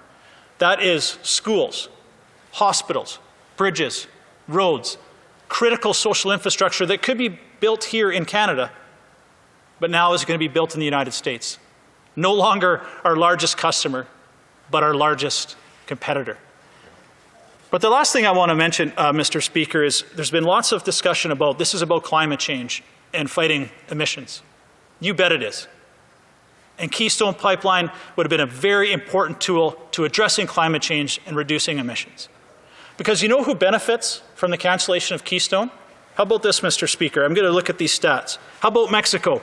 $12.3 billion. Saudi Arabia, $11.5 billion. Iraq, $7 billion. Colombia, $6.5 billion. Russia, Venezuela, I could go on. All of these countries are now going to be filling that void that is left by Keystone. What do you think the human rights and environmental standards are of Russia, Venezuela, and Saudi Arabia compared to Canada? If the fight really is about climate change and really is about emissions reductions, then these opponents of Canadian energy and Canadian pipelines would be actually speaking the truth and talking about exactly what we do here in Canada, and we do it better than anybody else in the world. And they should understand that and speak proudly about it, Mr. Speaker. Thank you. Questions and comments. Questions et commentaires. The honourable member for Nanaimo Ladysmith. Well, thank you, Mr. Speaker. I appreciate the member's speech, but there's a lot of misinformation here. 48% of the total amount of crude that gets imported into the United States comes from Canada. We exported 3.7 million barrels per day every day in 2019. 98% of Canada's crude exports go to the United States. There is not a problem exporting crude to the United States. 79% of our imports are from the United States. So we're trading oil back and forth. The problem with job losses is companies like Suncor that are automating their industry. And so without building more infrastructure, there is no more jobs in the oil patch. This is a sunset industry. And when you see the big money, the smart money, not investing in oil and gas in Canada and the United States, then you see governments, provincial governments in the case of Alberta and British Columbia, throwing taxpayers' dollars down a swirling drain to keep these projects going. You know, we have international agreements, and Stephen Harper signed an agreement in 2009 in Copenhagen to reduce emissions by 17% over 1990 levels. And 8 provinces and 3 territories representing 85% of the population met that target. 2 provinces increased their emissions so much that we leveled right out, and that was Alberta and Saskatchewan. So I'd like to ask the honourable member, what do we do about our commitments, our international commitments? The United States, we are, out of the G7, we have the highest climb in greenhouse gas emissions. 21% we've increased. All the other G7 nations have lowered their greenhouse gas emissions except for the United States, which has only increased theirs by 3%. And that was under the Trump administration. So where does the member... The honourable member for Foothills. You know, I think this member should be ashamed of himself and his party for cheering the loss of 14,000 jobs in this country. I don't recall him ever standing up and cheering when we had an economic downturn and lost jobs in the auto sector or the aeronautics sector. Or would he be standing up and cheering if we lost tens of thousands of jobs in the tourism sector in his riding? All of us should be... Yeah, you had your speech. Order. Q&A. I just want to remind the honourable members that this is not a shouting match back and forth. We're speaking to the Speaker through to everyone else in the chamber. The honourable member for Foothills. Thank you very much, Mr. Speaker. And I'm just going to my point here that we had, this misinformation that he's putting out there that, we have reduced the carbon footprint to produce a barrel of oil by 30%. The technology and innovation in Canada is second to none. When it comes to reducing emissions and addressing climate change, Canada isn't the problem. Canadian energy isn't the problem. Canadian energy is a vital part of the solution. And it's about time we started talking about that instead of attacking what we do best. Questions and comments? The honourable member for Victoria. Thank you, Mr. Speaker. We need a government that protects workers and invests in the jobs of the future, in low-carbon jobs. We also need real action on the climate crisis, and we need climate accountability. And so I'll ask the member the same question that I asked his colleague, since his colleague wouldn't answer. The member mentioned he's opposed to certain climate legislation that would impede pipeline construction. Canada's energy regulator put out a report that said Keystone XL is incompatible with net zero legislation. Is the member across the way going to be voting against the net zero legislation? Honourable member for Foothills. Thank you very much, Mr. Speaker. And she talked about the important about fighting for jobs first. I want to answer that part of her question first. Is with Keystone specifically, TC Energy had promised that every single one of those jobs in the United States would be a unionized labor. So the NDP should be supporting these types of things. If she indeed wants to fight for jobs, then why are they not supporting something like this? And again, I will reiterate what I said before, is if your fight is to reduce emissions, climate change, Keystone was the epitome of what we should be doing. TC Energy invested more than $1 billion in renewable energy to power this pipeline. It was going to be emissions neutral. So again, we're doing everything we possibly can to meet the NDP and these green activists' goalposts, but every time we get there, Mr. Speaker, you know what happens? They move that goalpost a little further. They will never appease them. Let's start talking about what we can do to address these issues. Resuming debate, reprise du débat, the honourable member for Kings Hants. Thank you, Mr. Speaker, and it's a privilege to be able to rise virtually, of course, in this House to be able to talk on this important topic. Before I start, there's about a half hour left here in Nova Scotia, and indeed it's Robbie Burns Day in Scotland. My family has deep Scottish ties, as I know the member of Foothills does as well. This is the McLaughlin Ancient Tartan, and certainly to those that are celebrating Robbie Burns today into the wee hours of the morning, we're thinking of you and certainly want to highlight on the record the important connection that Canada has with Scotland and its place in the world. Mr. Speaker, the member from Foothills and the member before him from Battleford Crowfoot really, I thought, spoke quite passionately and quite intensely about the human impact of what this means to workers in Alberta and Saskatchewan. And I have some statistics here that I thought the Minister of Natural Resources spoke quite well earlier in this debate about the impact of what this sector means to particularly the Western economy, but indeed the Canadian economy. We as parliamentarians can't get around the fact that this is our largest industry in the country. I think at one point, I don't have the statistics right in front of me, but it's about 10%. Order. Order. The Honourable Member for Kingston and the Islands on a point of order. Mr. Speaker, I believe that the member forgot to indicate that he'll be sharing his time with the member from Don Valley West. Just wanted to make sure that he had the opportunity to put that on the record, if that's the case. I'm sure that the Honourable Member for Kings Hants appreciates the brief interruption there. I wonder if he might add whether that is in fact his intention. The Honourable Member. I'd like to thank my honourable colleague. It's 11:30 here at night, so he'll have to excuse me. That's right. I will be splitting my time with the Member of Parliament and my colleague from Don Valley East.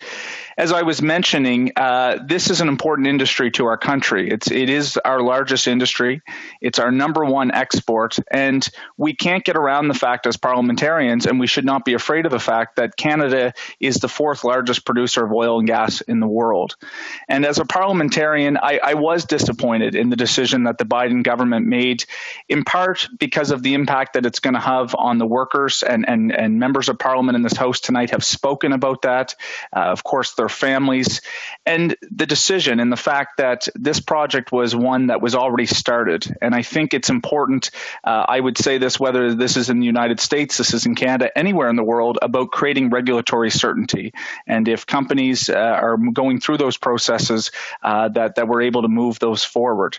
And it was already articulated by my colleagues, but this is not just an issue for Alberta and Saskatchewan. This is an issue from every end of the country. I'm the Member of Parliament in Kings Hants, and I have many constituents who have built their livelihood and worked in these sectors. They have either still transitioned between Western Canada and the Maritime provinces, or have made their start, came back home, used their trade and skill set that they've learned to be able to contribute to our economy in Nova Scotia, to be able to pay for their mortgage, to be able to make their living. And sometimes I hear too much of the narrative from members of parliament that this is a regional issue. No, this is important to workers and families across the country.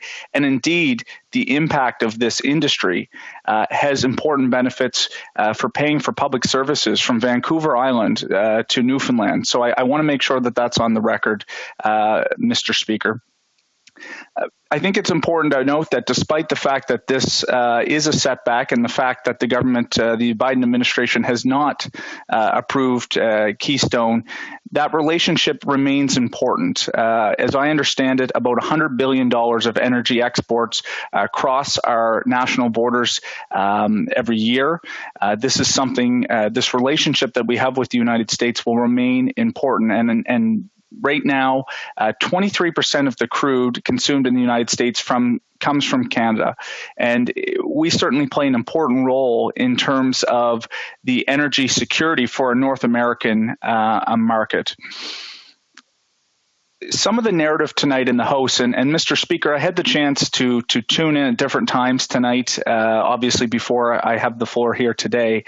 And there became a narrative that government has, quote unquote, failed to drive this project forward. And often it is members from the opposition ranks that like to suggest that government fails on issues that sometimes are completely outside the control of the government of Canada.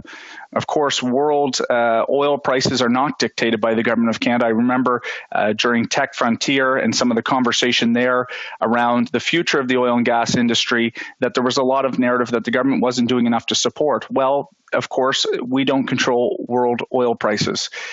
In terms of what we can do to work with the United States, our ambassador has been on this, as has the Prime Minister from day one in terms of engaging on this issue. If you don't want to believe me, I believe the Premier of Alberta, Jason Kenney, has, as early as last week, actually talked about his support for the work that was going on behind the scenes to be able to advance this project. At the end of the day, the United States is a sovereign country. We have a strong relationship, but their administration, the government of Canada, can do its utmost, as we have, but we don't control those decisions that are being made outside of our national borders as well. And the suggestion that is being made, Mr. Speaker, is that we should retaliate. We should create a trade war of sorts, not unlike what we just seen from the last American administration, on who is both our closest economic partner because of its proximity and its market to Canada, but also one of our important partners from a security perspective as well. I don't think that suggestion that we should retaliate brings any benefit to oil and gas workers in Alberta and Saskatchewan, indeed anywhere in this country. That could only jeopardize the existing relationship of that $100 billion that I just mentioned that goes back and forth every year and is crucial to our supply chain in North America. I want to touch on a point that the member of Foothills made, and I got to be fair, and I want to make sure that I'm balanced in my remarks tonight because I thought the member from Foothills spoke quite eloquently. I thought he was convincing on many points, but he talked about appeasing social activists, almost as such that the government is moving in a direction just to appease a small group of individuals that might be very prominent on environmental issues. And I think the member from Victoria might have spoke about this, or perhaps someone else, around the fact that global financial markets, they are focused on investing in industries and companies that are moving in this direction. And in fact, Canadian oil and gas, Canadian energy companies, they understand this. They're moving in this direction. And so for the suggestion that this is appeasing social activists, we have international agreements to be able to move on this.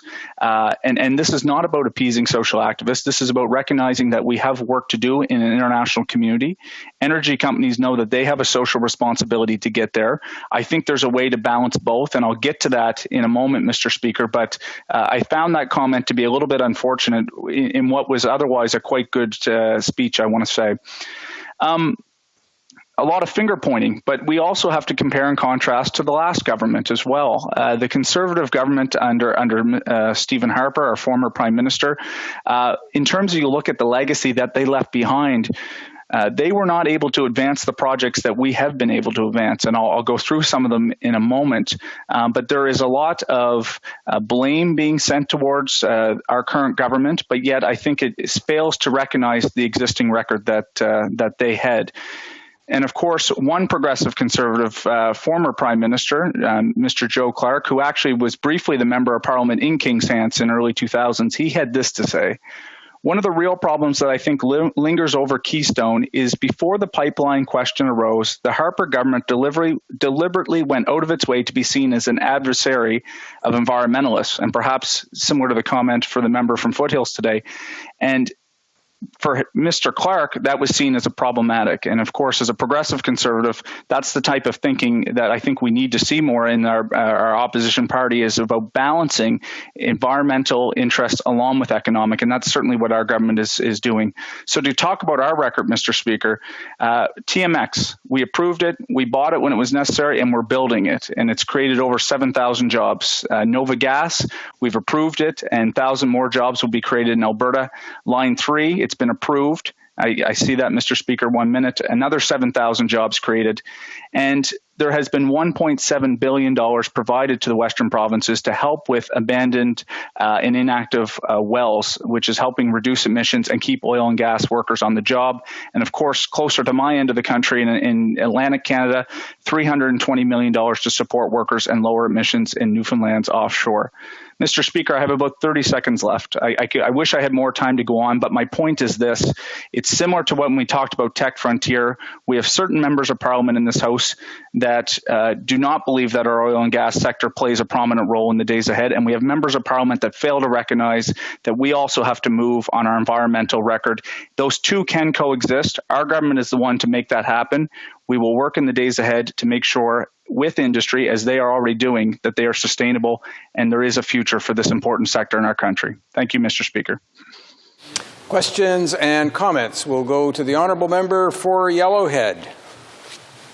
Thank you, Mr. Speaker, and through to you, to the member of King's Hands. Great speech. I did appreciate how you said we work together, how Canadians all across this country were supporting the oil and gas sector. And I have a question when it comes to building pipelines, and I know this one has an issue until we get a new president in the United States. I don't see it proceeding forward. But the member from Winnipeg North said how the Liberals have got more pipelines built. My question to you then is, would you support a pipeline going to Eastern Canada so we can support each other and get rid of tankers coming down the St. Lawrence Seaway? For King's Hands. Sorry, Mr. Speaker. Look, certainly if there was an application to come back on that process and it made sense from a financial and an environmental perspective, absolutely. I've said that to members on my doorstep. We do import a significant amount of our crude from other countries of the world. We have this ability to do so right in Canada. I don't believe there's an application in process, but if that were to come and if it met the regulatory approval, of course. And I may add just quickly about Goldboro LNG, which is a liquefied natural gas project that is being proposed in eastern Nova Scotia. It's important to getting Germany, one of our G7 partners, off coal. It's a project that both supports Canadian energy workers, but also helps reduce our emissions in that global context. These are things that we have to work at, especially companies that are committed to getting to net zero. Thank you. Question et commentaire dans la députée de Lac-Saint-Jean. Merci, M. le Président. Écoutez, c'est assez clair, là, en suivant le débat ce soir. On sait exactement où le Bloc québécois se positionne sur Keystone XL. On sait exactement où les conservateurs se positionnent. Les Verts, le NPD, même chose. Ceux pour qui on ne sait pas où ils se positionnent sont les libéraux. Et là, ça fait 4 fois que je pose la même question. Là, ça va être la 4e fois. Là. La première fois, je me dis, on ne peut pas comprendre la question, c'est correct. La 2e fois, ben là, encore une fois, je laisse la chance au courant. La 3e fois, je me dis, il y a peut-être un peu de mauvaise foi. Mais la 4e fois, je suis convaincu que mon collègue de King Hans va me répondre parce qu'il va avoir bien compris la question, surtout s'il a suivi le débat depuis le début.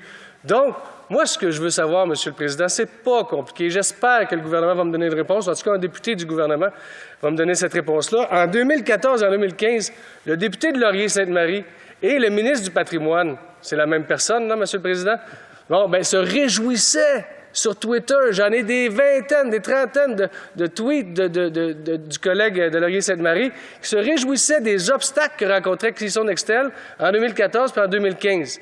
Et là, les libéraux nous disent qu'ils sont déçus, qu'ils sont peinés, qu'ils sont tristes de voir Keystone XL annulé. J'aimerais savoir, et avoir cette réponse-là, au Conseil du ministre, est-ce qu'on est réjoui, est-ce qu'on se réjouit de l'annulation de Keystone XL ou alors est-ce qu'on est déçu? C'est très simple. Député de King's Hands. Thank you, Mr. Speaker. Let me say a couple of things to that long question that the member asked. First of all, I'm a member of Parliament for King's Hands. I am not a member of the Executive Council, but certainly, of course, have dialogue with my colleagues. So for me to speak on behalf of the Cabinet, I'll leave that for my Cabinet colleagues to do so. What I would say is that the Liberal Party, not unlike other parties, we have a variety of different opinions in our caucus. Some members have certain beliefs, others have different ones along the line. I've made it very clear that I believe that Canadian energy, our oil and gas sector, and our environmental targets can both coexist, and both are going to be important in the days ahead. I'll let other members speak for themselves, particularly in terms of our government. Our Minister of Natural Resources was clear about his position, and I think for the member from the Bloc to be able to talk about, basically, I guess, as I understand, that he's not in support of Canadian oil and gas sector really flies in the face of the equalization payments that Quebec receives every year as over year that they have received from the Canadian oil and gas sector to help support projects and residents across the country, including in his home province. Got time for one short question. The honourable member for South Okanagan, West Kootenay. Well, thank you, Mr. Speaker, and I'd like to thank the member for his speech, and I'm glad that he mentioned Robbie Burns, a very important point to make today. He also mentioned that this isn't just a regional question. We all have, when I go knocking on doors in my riding and in the interior of British Columbia, I meet families who have family members working at Fort Mac in the oil patch. And so this is something, the downturn in the oil economy is something that affects all of our ridings across the country. And I'm just wondering, to pick up on one of the points that I think the member from Foothills made about workers need to see these jobs. They just are tired of these promises. And we need to create those jobs now. We need to invest billions of dollars. We've invested billions in pipelines. Let's invest billions in work and jobs across this country. Energy efficiency jobs spring to mind, where people could work in your riding, my riding, work at home, be at home with their families. We are out of time. I'll let the honourable member for Kings Hants just a short response. The honourable member. Thank you, Mr. Speaker. In just 20 seconds or so, if I could, look, I would agree with the member. There is a global transition that's happening towards a greener economy. As I mentioned in my remarks, energy companies are focused on that too. They're committed to being there. We can find a balance to be able to move forward. We have invested in green energy, $15 billion and a Climate Accountability Act before Christmas. We're focused on being able to support both in the days ahead, because it's not one or the other. We can make both work. Thank you, Mr. Speaker. Resuming debate, the Honourable Parliamentary Secretary to the Minister of Foreign Affairs. Thank you very much, Mr. Speaker. And along with the member for King Hants, I want to wish everybody a very happy Robbie Burns Day. In honor of that, I am wearing my elephant tartan tie, and it is a minor nod to the heritage that some of us share in this place. It's a great privilege to participate in tonight's debate, which has been very wide-ranging. This debate is about a pipeline and the decision by a democratically elected president of the United States of America to cancel a long hoped for pipeline, which was to take Canadian energy to our neighbors in the south. But it is much more than that. It's about Canadians, mostly Albertans, but not only Albertans, who are worried about their livelihoods with the cancellation of this pipeline. It's about Canadians across the country who are worried about how they will fit into an economy that is undergoing a fundamental transition regarding the way we live, the way we work, the way we engage together. And it's dramatically changing our economic and industrial landscape. It's also about Canadians who are wrestling with the reality of climate change, of threats to air quality, and the health impacts of environmental degradation. But mostly, it's about how we hold all three of these things together at the same time: protecting livelihoods in the short term, ensuring economic transitions in a fair and just way, ensuring that no one is left behind, and how we do these things while taking real and concrete steps to address climate change and to improve the quality of life in Canada and around the world for the benefit of everyone. And as we wrestle with these three things simultaneously, we also recognize very clearly that Canada is not an island. We share this continent, and maybe more to the point, we share an economic, cultural, and deeply important energy and environmental relationship with the United States. And it's second to none in the way it impacts all of us. That relationship is something that I think all Canadians are now coming to grips with. We are each other's top energy supplier across virtually every source of energy: oil and gas, hydroelectricity. We're also the United States' #1 partner in energy security, ensuring our industries and consumers have a supply of power to sustain jobs and communities. And that energy security also demands environmental sustainability as a key component. The Canadian government and Canadian industry are committed to the ongoing process of increasing the sustainability of our energy supply, and together we're taking action to drive down environmental footprints of traditional energies, developing and deploying clean energies, and increasing energy efficiency. As we move into a clean energy transition and towards a decarbonized economy that will address the challenges of changing climate, our bilateral energy and climate change collaboration becomes even more important. That is because climate change is at its core an issue that requires collective action. We're committed to that work. This applies to the energy sources we use today, the ones we invent tomorrow, and our policies to fight climate change in the weeks, months, and years to come. Every energy projection indicates that over the next few decades, we will continue to need fossil fuels as that transition continues. Mr. Speaker, today I bought a new car. Kind of fun to pick up a new vehicle. It's my second hybrid, a Toyota made in Woodstock, Ontario. It will use gasoline, but it will use less gasoline than a car with a conventional engine. It's a symbol of the transition that we are in, moving to new technologies while continuing still to be dependent on fossil fuels. Many of us, I think, find ourselves in that same place. In Canada, in the United States, we are in that together. And today, Canada is by far the best source for the United States for that fuel, due to many factors, including our geographic proximity and our world-leading energy production practices. We're good producers of some of the world's best sources of energy, and I think we all share in this House the goal of producing the oil and gas we will continue to need for some time in as sustainable a way as possible. Canada's environmental, social, and governance record for oil production ranks third in the world, well ahead of any other supplier to the United States, which itself ranks sixth. Is this good enough? Not good enough for us, but it is an excellent record and can only get better. For example, the Canadian Oil Sands Innovation Alliance, which represents all the major oil sands companies, are developing new technologies and sharing best practices to enable further reduction of the impact of their in situ operations on freshwater resources. Canada is also a leader in clean tech and reducing the environmental footprint of fossil fuel production. Just today, two Calgary companies, Enhance Energy and Whitecap Resources, announced that they had gone beyond net zero to achieve net negative production of oil. This remarkable accomplishment was achieved by capturing carbon, which was then itself used to extract the oil. This means that the companies are storing more emissions underground than they're producing in their operations. This is the kind of innovation that will accelerate our transition towards a green future and that underpins our climate commitments as a country. And the world is watching and the world is taking note.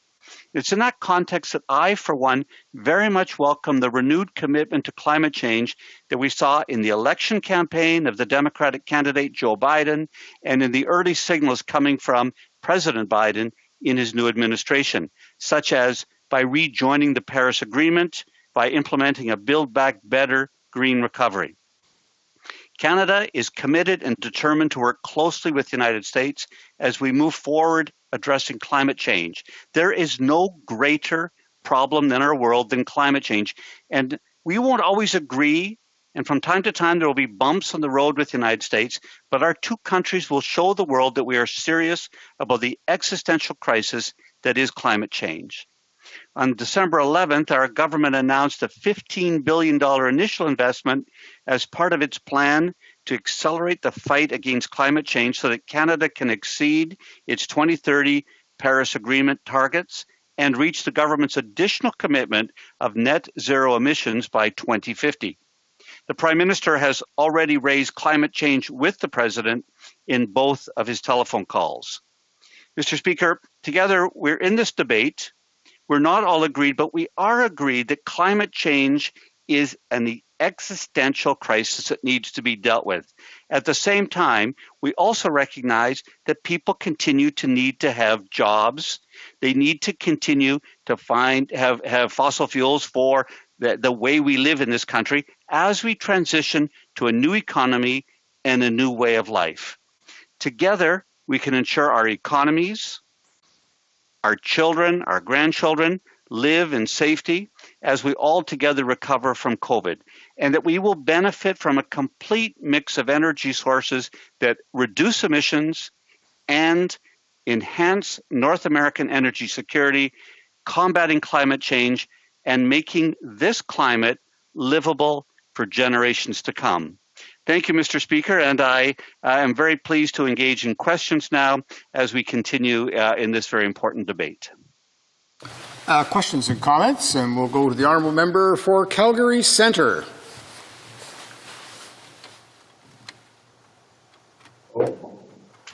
Sorry, I'm just plugging my headset in here. My apologies, colleagues, but question I would have to my colleague, and wonderful speech, Mr. The issue is accountability here. We talk about the environment all the time, but we talk about making steps in the environment, including getting more world-class environmental product to market, and we run into walls because we don't advocate effectively enough for that environmental solution. Would you take it upon yourself as a member of caucus in the governing party to actually make that point more well known with the decision makers in your party to put this at the forefront of the agenda of getting something done for our economy, for our environment, and for our future? Thank you. Honourable Parliamentary Secretary. Thank you to the member for Calgary Centre. And it's absolutely, the answer is yes, that I am committed to that because I understand that, and we have been saying this as a government, that the environment and the economy go hand in hand. We can't have a clean environment and somehow sacrifice the economy to the point that it doesn't matter how we are living in this planet. We have to have both of these things together. And it's, I think one of those realities is, having lived in Western Canada, I have a different perspective than some people who haven't maybe lived there. I have a sister who is an Albertan, and she reminds me regularly of the importance of this. And what I have heard is the commitment that Alberta has to a cleaner environment. We're trying to do this together, and what we want to make sure is that we don't fracture our country, but recognize that together we have to battle both of these things. We have to make sure that we have jobs and we have a clean environment. We combat climate change, and we do it in a way that is positive, constructive, and step-by-step. So the answer is yes. Questions and comments? The Honourable Member for South Okanagan, West Kootenay. Well, thank you, Mr. Speaker, and I'd like to thank the member from Don Valley West for his speech, and I also like to thank him in his parliamentary secretary role. He's just done exemplary work for probably every MP and thousands of Canadians across this country in the last year. He's worked so hard, and I really thank him for that. But I want to ask him, you know, in terms of the foreign affairs part of his role, when we're faced with a decision by the U.S. president to cancel the permissions for Keystone, what I would hope Canada's goal would be, in speaking with the president and members of the U.S. administration, is let's advance that climate action plan that he has laid out. Trillions of dollars of work needs to be done. Canada should be a part of that, and we have to negotiate with the United States to make sure we're not on the other side of that Buy America plan, and so that Canadian companies, Canadian workers can benefit from coast to coast with that effort that the United States will be undertaking. The Honourable Parliamentary Secretary. Thank you, Mr. Speaker. And I think what I have learned in the last year is the commitment from every member of Parliament to work for their constituents. And through this year, I have seen such tremendous passion from all of you that doing my consular affairs work has been actually fun and enjoyable, mostly fun and enjoyable. I think, as I said earlier, we have a democratically elected president in the United States who clearly campaigned on the cancellation of this pipeline and is now taking action on that. Our job is to find a way for Canada to fit into that decision in the best possible way. And this is not going to be an easy relationship. Many of us had our shoulders drop and very happy with the results of that election, but it doesn't mean it's going to be easy. So whether it's the Buy America program, whether it's other issues that the United States may differ very fundamentally from Canada. Our job as a government is to stand up for Canadians and Canadian values while working with the realities that we are given on this continent. And so we will attempt to show the United States the value of our energy, the importance of us being their best supplier of energy, the value of us as their leading customer for American-produced products. We will continue to be a valued partner economically. Sometimes we have to remind them of that. I think they sometimes forget that. So our job, I think from both sides of this House, is to remind our American friends we're a good friend, we're a good customer, we're a good supplier of energy and other resources, as well as manufactured goods, technology, innovation, and to do that together. And somehow we have to show them it's win-win. And we're at the end of our 5 minutes there. We'll go to resuming debate. And by video conference, the Honourable Member for Cypress Hills Grasslands. Thank you very much, Mr. Speaker. And I'll be splitting my time with the member for Calgary Forest Lawn. For the first day of the House sitting in the new year, I'm proud to speak up for something that is important for all Canadians.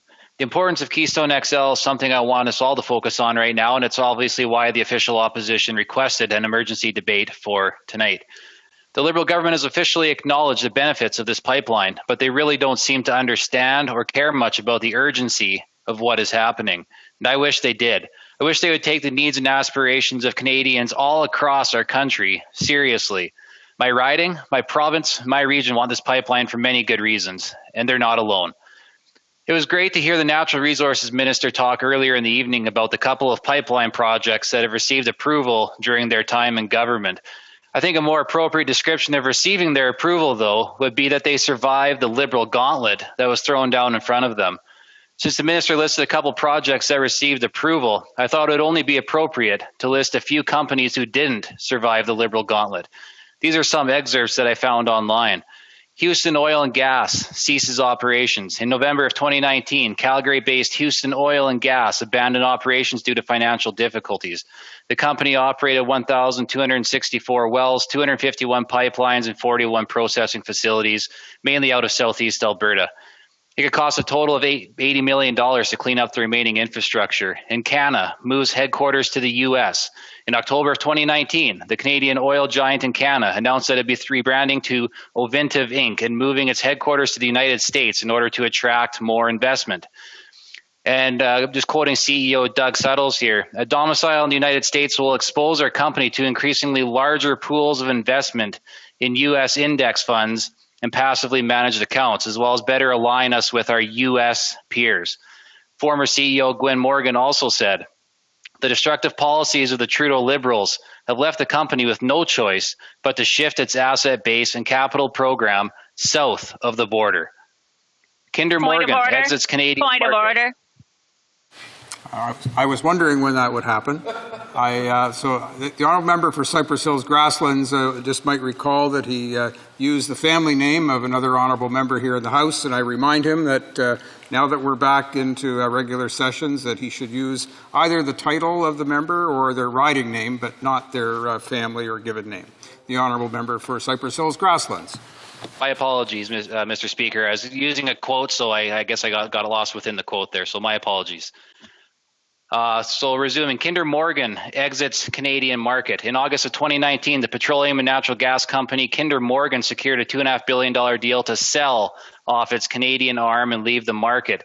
And previously in 2018, the Liberal government purchased a Trans Mountain pipeline from them for $4.5 billion. According to estimates by the Parliamentary Budget Officer, the Prime Minister overpaid for the pipeline by up to $1 billion in taxpayer funds. There are several other companies who have either been absorbed by bigger companies or forced out of the market in the last 5 years due to the severely limiting policies and overall death by delay attitude of this government. The investment climate in Canada is driving investment in resource-based companies to countries with weaker environmental standards and poor human rights records, which should be motivation enough to see a project like this through to completion. I think it is important at this time to consider what Canadians are saying about Canadian-sourced oil and gas.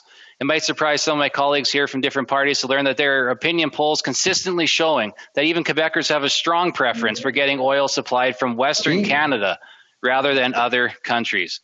In a poll done by the Montreal Economic Institute, they found that 71% of Quebecers would prefer to import oil from Western Canada than from other countries.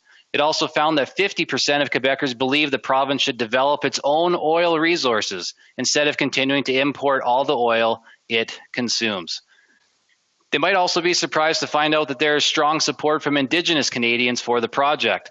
This pipeline represents an opportunity for reconciliation and prosperity.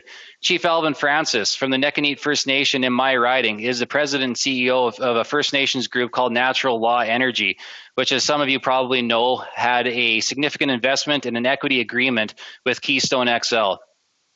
When I talked to Chief Francis about the news that the permit was being revoked for Keystone XL, he was quite saddened and disheartened about it, because this project, what it meant for his people was the funding and also the opportunity to further education, to further housing, and also to advance their economic development that they're working so hard to build for their people.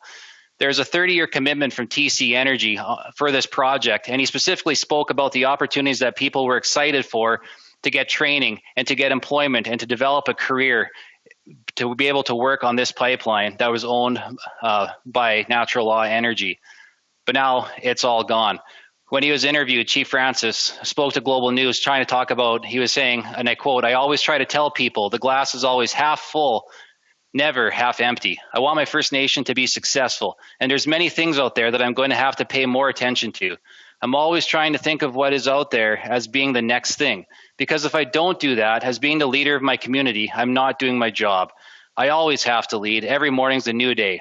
They have very knowledgeable people, TC Energy, and they will do it. They will put a plan in place, and I'll be a part of that plan to make sure that we have our view in it, First Nations view on it, so that we can continue to be successful together," end quote. The loss of Keystone XL will be devastating for their community, as it is for many others.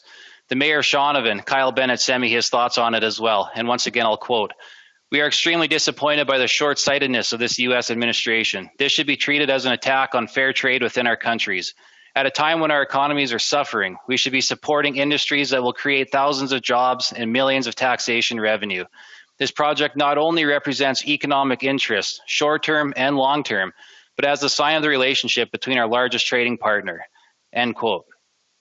So what does this government have to say to the Nekonit First Nation, to Shaunavon, to the countless communities and workers which they are letting down? Before last week, the Prime Minister told us about one phone call. And at committee, we heard from the Natural Resources Minister and also from the Parliamentary Secretary that they had one phone call back in November with the incoming American administration. He said that the first phone call was, and I'll quote, "the very definition of a priority." Mr. Speaker, if it's a priority, one half-hearted phone call does not add up to a priority. If it is a priority, the Prime Minister, the Natural Resources Minister, the Foreign Affairs Minister, the International Trade Minister, all would have been at the table, repeatedly asking the former and the incoming administration to ensure that this project is built, telling them that this is about Canadian and American jobs, that this is the most ethically sourced and environmentally friendly oil in the world, and it also drives innovation. Mr. Speaker, there are oil and gas companies who have made the claim that they are net negative in their emissions because of the utilization of carbon capture and storage. In an article by CBC of all places, they report that Enhance Energy stores 4,000 tons of CO2 underground, which is the equivalent of removing 350,000 vehicles off the road every day. You see, when you make something a priority, you relentlessly go after it. Enhance Energy and also Whitecap Resources have made it a priority and have objectively achieved it with carbon capture and storage. This government has only proved once again that they need to get their priorities straightened out. I'm hoping that we'll see the Natural Resources Minister again at committee next week or in the coming weeks to explain where this project is going with the new administration and what kind of work and efforts that they have put into it to try to advocate for Canadians, for Canadian jobs, and for our industry. Mr. Speaker, the Liberals knew that the incoming administration's position. Did the Prime Minister think that the one phone call back in November and then one phone call at the 11th hour and politely expressing disappointment was going to be enough? I mean, we all obviously knew what the Biden administration's goals were. We knew what they were saying. They laid it out there on the line. But the point that I'm trying to make here tonight, and I know that all of my colleagues here are trying to make, is that if the government truly actually does care about Canadian jobs, if they truly care about Canadian resources, about our oil and gas sector, about the workers that they repeatedly are talking about, that they would have put it in a wholehearted effort. It was great to hear them talk about their consultations with the Alberta Energy Minister and even the Saskatchewan Energy Minister, and that's great. But honestly, Mr. Speaker, that's just preaching to the choir. That's not really the audience that needs to be spoken to here. They needed to be speaking again, like I said earlier, to the incoming administration and now the new president of the United States and his people about the importance of this project and what it was going to bring to Canada, but what it was also going to mean to the energy security for North America as well. There are several great opportunities that have been proposed and been promoted over the last 5 years, and that this government has effectively killed by their death by delay tactics. And quite frankly, it's allowed them to basically just blame every other people for their dithering and their delaying on all these kinds of projects. We saw that with the Tech Frontier mine, and we're seeing it again here once again with Keystone XL. And there's a lot more at the stake each and every time that they do this tactic of theirs. Thank you very much, Mr. Speaker. And we'll go to questions and comments, and we'll go first to the Honourable Member for Saanich Gulf Islands. Thank you very much, Mr. Speaker. It's been a long night of debate, and the Green Party members of Parliament never got a speaking slot, so I'll try to be brief, but there is so much to say. To my honourable colleague from Cypress Hill Grasslands, we do find ourselves at different ends of this discussion because the crisis that consumes my sleepless nights is the threat to my children and grandchildren of a galloping climate emergency. And I don't think it's incompatible to protect workers in the fossil fuel sector, but it is incompatible to continue to press for growth in fossil fuel infrastructure and avoid the coming climate crisis. So my question, my honourable colleague, is what would have made the Conservatives believe, and for that matter, what made the Liberals believe, that the well-founded, evidence-based decision of former Secretary of State John Kerry, based on an extensive review, was going to be ignored when, for purely political reasons, former President Donald Trump had overturned it. This was an evidence-based decision for which we ought to have some respect. Member for Cypress Hills Grasslands. I want to thank the honourable member for her question. And I guess one of the overall themes that we've been hearing routinely throughout the night here is if not Canadian oil and gas, where else is it going to come from? We know it's going to be replaced by Saudi Arabian oil. It's going to be replaced by Venezuelan oil. The global demand isn't going down. It is going up. And that's a real fact. And so we need it to be Canadian oil. And we can support Canadian jobs, and it's being sourced in the most environmentally friendly way that there is in the entire world. We have the highest standards here in Canada, so let's be proud of that, and let's not vilify our industry. Questions and comments? The Honourable Member for Sherwood Park, Fort Saskatchewan. Well, thank you, Mr. Speaker, and I thank my colleague for his excellent speech. If we look at the trajectory of this government, they've had 3 American presidents that they've sat across the table from and really failed to advance Canadian strategic objectives in any case. But it's particularly obvious why in the case of the energy sector. They profess to want Keystone XL pipeline to succeed, and yet they've killed pipelines in Canada. They killed the Northern Gateway pipeline right out of the gate. They passed C-48, which prevents any kind of pipeline project, such as perhaps the Eagle Spirit pipeline, from moving forward through northern BC. They killed Energy East indirectly by piling all sorts of additional unreasonable conditions on top of it. So you see them killing pipeline after pipeline here in Canada and then profess to want to get Keystone done. It's just not at all credible that you have somebody supposedly wanting to sell something to the United States that they're not supporting the construction of here in Canada. We should build pipelines in Canada and also use that as a basis on which to promote Canadian energy infrastructure into other countries. Or Cypress Hills Grasslands. Yeah, I couldn't agree more with my colleague. And, further to that point, I think if we want to find common ground amongst the opposition parties here, even the Green Party said the government shouldn't have been investing in the Trans Mountain Line, and we've had that same position that they should have invested in that. We should let the private sector invest in it. We should let the private sector do what it does best: drive jobs, drive employment. Right. So the government likes to claim that they're taking action for energy workers because they chased out investment from the private sector and overpaid for taxpayer dollars for it. The private sector had the ability to do that project on their own. We should have left that alone. We should have let them do it because they were doing a great job. I have time for one short question. The honourable member for South Okanagan, West Kootenay. Well, thank you, Mr. Speaker. And just a quick question. He just said that the private sector should have stayed on with Trans Mountain. I just wondered whether he agrees with his Premier, Jason Kenney, for investing billions of Alberta tax dollars into Keystone XL, which have now basically gone down the toilet. For Cypress Hills Grasslands. Well, thank my colleague for that question, and I'll just take the opportunity to just politely correct him here that Scott Moe is actually the premier of the province where I am from, and it's I know Jason Kenney was trying to invest in jobs for Albertans and for Canadians, and he's also trying to champion the energy sector as it is, because again, we have the highest environmental standards here in Canada, and we should be proud of that, not embarrassed of that.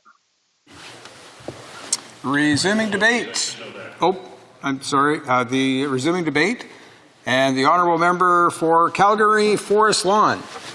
Thank you, Mr. Speaker, and thank you to my fellow colleague and rookie MP from Cypress Hills Grasslands for his amazing intervention.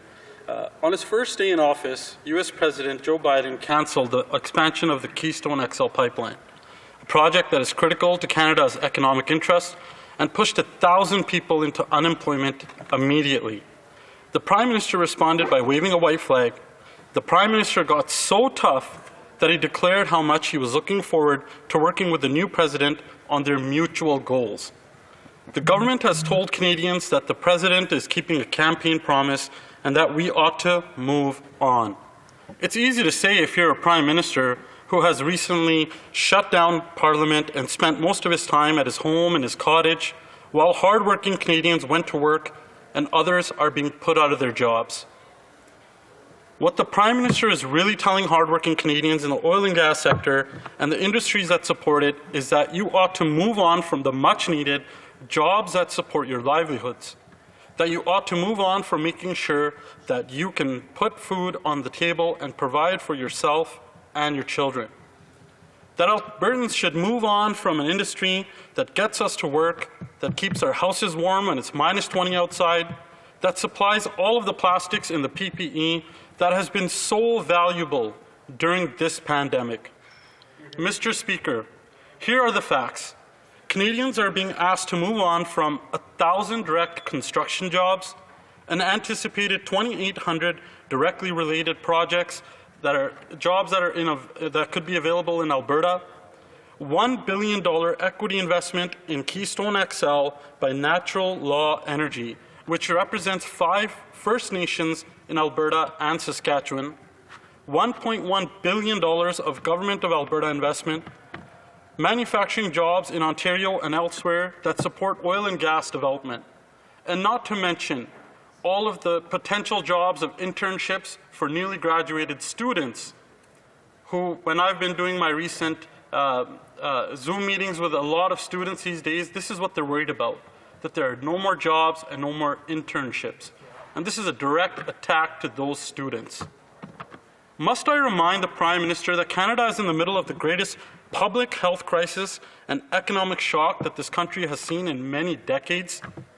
The government squandered an opportunity to bolster economic development during a time that Canadians most desperately need it, and instead is looking for the Great Reset, none of which is appealing to Albertans nor most Canadians. Many businesses in Alberta and throughout the country have closed because of the pandemic. The vacancies of office space in downtown Calgary are staggering. Families are struggling to scrape by, and people's mental health has been greatly affected. Through the Keystone XL expansion, we had an opportunity to encourage significant job growth and investment. But this Prime Minister has abandoned Canadians. While the Prime Minister is more than willing to turn his back on hardworking Canadians and an industry that much of the world envies, Conservatives will always put Canadians first. Canadians are tired of a Liberal government that continues to pander to the radicals while shaming our own oil and gas sector in the process. Mr. Speaker, the Canadian oil and gas industry is a product of inspiring ingenuity and entrepreneurial spirit. It is an industry that we have every right to be proud of, which is why I found the Prime Minister's response to the President's decision puzzling and weak. We have heard about how the Prime Minister called the President and expressed disappointment. Disappointment is an understatement. Was that really all the Prime Minister could say? Why haven't we heard more from the Prime Minister and his government about how great Canadians are at producing our own resources? Our people and companies are incredible innovators. I recently visited a company that has developed a system that monitors pipelines in real time and transmits information about an event instantly. This shows the innovation that we're seeing in this industry.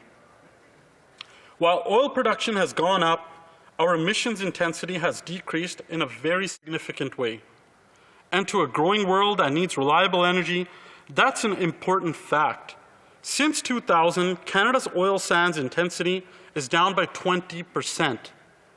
Emission levels from new projects are near or better than the average level of emissions from American crude. Sadly, this government seems very reluctant to cheer on the accomplishments of Canadians. All across the country, work continues on the economic development and environmental protection. Yet all they hear from this leader are platitudes about balancing economy and environment while he kills their jobs. Canadian workers are ahead of this government. They care about the environment, and they also care about their jobs. From a U.S. perspective, why would President Biden say yes to Keystone XL? From his view, in Washington, he has likely watched as Prime Minister Trudeau kill Northern Gateway and Energy East. I have no doubt his response to the Prime Minister was, if you don't want your own oil, why would we want it? Order. I just, again, bring to the honourable member, I know we're getting back into our habits of being in the House again, and the honourable member didn't want to interrupt him, but it's a good time to make note. The honourable member, by all means, the honourable member, go ahead. Thank you. Unfortunately, this would seem to be a final chapter of the long saga that is Keystone XL pipeline. The Obama government punted the project around like a political football for years and years. That president's own State Department had approved it twice. But Mr. Obama waited until the Liberal government was sworn in and then rejected the application, with very little objection from this Prime Minister than anyone else. It becomes too clear to so many of us that this Prime Minister and his government are looking to cover up their real agenda, the destruction of the Canadian resource economy. Nothing of the last 5 years of this government has Albertans convinced that the Liberals have our economics best interests at heart. They vetoed the Northern Gateway pipeline. Energy East shot down by ever-changing and burdensome regulations. They have stood idly by while Keystone XL was vetoed twice. Anti-energy legislation like Bill C-48 to ban exports off the Northwest Coast and C-69 that altered the regulatory process to such a degree that it got labeled the No More Pipelines Act. The government botched the Trans Mountain expansion to such a degree that they nationalized it.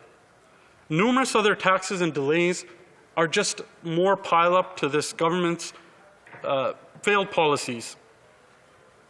And unfortunately, other parties represented in this House have cheered on every delay and veto, no matter how much it hurts their fellow Canadians. This is having a very negative effect on our Confederation. Albertans are not willing to move on. That's why it hasn't been a surprise to Westerners that all the Prime Minister could muster up was an expression of disappointment over the phone and not much else. With the government's track record, the cancellation of a crucial pipeline seems par for the course. But let me remind the Prime Minister that first and foremost, he is Canada's Prime Minister.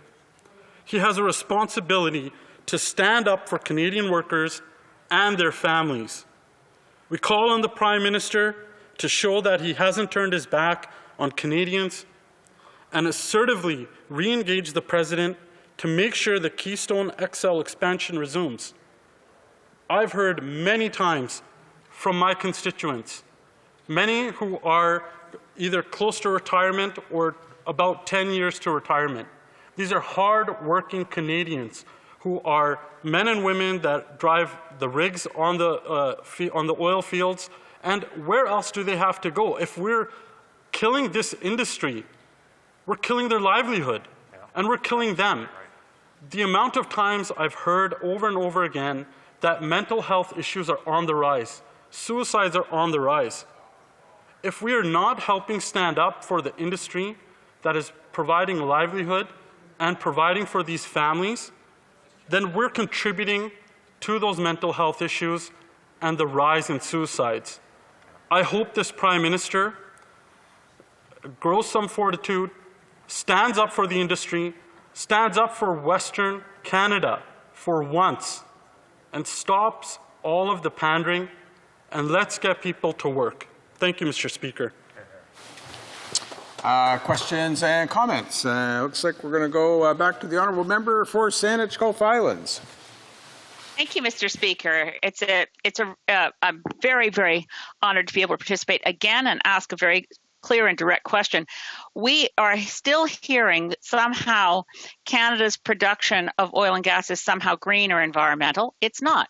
It contributes more greenhouse gases than almost any other form of oil, except for heavy crude, which we also know is produced elsewhere in the world. But we can, in Canada, since we produce more oil than we use, we are exporting product. If we want to continue to use Canadian oil while we transition quite rapidly off of fossil fuels, we can do that and give ourselves a timeline so that oil workers and others in the industry have time to transfer their excellent skills to a renewable sector, to clean tech and green tech. So the fallacy here that somehow if we don't sell other people our oil, they'll get oil from worse places. The world is transiting off of fossil fuels, and we have to do our part. And pipelines aren't part of that moral obligation to do our part. Does the honourable member agree that we should be beginning to transfer to diversify our economy and move away from fossil fuels as quickly as possible? Member for Calgary Forest Lawn. Thank you, Mr. Speaker. And thank you to my honourable colleague for the question. Yahoo! That's what this member's tweet was when the cancellation happened. Yahoo! She was cheering on the fact that people are being put out of work, that Canadians instantly are being put out of work. Their families are being devastated by this. And this member, embarrassingly, was cheering it on by saying Yahoo! This isn't the Calgary Stampede. Yahoo! Is supposed to be a good term for us. But this member celebrated the contribution of our students who are looking for good-paying jobs, internships, a livelihood, a future. And she was cheering on the fact that what's happening is going to contribute to mental health issues and suicides, frankly. And she said Yahoo! To that. I'm very embarrassed by that. Questions and comments? The honourable member for Souris Moose Mountain. Thank you, Mr. Speaker, and I apologize for taking so long. I wasn't expecting to get on this time. I want to thank the member for Calgary Forest Lawn for his speech and his comments. And he talked about a number of things that are quite important, in particular about jobs and the issue of jobs. And that's what a lot of I hear from my constituents throughout is these jobs. And here we have a Prime Minister that continually who downplays the oil and gas industry, doesn't look to support it, but says he's got their backs. But he continues to talk about jobs. We heard from the member from Saanich Gulf Islands who basically said, well, their jobs, they'll be able to get their jobs. But a lot of these jobs where pipelines are and the oil field is in rural Canada, not urban Canada, not big city Toronto or big city Calgary or Vancouver, where they are. This is rural Canada. And if you don't have rural Canada, you don't have urban Canada. So my question to the member is just along the lines of what sort of things does he see that can help for these jobs? We see the benefit of the carbon capture, that we see that it enhances Whitecap resources in minimizing and reducing their emissions such that they're at net zero or net negative. These are beneficial jobs. What other jobs could he suggest that the government needs to step forward on? For Calgary Forest Lawn. Thank you to my honourable colleague for the question.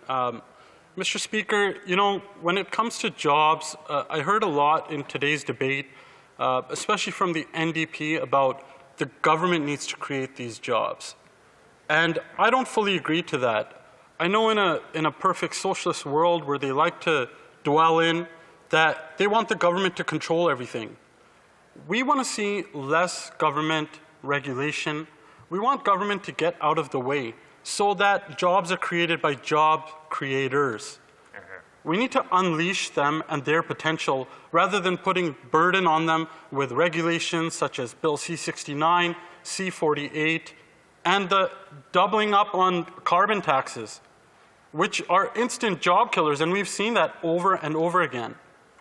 What we as conservatives want to see is that people carry on that entrepreneurial spirit. I came here with my family as an immigrant, and we had something called the Alberta Advantage when we moved here. And that helped enable me and my family to be able to grow and for me to be blessed to be in this house today. And I was a very successful and with fully, I can say with God's grace, a small business owner because we had less burden and less regulations. And today, I deal with many immigrants and they don't feel that Alberta Advantage is there, and neither do I, and neither do any Albertans anymore. Thank you, Mr. Speaker. Resuming debate, and the Honourable Parliament Secretary to the Minister of Natural Resources. Thank you, Mr. Speaker. We're pleased to be here. I was actually in the House today to open the House with all of you, so I was very pleased to be there, and I drove to Sudbury in the last 6 hours to make it back to the debate. And actually, I listened to the debate the whole way through. And so it was quite interesting to hear all the very interesting debate going back and forth. So I wanted to first acknowledge that right now I'm talking to you from the Robinson-Huron Treaty Territory of 1850. And from the traditional lands of the Atikamekw, Anishinaabeg, and the traditional lands of the Wahnapitae First Nation, as we say here, Miigwech. Tous les députés en cette Chambre partagent le même objectif, assurer que tous les Canadiennes et Canadiens restent sains et saufs pendant cette deuxième vague de la pandémie et d'avancer une relance économique de force où personne n'est oublié. Et notre détermination d'encourager cet rétablissement, est-ce que c'est ça qui nous rassemble ce soir? Nous reconnaissons que Keystone... Excusez-moi. Juste interrompre la députée brièvement. Je me demande si il souhaite pour partager son temps avec un autre député. Merci beaucoup, Monsieur le Président. Oui, certainement. Je suis très heureux de partager mon temps avec mon honorable collègue de Glengarry, Prescott Russell, qui partage mon temps avec moi ce soir. Merci encore, Monsieur le Président, de m'avoir accordé ou de me rappeler ça. Merci. Comme je disais, on reconnaît que Keystone XL a joué un rôle important dans cette relance, en créant des milliers d'emplois directs et indirects et assurant la sécurité énergétique de l'Amérique du Nord. As was said before by the Prime Minister, by the Minister of Natural Resources, we are deeply disappointed in President Biden's decision to revoke the project's construction permit. We're also concerned for the 1,000 workers being laid off as a result of this decision, and for the impacted communities, including Indigenous communities. The public record will plainly show, Mr. Speaker, that this government has supported Keystone XL since taking office in 2015, not just through public engagement, but through submissions in the regulatory process. It was one of the first issues the Prime Minister raised during his congratulatory call to President Joe Biden in November. We have continued to press our case with the incoming administration's top officials since then. In fact, our government and Alberta's worked shoulder to shoulder in the U.S. Capitol to appeal to the incoming administration to change their minds. But this was always going to be President Biden's decision. This is, after all, a huge infrastructure project on U.S. sovereign territory. And President Biden did make an election commitment. Monsieur le Président, beaucoup a été dit publiquement au sujet de la démocratie en relation de l'élection américaine. Voyons, ceci est la démocratie en action. Et cela nous laisse avec une seule option, de respecter la décision d'un nouveau président de tenir l'une de ses promesses électorales les mieux connues. While we accept this decision, we won't waver in our support for Canadian workers, and especially those in our 4 petroleum-producing provinces, British Columbia, Alberta, Saskatchewan, and Newfoundland and Labrador. But I think I need to remind members that Canada is still the single largest supplier of energy to the United States, contributing every single day to America's energy security and economic competitiveness. En ce moment, nous devons regarder en avant et non pas en arrière. Nous devons nous tenir debout et travailler avec la nouvelle administration afin de lutter contre la COVID-19 et confronter le péril des changements climatiques et de faire le tout possible pour assurer une relance durable pour tous. I believe the energy sector will and must play a vital role in this recovery. Despite the challenges of the past year, the sector remains a powerful national economic engine. Not to oversimplify it, but as a good friend to many of us in this house, the late Jim Prentice used to say, energy is our family business. It's something we're really good at. And because we're good at it, and because our petroleum industry innovations have led to extraordinary wealth, we've been able as a nation to fund schools and hospitals and many more infrastructure, support new infrastructure, generate jobs in remote communities, and advance Indigenous reconciliation. Right now, this part of our economy is struggling. People and communities are hurting through no fault of their own. The oil sector has been particularly hard hit by the double shock of an oil price war and a pandemic that shrank global demand through most of 2020. Our support included an injection of billions of dollars in much needed liquidity. We brought in a 75% wage subsidy that has helped support as many as 60,000 energy sector jobs in Alberta.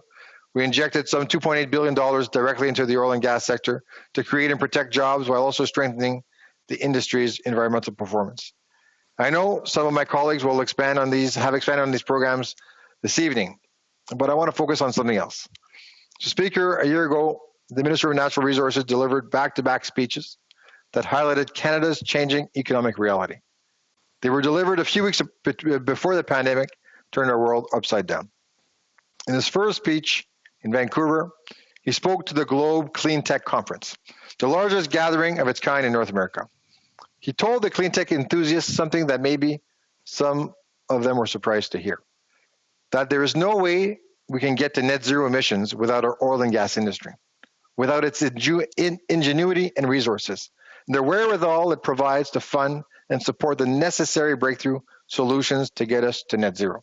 And then, the next day in Calgary, he delivered the opening remarks while co-hosting an innovation summit with his Alberta counterpart, Energy Minister Sonia Savage. In the heart of Canada's oil patch, he told an audience of petroleum industry executives that there is no future for them that does not include getting to net zero. These messages, Mr. Speaker, are two sides of the same coin. And it's the same two-sided coin that applies to all of Canada's industries, not just energy, but mining and forestry, manufacturing, transportation, and every other part of our economy. Because Canada's executives, including those in the oil patch, recognize that investors from around the world are making clear choices. Ils investissent leur argent dans des entreprises, industries et des juridictions qui prennent les changements climatiques sérieusement. Et ils cèdent leur investissement de ceux qui, à leur avis, n'agissent pas suffisamment contre les changements climatiques. And this recognition crosses party and jurisdictional lines. It was just last October that Premier Jason Kenney told his party's faithful that Alberta could no longer stick its head in the ground or pretend that the aspirations behind the Paris Agreement are not hugely influential in how capital is allocated and how market access decisions are made. So, Mr. Speaker, I think there's a growing consensus that we have to follow this global trend. Fortunately, Canada is ideally positioned to get there and to lead the way, because energy is one of our greatest strengths. We've been blessed with a diversity of energy assets that makes us the envy of the world. We're the world's 4th largest producer of oil and 6th largest producer of gas. And these companies have for years been the largest source of green tech investment in Canada, pouring money into research to reduce their own emissions and emission intensity while also diversifying into low or non-carbon sectors.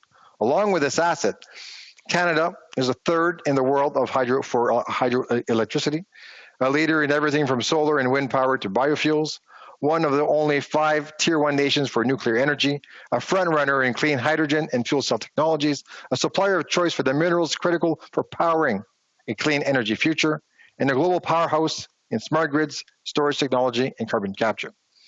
All of these world-class energy assets combine to give us a natural advantage during this energy transition, to power our cities, heat our homes, transport our citizens, and produce tomorrow's goods and services.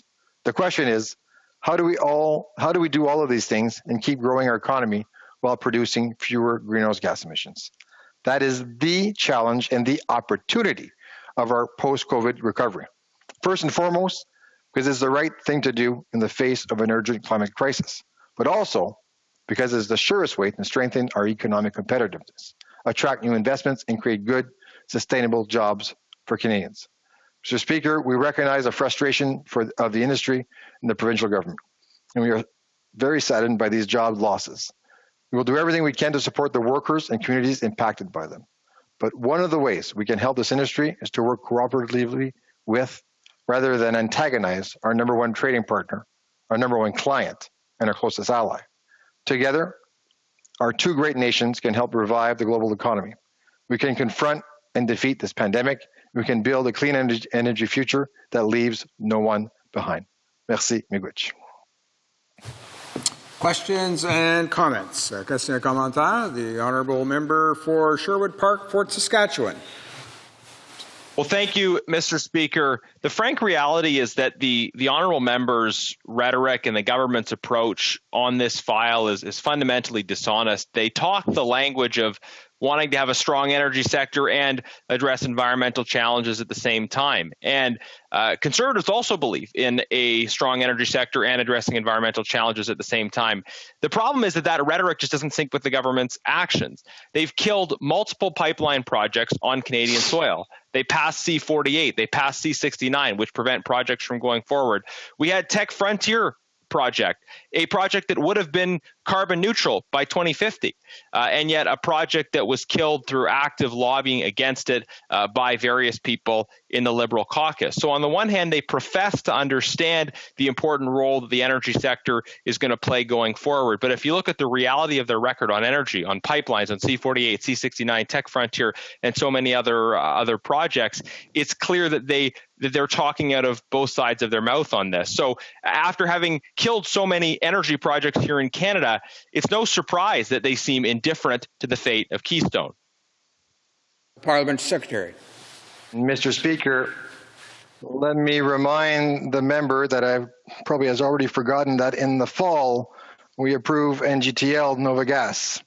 And before that, the Conservatives never asked for an emergency debate to celebrate the Trans Mountain Pipeline that was finally going forward. No emergency debate on that success. As well on LNG pipeline. $1.5 billion. And then, Mr. Speaker. Order. Thank you. Order.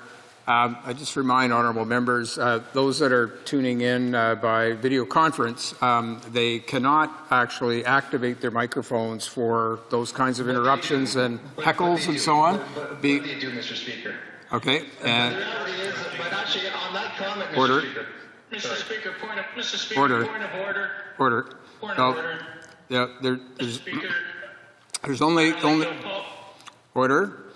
There's only one member permitted to speak at a time, and when the speaker has arisen and is addressing the House, Members have to just stand down and wait till I finish what I've had to say. And I just remind honourable members that when they're participating online, they cannot activate their microphones for the purposes of so-called heckling, because when they do so, it essentially overrides the microphone and the audio from the member who has been recognized by the chair and who has the floor. So I'd ask honourable members not to do that. If they wish to make a point of order, that's something different, and that's why they are able to activate their microphones. We leave that option open for them, but it is not there for heckling in the way that they would, for example, if they were participating in person. So I hope that's understood. Now, the honourable member for Souris Moose Mountain was raising a point of order as well. I'll let him go ahead at this time. Thank you, Mr. Speaker. And I'm using a Surface Pro, and I apologize. I do not know how. I was not intentionally trying to interrupt, and I do apologize for that. I do not know how my microphone came on, but I will apologize for that. And whether I hollered too loud, which turned it on, I do not know, but I apologize.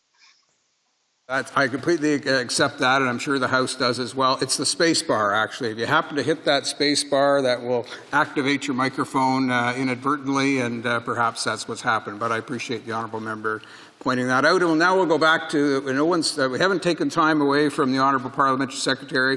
We'll let him go back and finish his comment, and then we'll continue with questions and comments. The honourable parliamentary secretary. Thank you, Mr. Speaker. And as I was saying, we talked about Trans Mountain Pipeline, and then certainly the LNG Canada pipeline going through British Columbia, as well as certainly as the investments that we made to clean up the abandoned oil and gas wells in Alberta throughout the pandemic of $1.7 billion. There are many projects that we have invested in Alberta and to support jobs in Alberta and Saskatchewan, and we will continue to do so. Thank you, Mr. Speaker. Questions and comments? The honourable member, let's go to the honourable member for South Okanagan, West Kootenay. Well, thank you, Mr. Speaker, and I'd like to thank the Parliamentary Secretary for his speech. He talked a lot about getting to net zero, which I applaud. I think I hope we all agree that is something that we really have to do. But I'd like to remind him that the Canada Energy Regulator report before Christmas pointed out that if we even do a moderate amount of work to meet our Paris targets to fight climate change, and this doesn't include getting to net zero, they didn't go that far, but the Canada Energy Regulator said that if we do that, we would only need one of these three big pipeline expansion projects. And since Line 3 is scheduled to come on later this year, that means Keystone XL wouldn't be needed. That means Trans Mountain expansion wouldn't be needed. We wouldn't need any more oil by rail expansion. And so I'm a bit confused as to why his minister said this was an existential threat to the Canadian economy or something along those lines. This is an opportunity for us to go to the United States, and instead of pleading with Joe Biden to give permission for this pipeline, to really negotiate with the United States about getting involved with their very bold plans to fight climate action and benefit Canadian industries across the country. Secretary.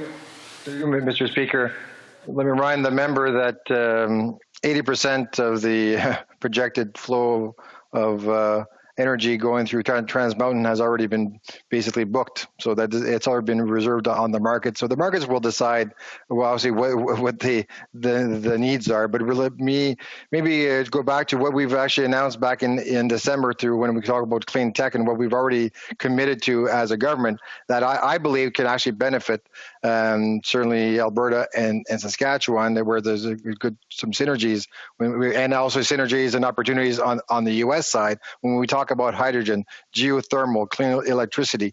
There are many options that there's a lot of commonalities that could support great paying jobs, I believe, in Alberta and Saskatchewan. So I believe we need to focus on the opportunities that exist as well. But let me remind also the member, again, the market forces, if there's a need for oil and gas, the markets will decide. Merci, Mr. President. Reprise de débat. La députée de Glengarry, Prescott Russell.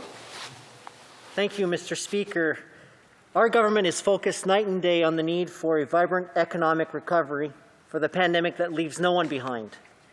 And that's why we were both disappointed and saddened with President Biden's decision to revoke the Keystone XL project's permit the day he was inaugurated. Disappointed that our efforts, frequently working shoulder to shoulder with the government of Alberta, didn't succeed. And saddened for the thousands of workers being laid off. This will hurt many Canadians' communities, including Indigenous communities. We will continue to work on their behalf to ensure they are part of Canada's recovery. I must shift now to a key point in this debate. It needs to be said that the Keystone XL project has been a priority for our government since we took office 5 years ago. It was amongst the top issue the Prime Minister raised in his first conversation with then President-elect Biden right after the U.S. election. And we kept pushing our position with high-level officials in the new administration leading up to January 20. That underscores this government's determination to support the people and communities in this sector as we strive towards our Paris climate targets.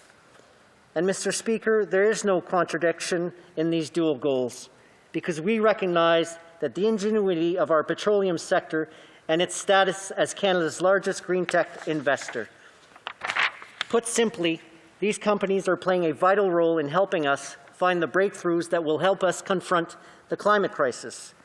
That's why the industry and the individuals and communities depending on it figured so prominently in our government's unprecedented COVID-19's economic response plan, including an injection of billions of dollars in much-needed liquidity for the industry, and the introduction of a 75% wage subsidy that has helped to support as many as 60,000 oil and gas jobs in Alberta. Canadians saw this support when we announced two key components of the COVID-19 package last April. First, we earmarked more than $1.7 billion to clean up orphan and inactive oil and gas wells in Alberta, Saskatchewan, and British Columbia. It wasn't just an investment aimed at improving the oil patch environmental performance. It is also creating thousands of jobs when and where they are needed most. Second, we created a new $750 million fund to reduce the industry's greenhouse gases, and in particular, methane emissions, which can be over 80 times more potent than carbon dioxide. This new emissions reduction fund includes $75 million specifically set aside for the Newfoundland and Labrador offshore industry. And we've already boasted that the investment with another $320 million to support upgrades to existing offshore infrastructure, environmental services, and clean technology.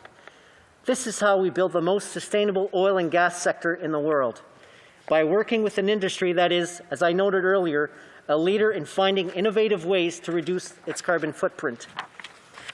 Petroleum companies routinely account for more than 70% of all private sector investment in R&D, or more than $1 billion each and every year. The Government of Canada is certainly part of that push.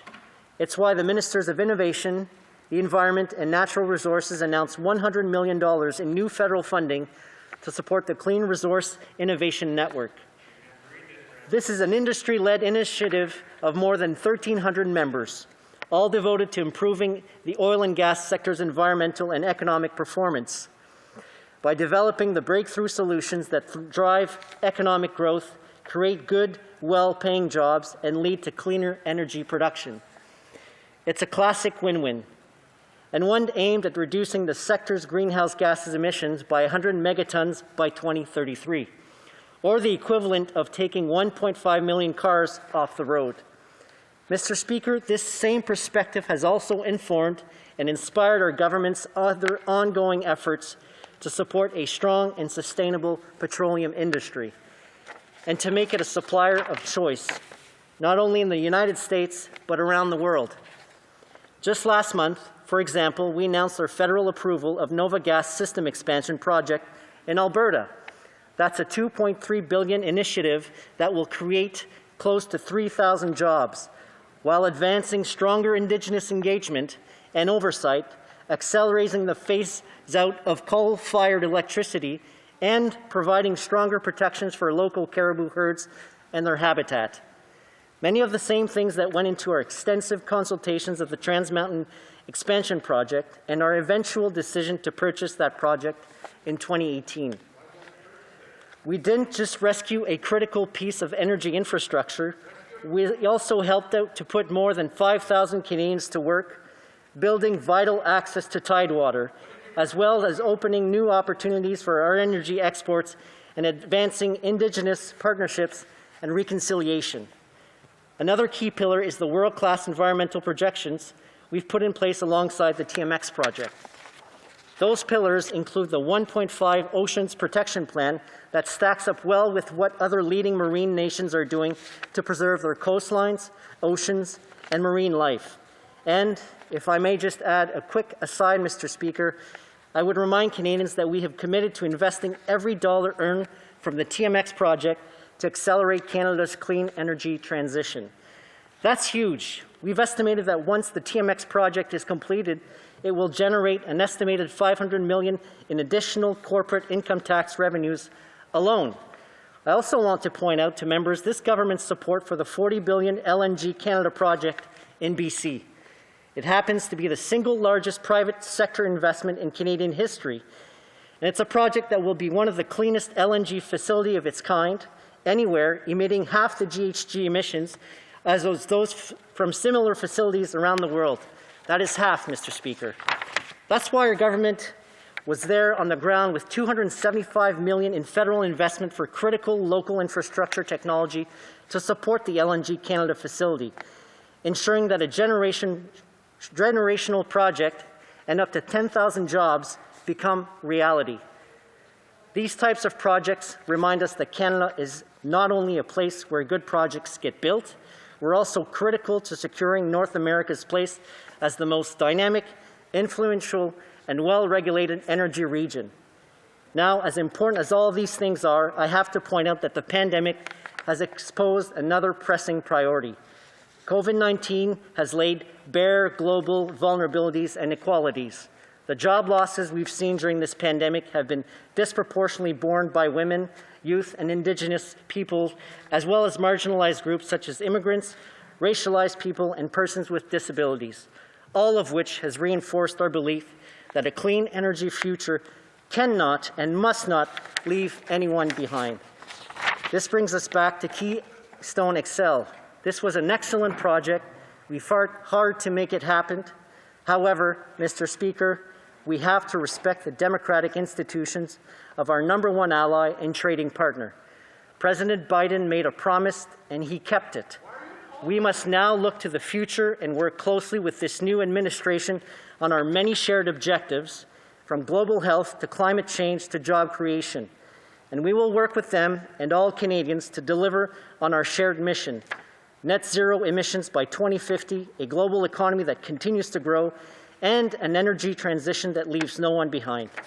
Thank you, Mr. Speaker.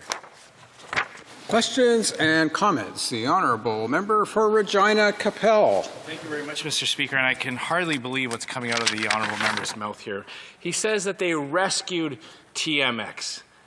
What did they rescue TMX from exactly? From their own government's abysmal policies. It was his government's imposition of the carbon tax, of Bill C-69 and Bill C-48, and all the regulatory uncertainty that scared away the investment. And they act as if it's something to be proud of. That for the first time in Canadian history, the government had to buy a pipeline in order to get it built. That is a damning indictment of this government's record when it comes to the energy sector. And why is the Liberal Party, why is this Prime Minister so quick to make apologies for the US President? But we shouldn't be surprised. They couldn't stand up to Donald Trump during NAFTA, and now they can't stand up to President Biden on Keystone. They are making apologies for the fact that on day one, this US President signs the executive order to kill Keystone XL, which hurts employment both in Canada and the US, hurts Indigenous opportunities, as well as opportunities for everyone else. And they are so quick to apologize. Why is it that this government has such a hard time standing up to American presidents. They drove away investment. They drove jobs and opportunity to the United States. They backed down on NAFTA under President Trump, and now they cave like a bad hand in poker, Mr. Speaker, before they even try. Why is this government so constantly backing down to American presidents? Member for Glengarry, Prescott Russell. Mr. Speaker, I have an 18-month-old child at home, and sometimes he kicks and screams because he's not happy with decisions, but it's not a strategy to inform me or influence me on the decisions that is best for him. And I've heard that the particular member has been kicking and screaming for the last 3 years that he's been leader of the opposition, and now we have a new leader of the opposition, but he seems to be adapting the same strategy. I don't see how kicking and screaming is going to help us build more pipelines. And Section 35, perhaps the member should take notice of Section 35 and our duty to consult with Indigenous people, something that he completely omitted in his platform in 2019. No pipelines are going to get built in Canada if we don't consult with our Indigenous people. And the question I have for him, knowing that President Biden is going to be in power for the next 4 years, is kicking and screaming really the good strategy to adapt here? Questions and comments. The Honourable Member for Victoria. Thank you, Mr. Speaker. The member clearly articulated how the Liberals have been pushing for betting on these pipelines. He said there's no contradiction with climate action, but Canada's own independent energy regulator says the oil sands won't need Keystone XL or Trans Mountain expansion if the government passes promised climate legislation. Oil and gas workers are struggling. 50,000 workers lost their jobs since 2014. But instead of implementing the kind of just transition that would support workers, families, and communities with training and low carbon jobs for the future, the Liberals keep making empty promises on the climate and cheerleading or buying risky pipeline projects. If the Liberal Party or the Conservative Party, if they truly cared about communities and workers across Canada, wouldn't they be investing in a just transition, not sometime down the road, now, to diversify our economy and create low-carbon jobs? Honourable Member for Glengarry, Prescott Russell. Well, Mr. Speaker, I would invite the honourable member to look at the plan that the Minister of Environment has presented to Canadians just before the holiday season. We know that we'll be putting a price on pollution at $170 per ton by 2030, and we are already electrifying the roads of Canada to allow electric vehicles to be able to go from one city to another. So I think we have a strong and robust plan, but at the same time, I think it's unrealistic to say that we can suddenly shut off all the oil pipes everywhere in the world thinking that the transition will happen tomorrow morning. I think we have to be more realistic in the approach that we propose to Canadians, and I have full confidence in the Prime Minister and our Minister of Environment to propose that plan. Thank you. Alors, comme il est minuit, je déclare la motion adoptée. La Chambre demeure donc ajournée jusqu'à plus tard aujourd'hui, à 10 heures, conformément à l'article 24.1 du règlement.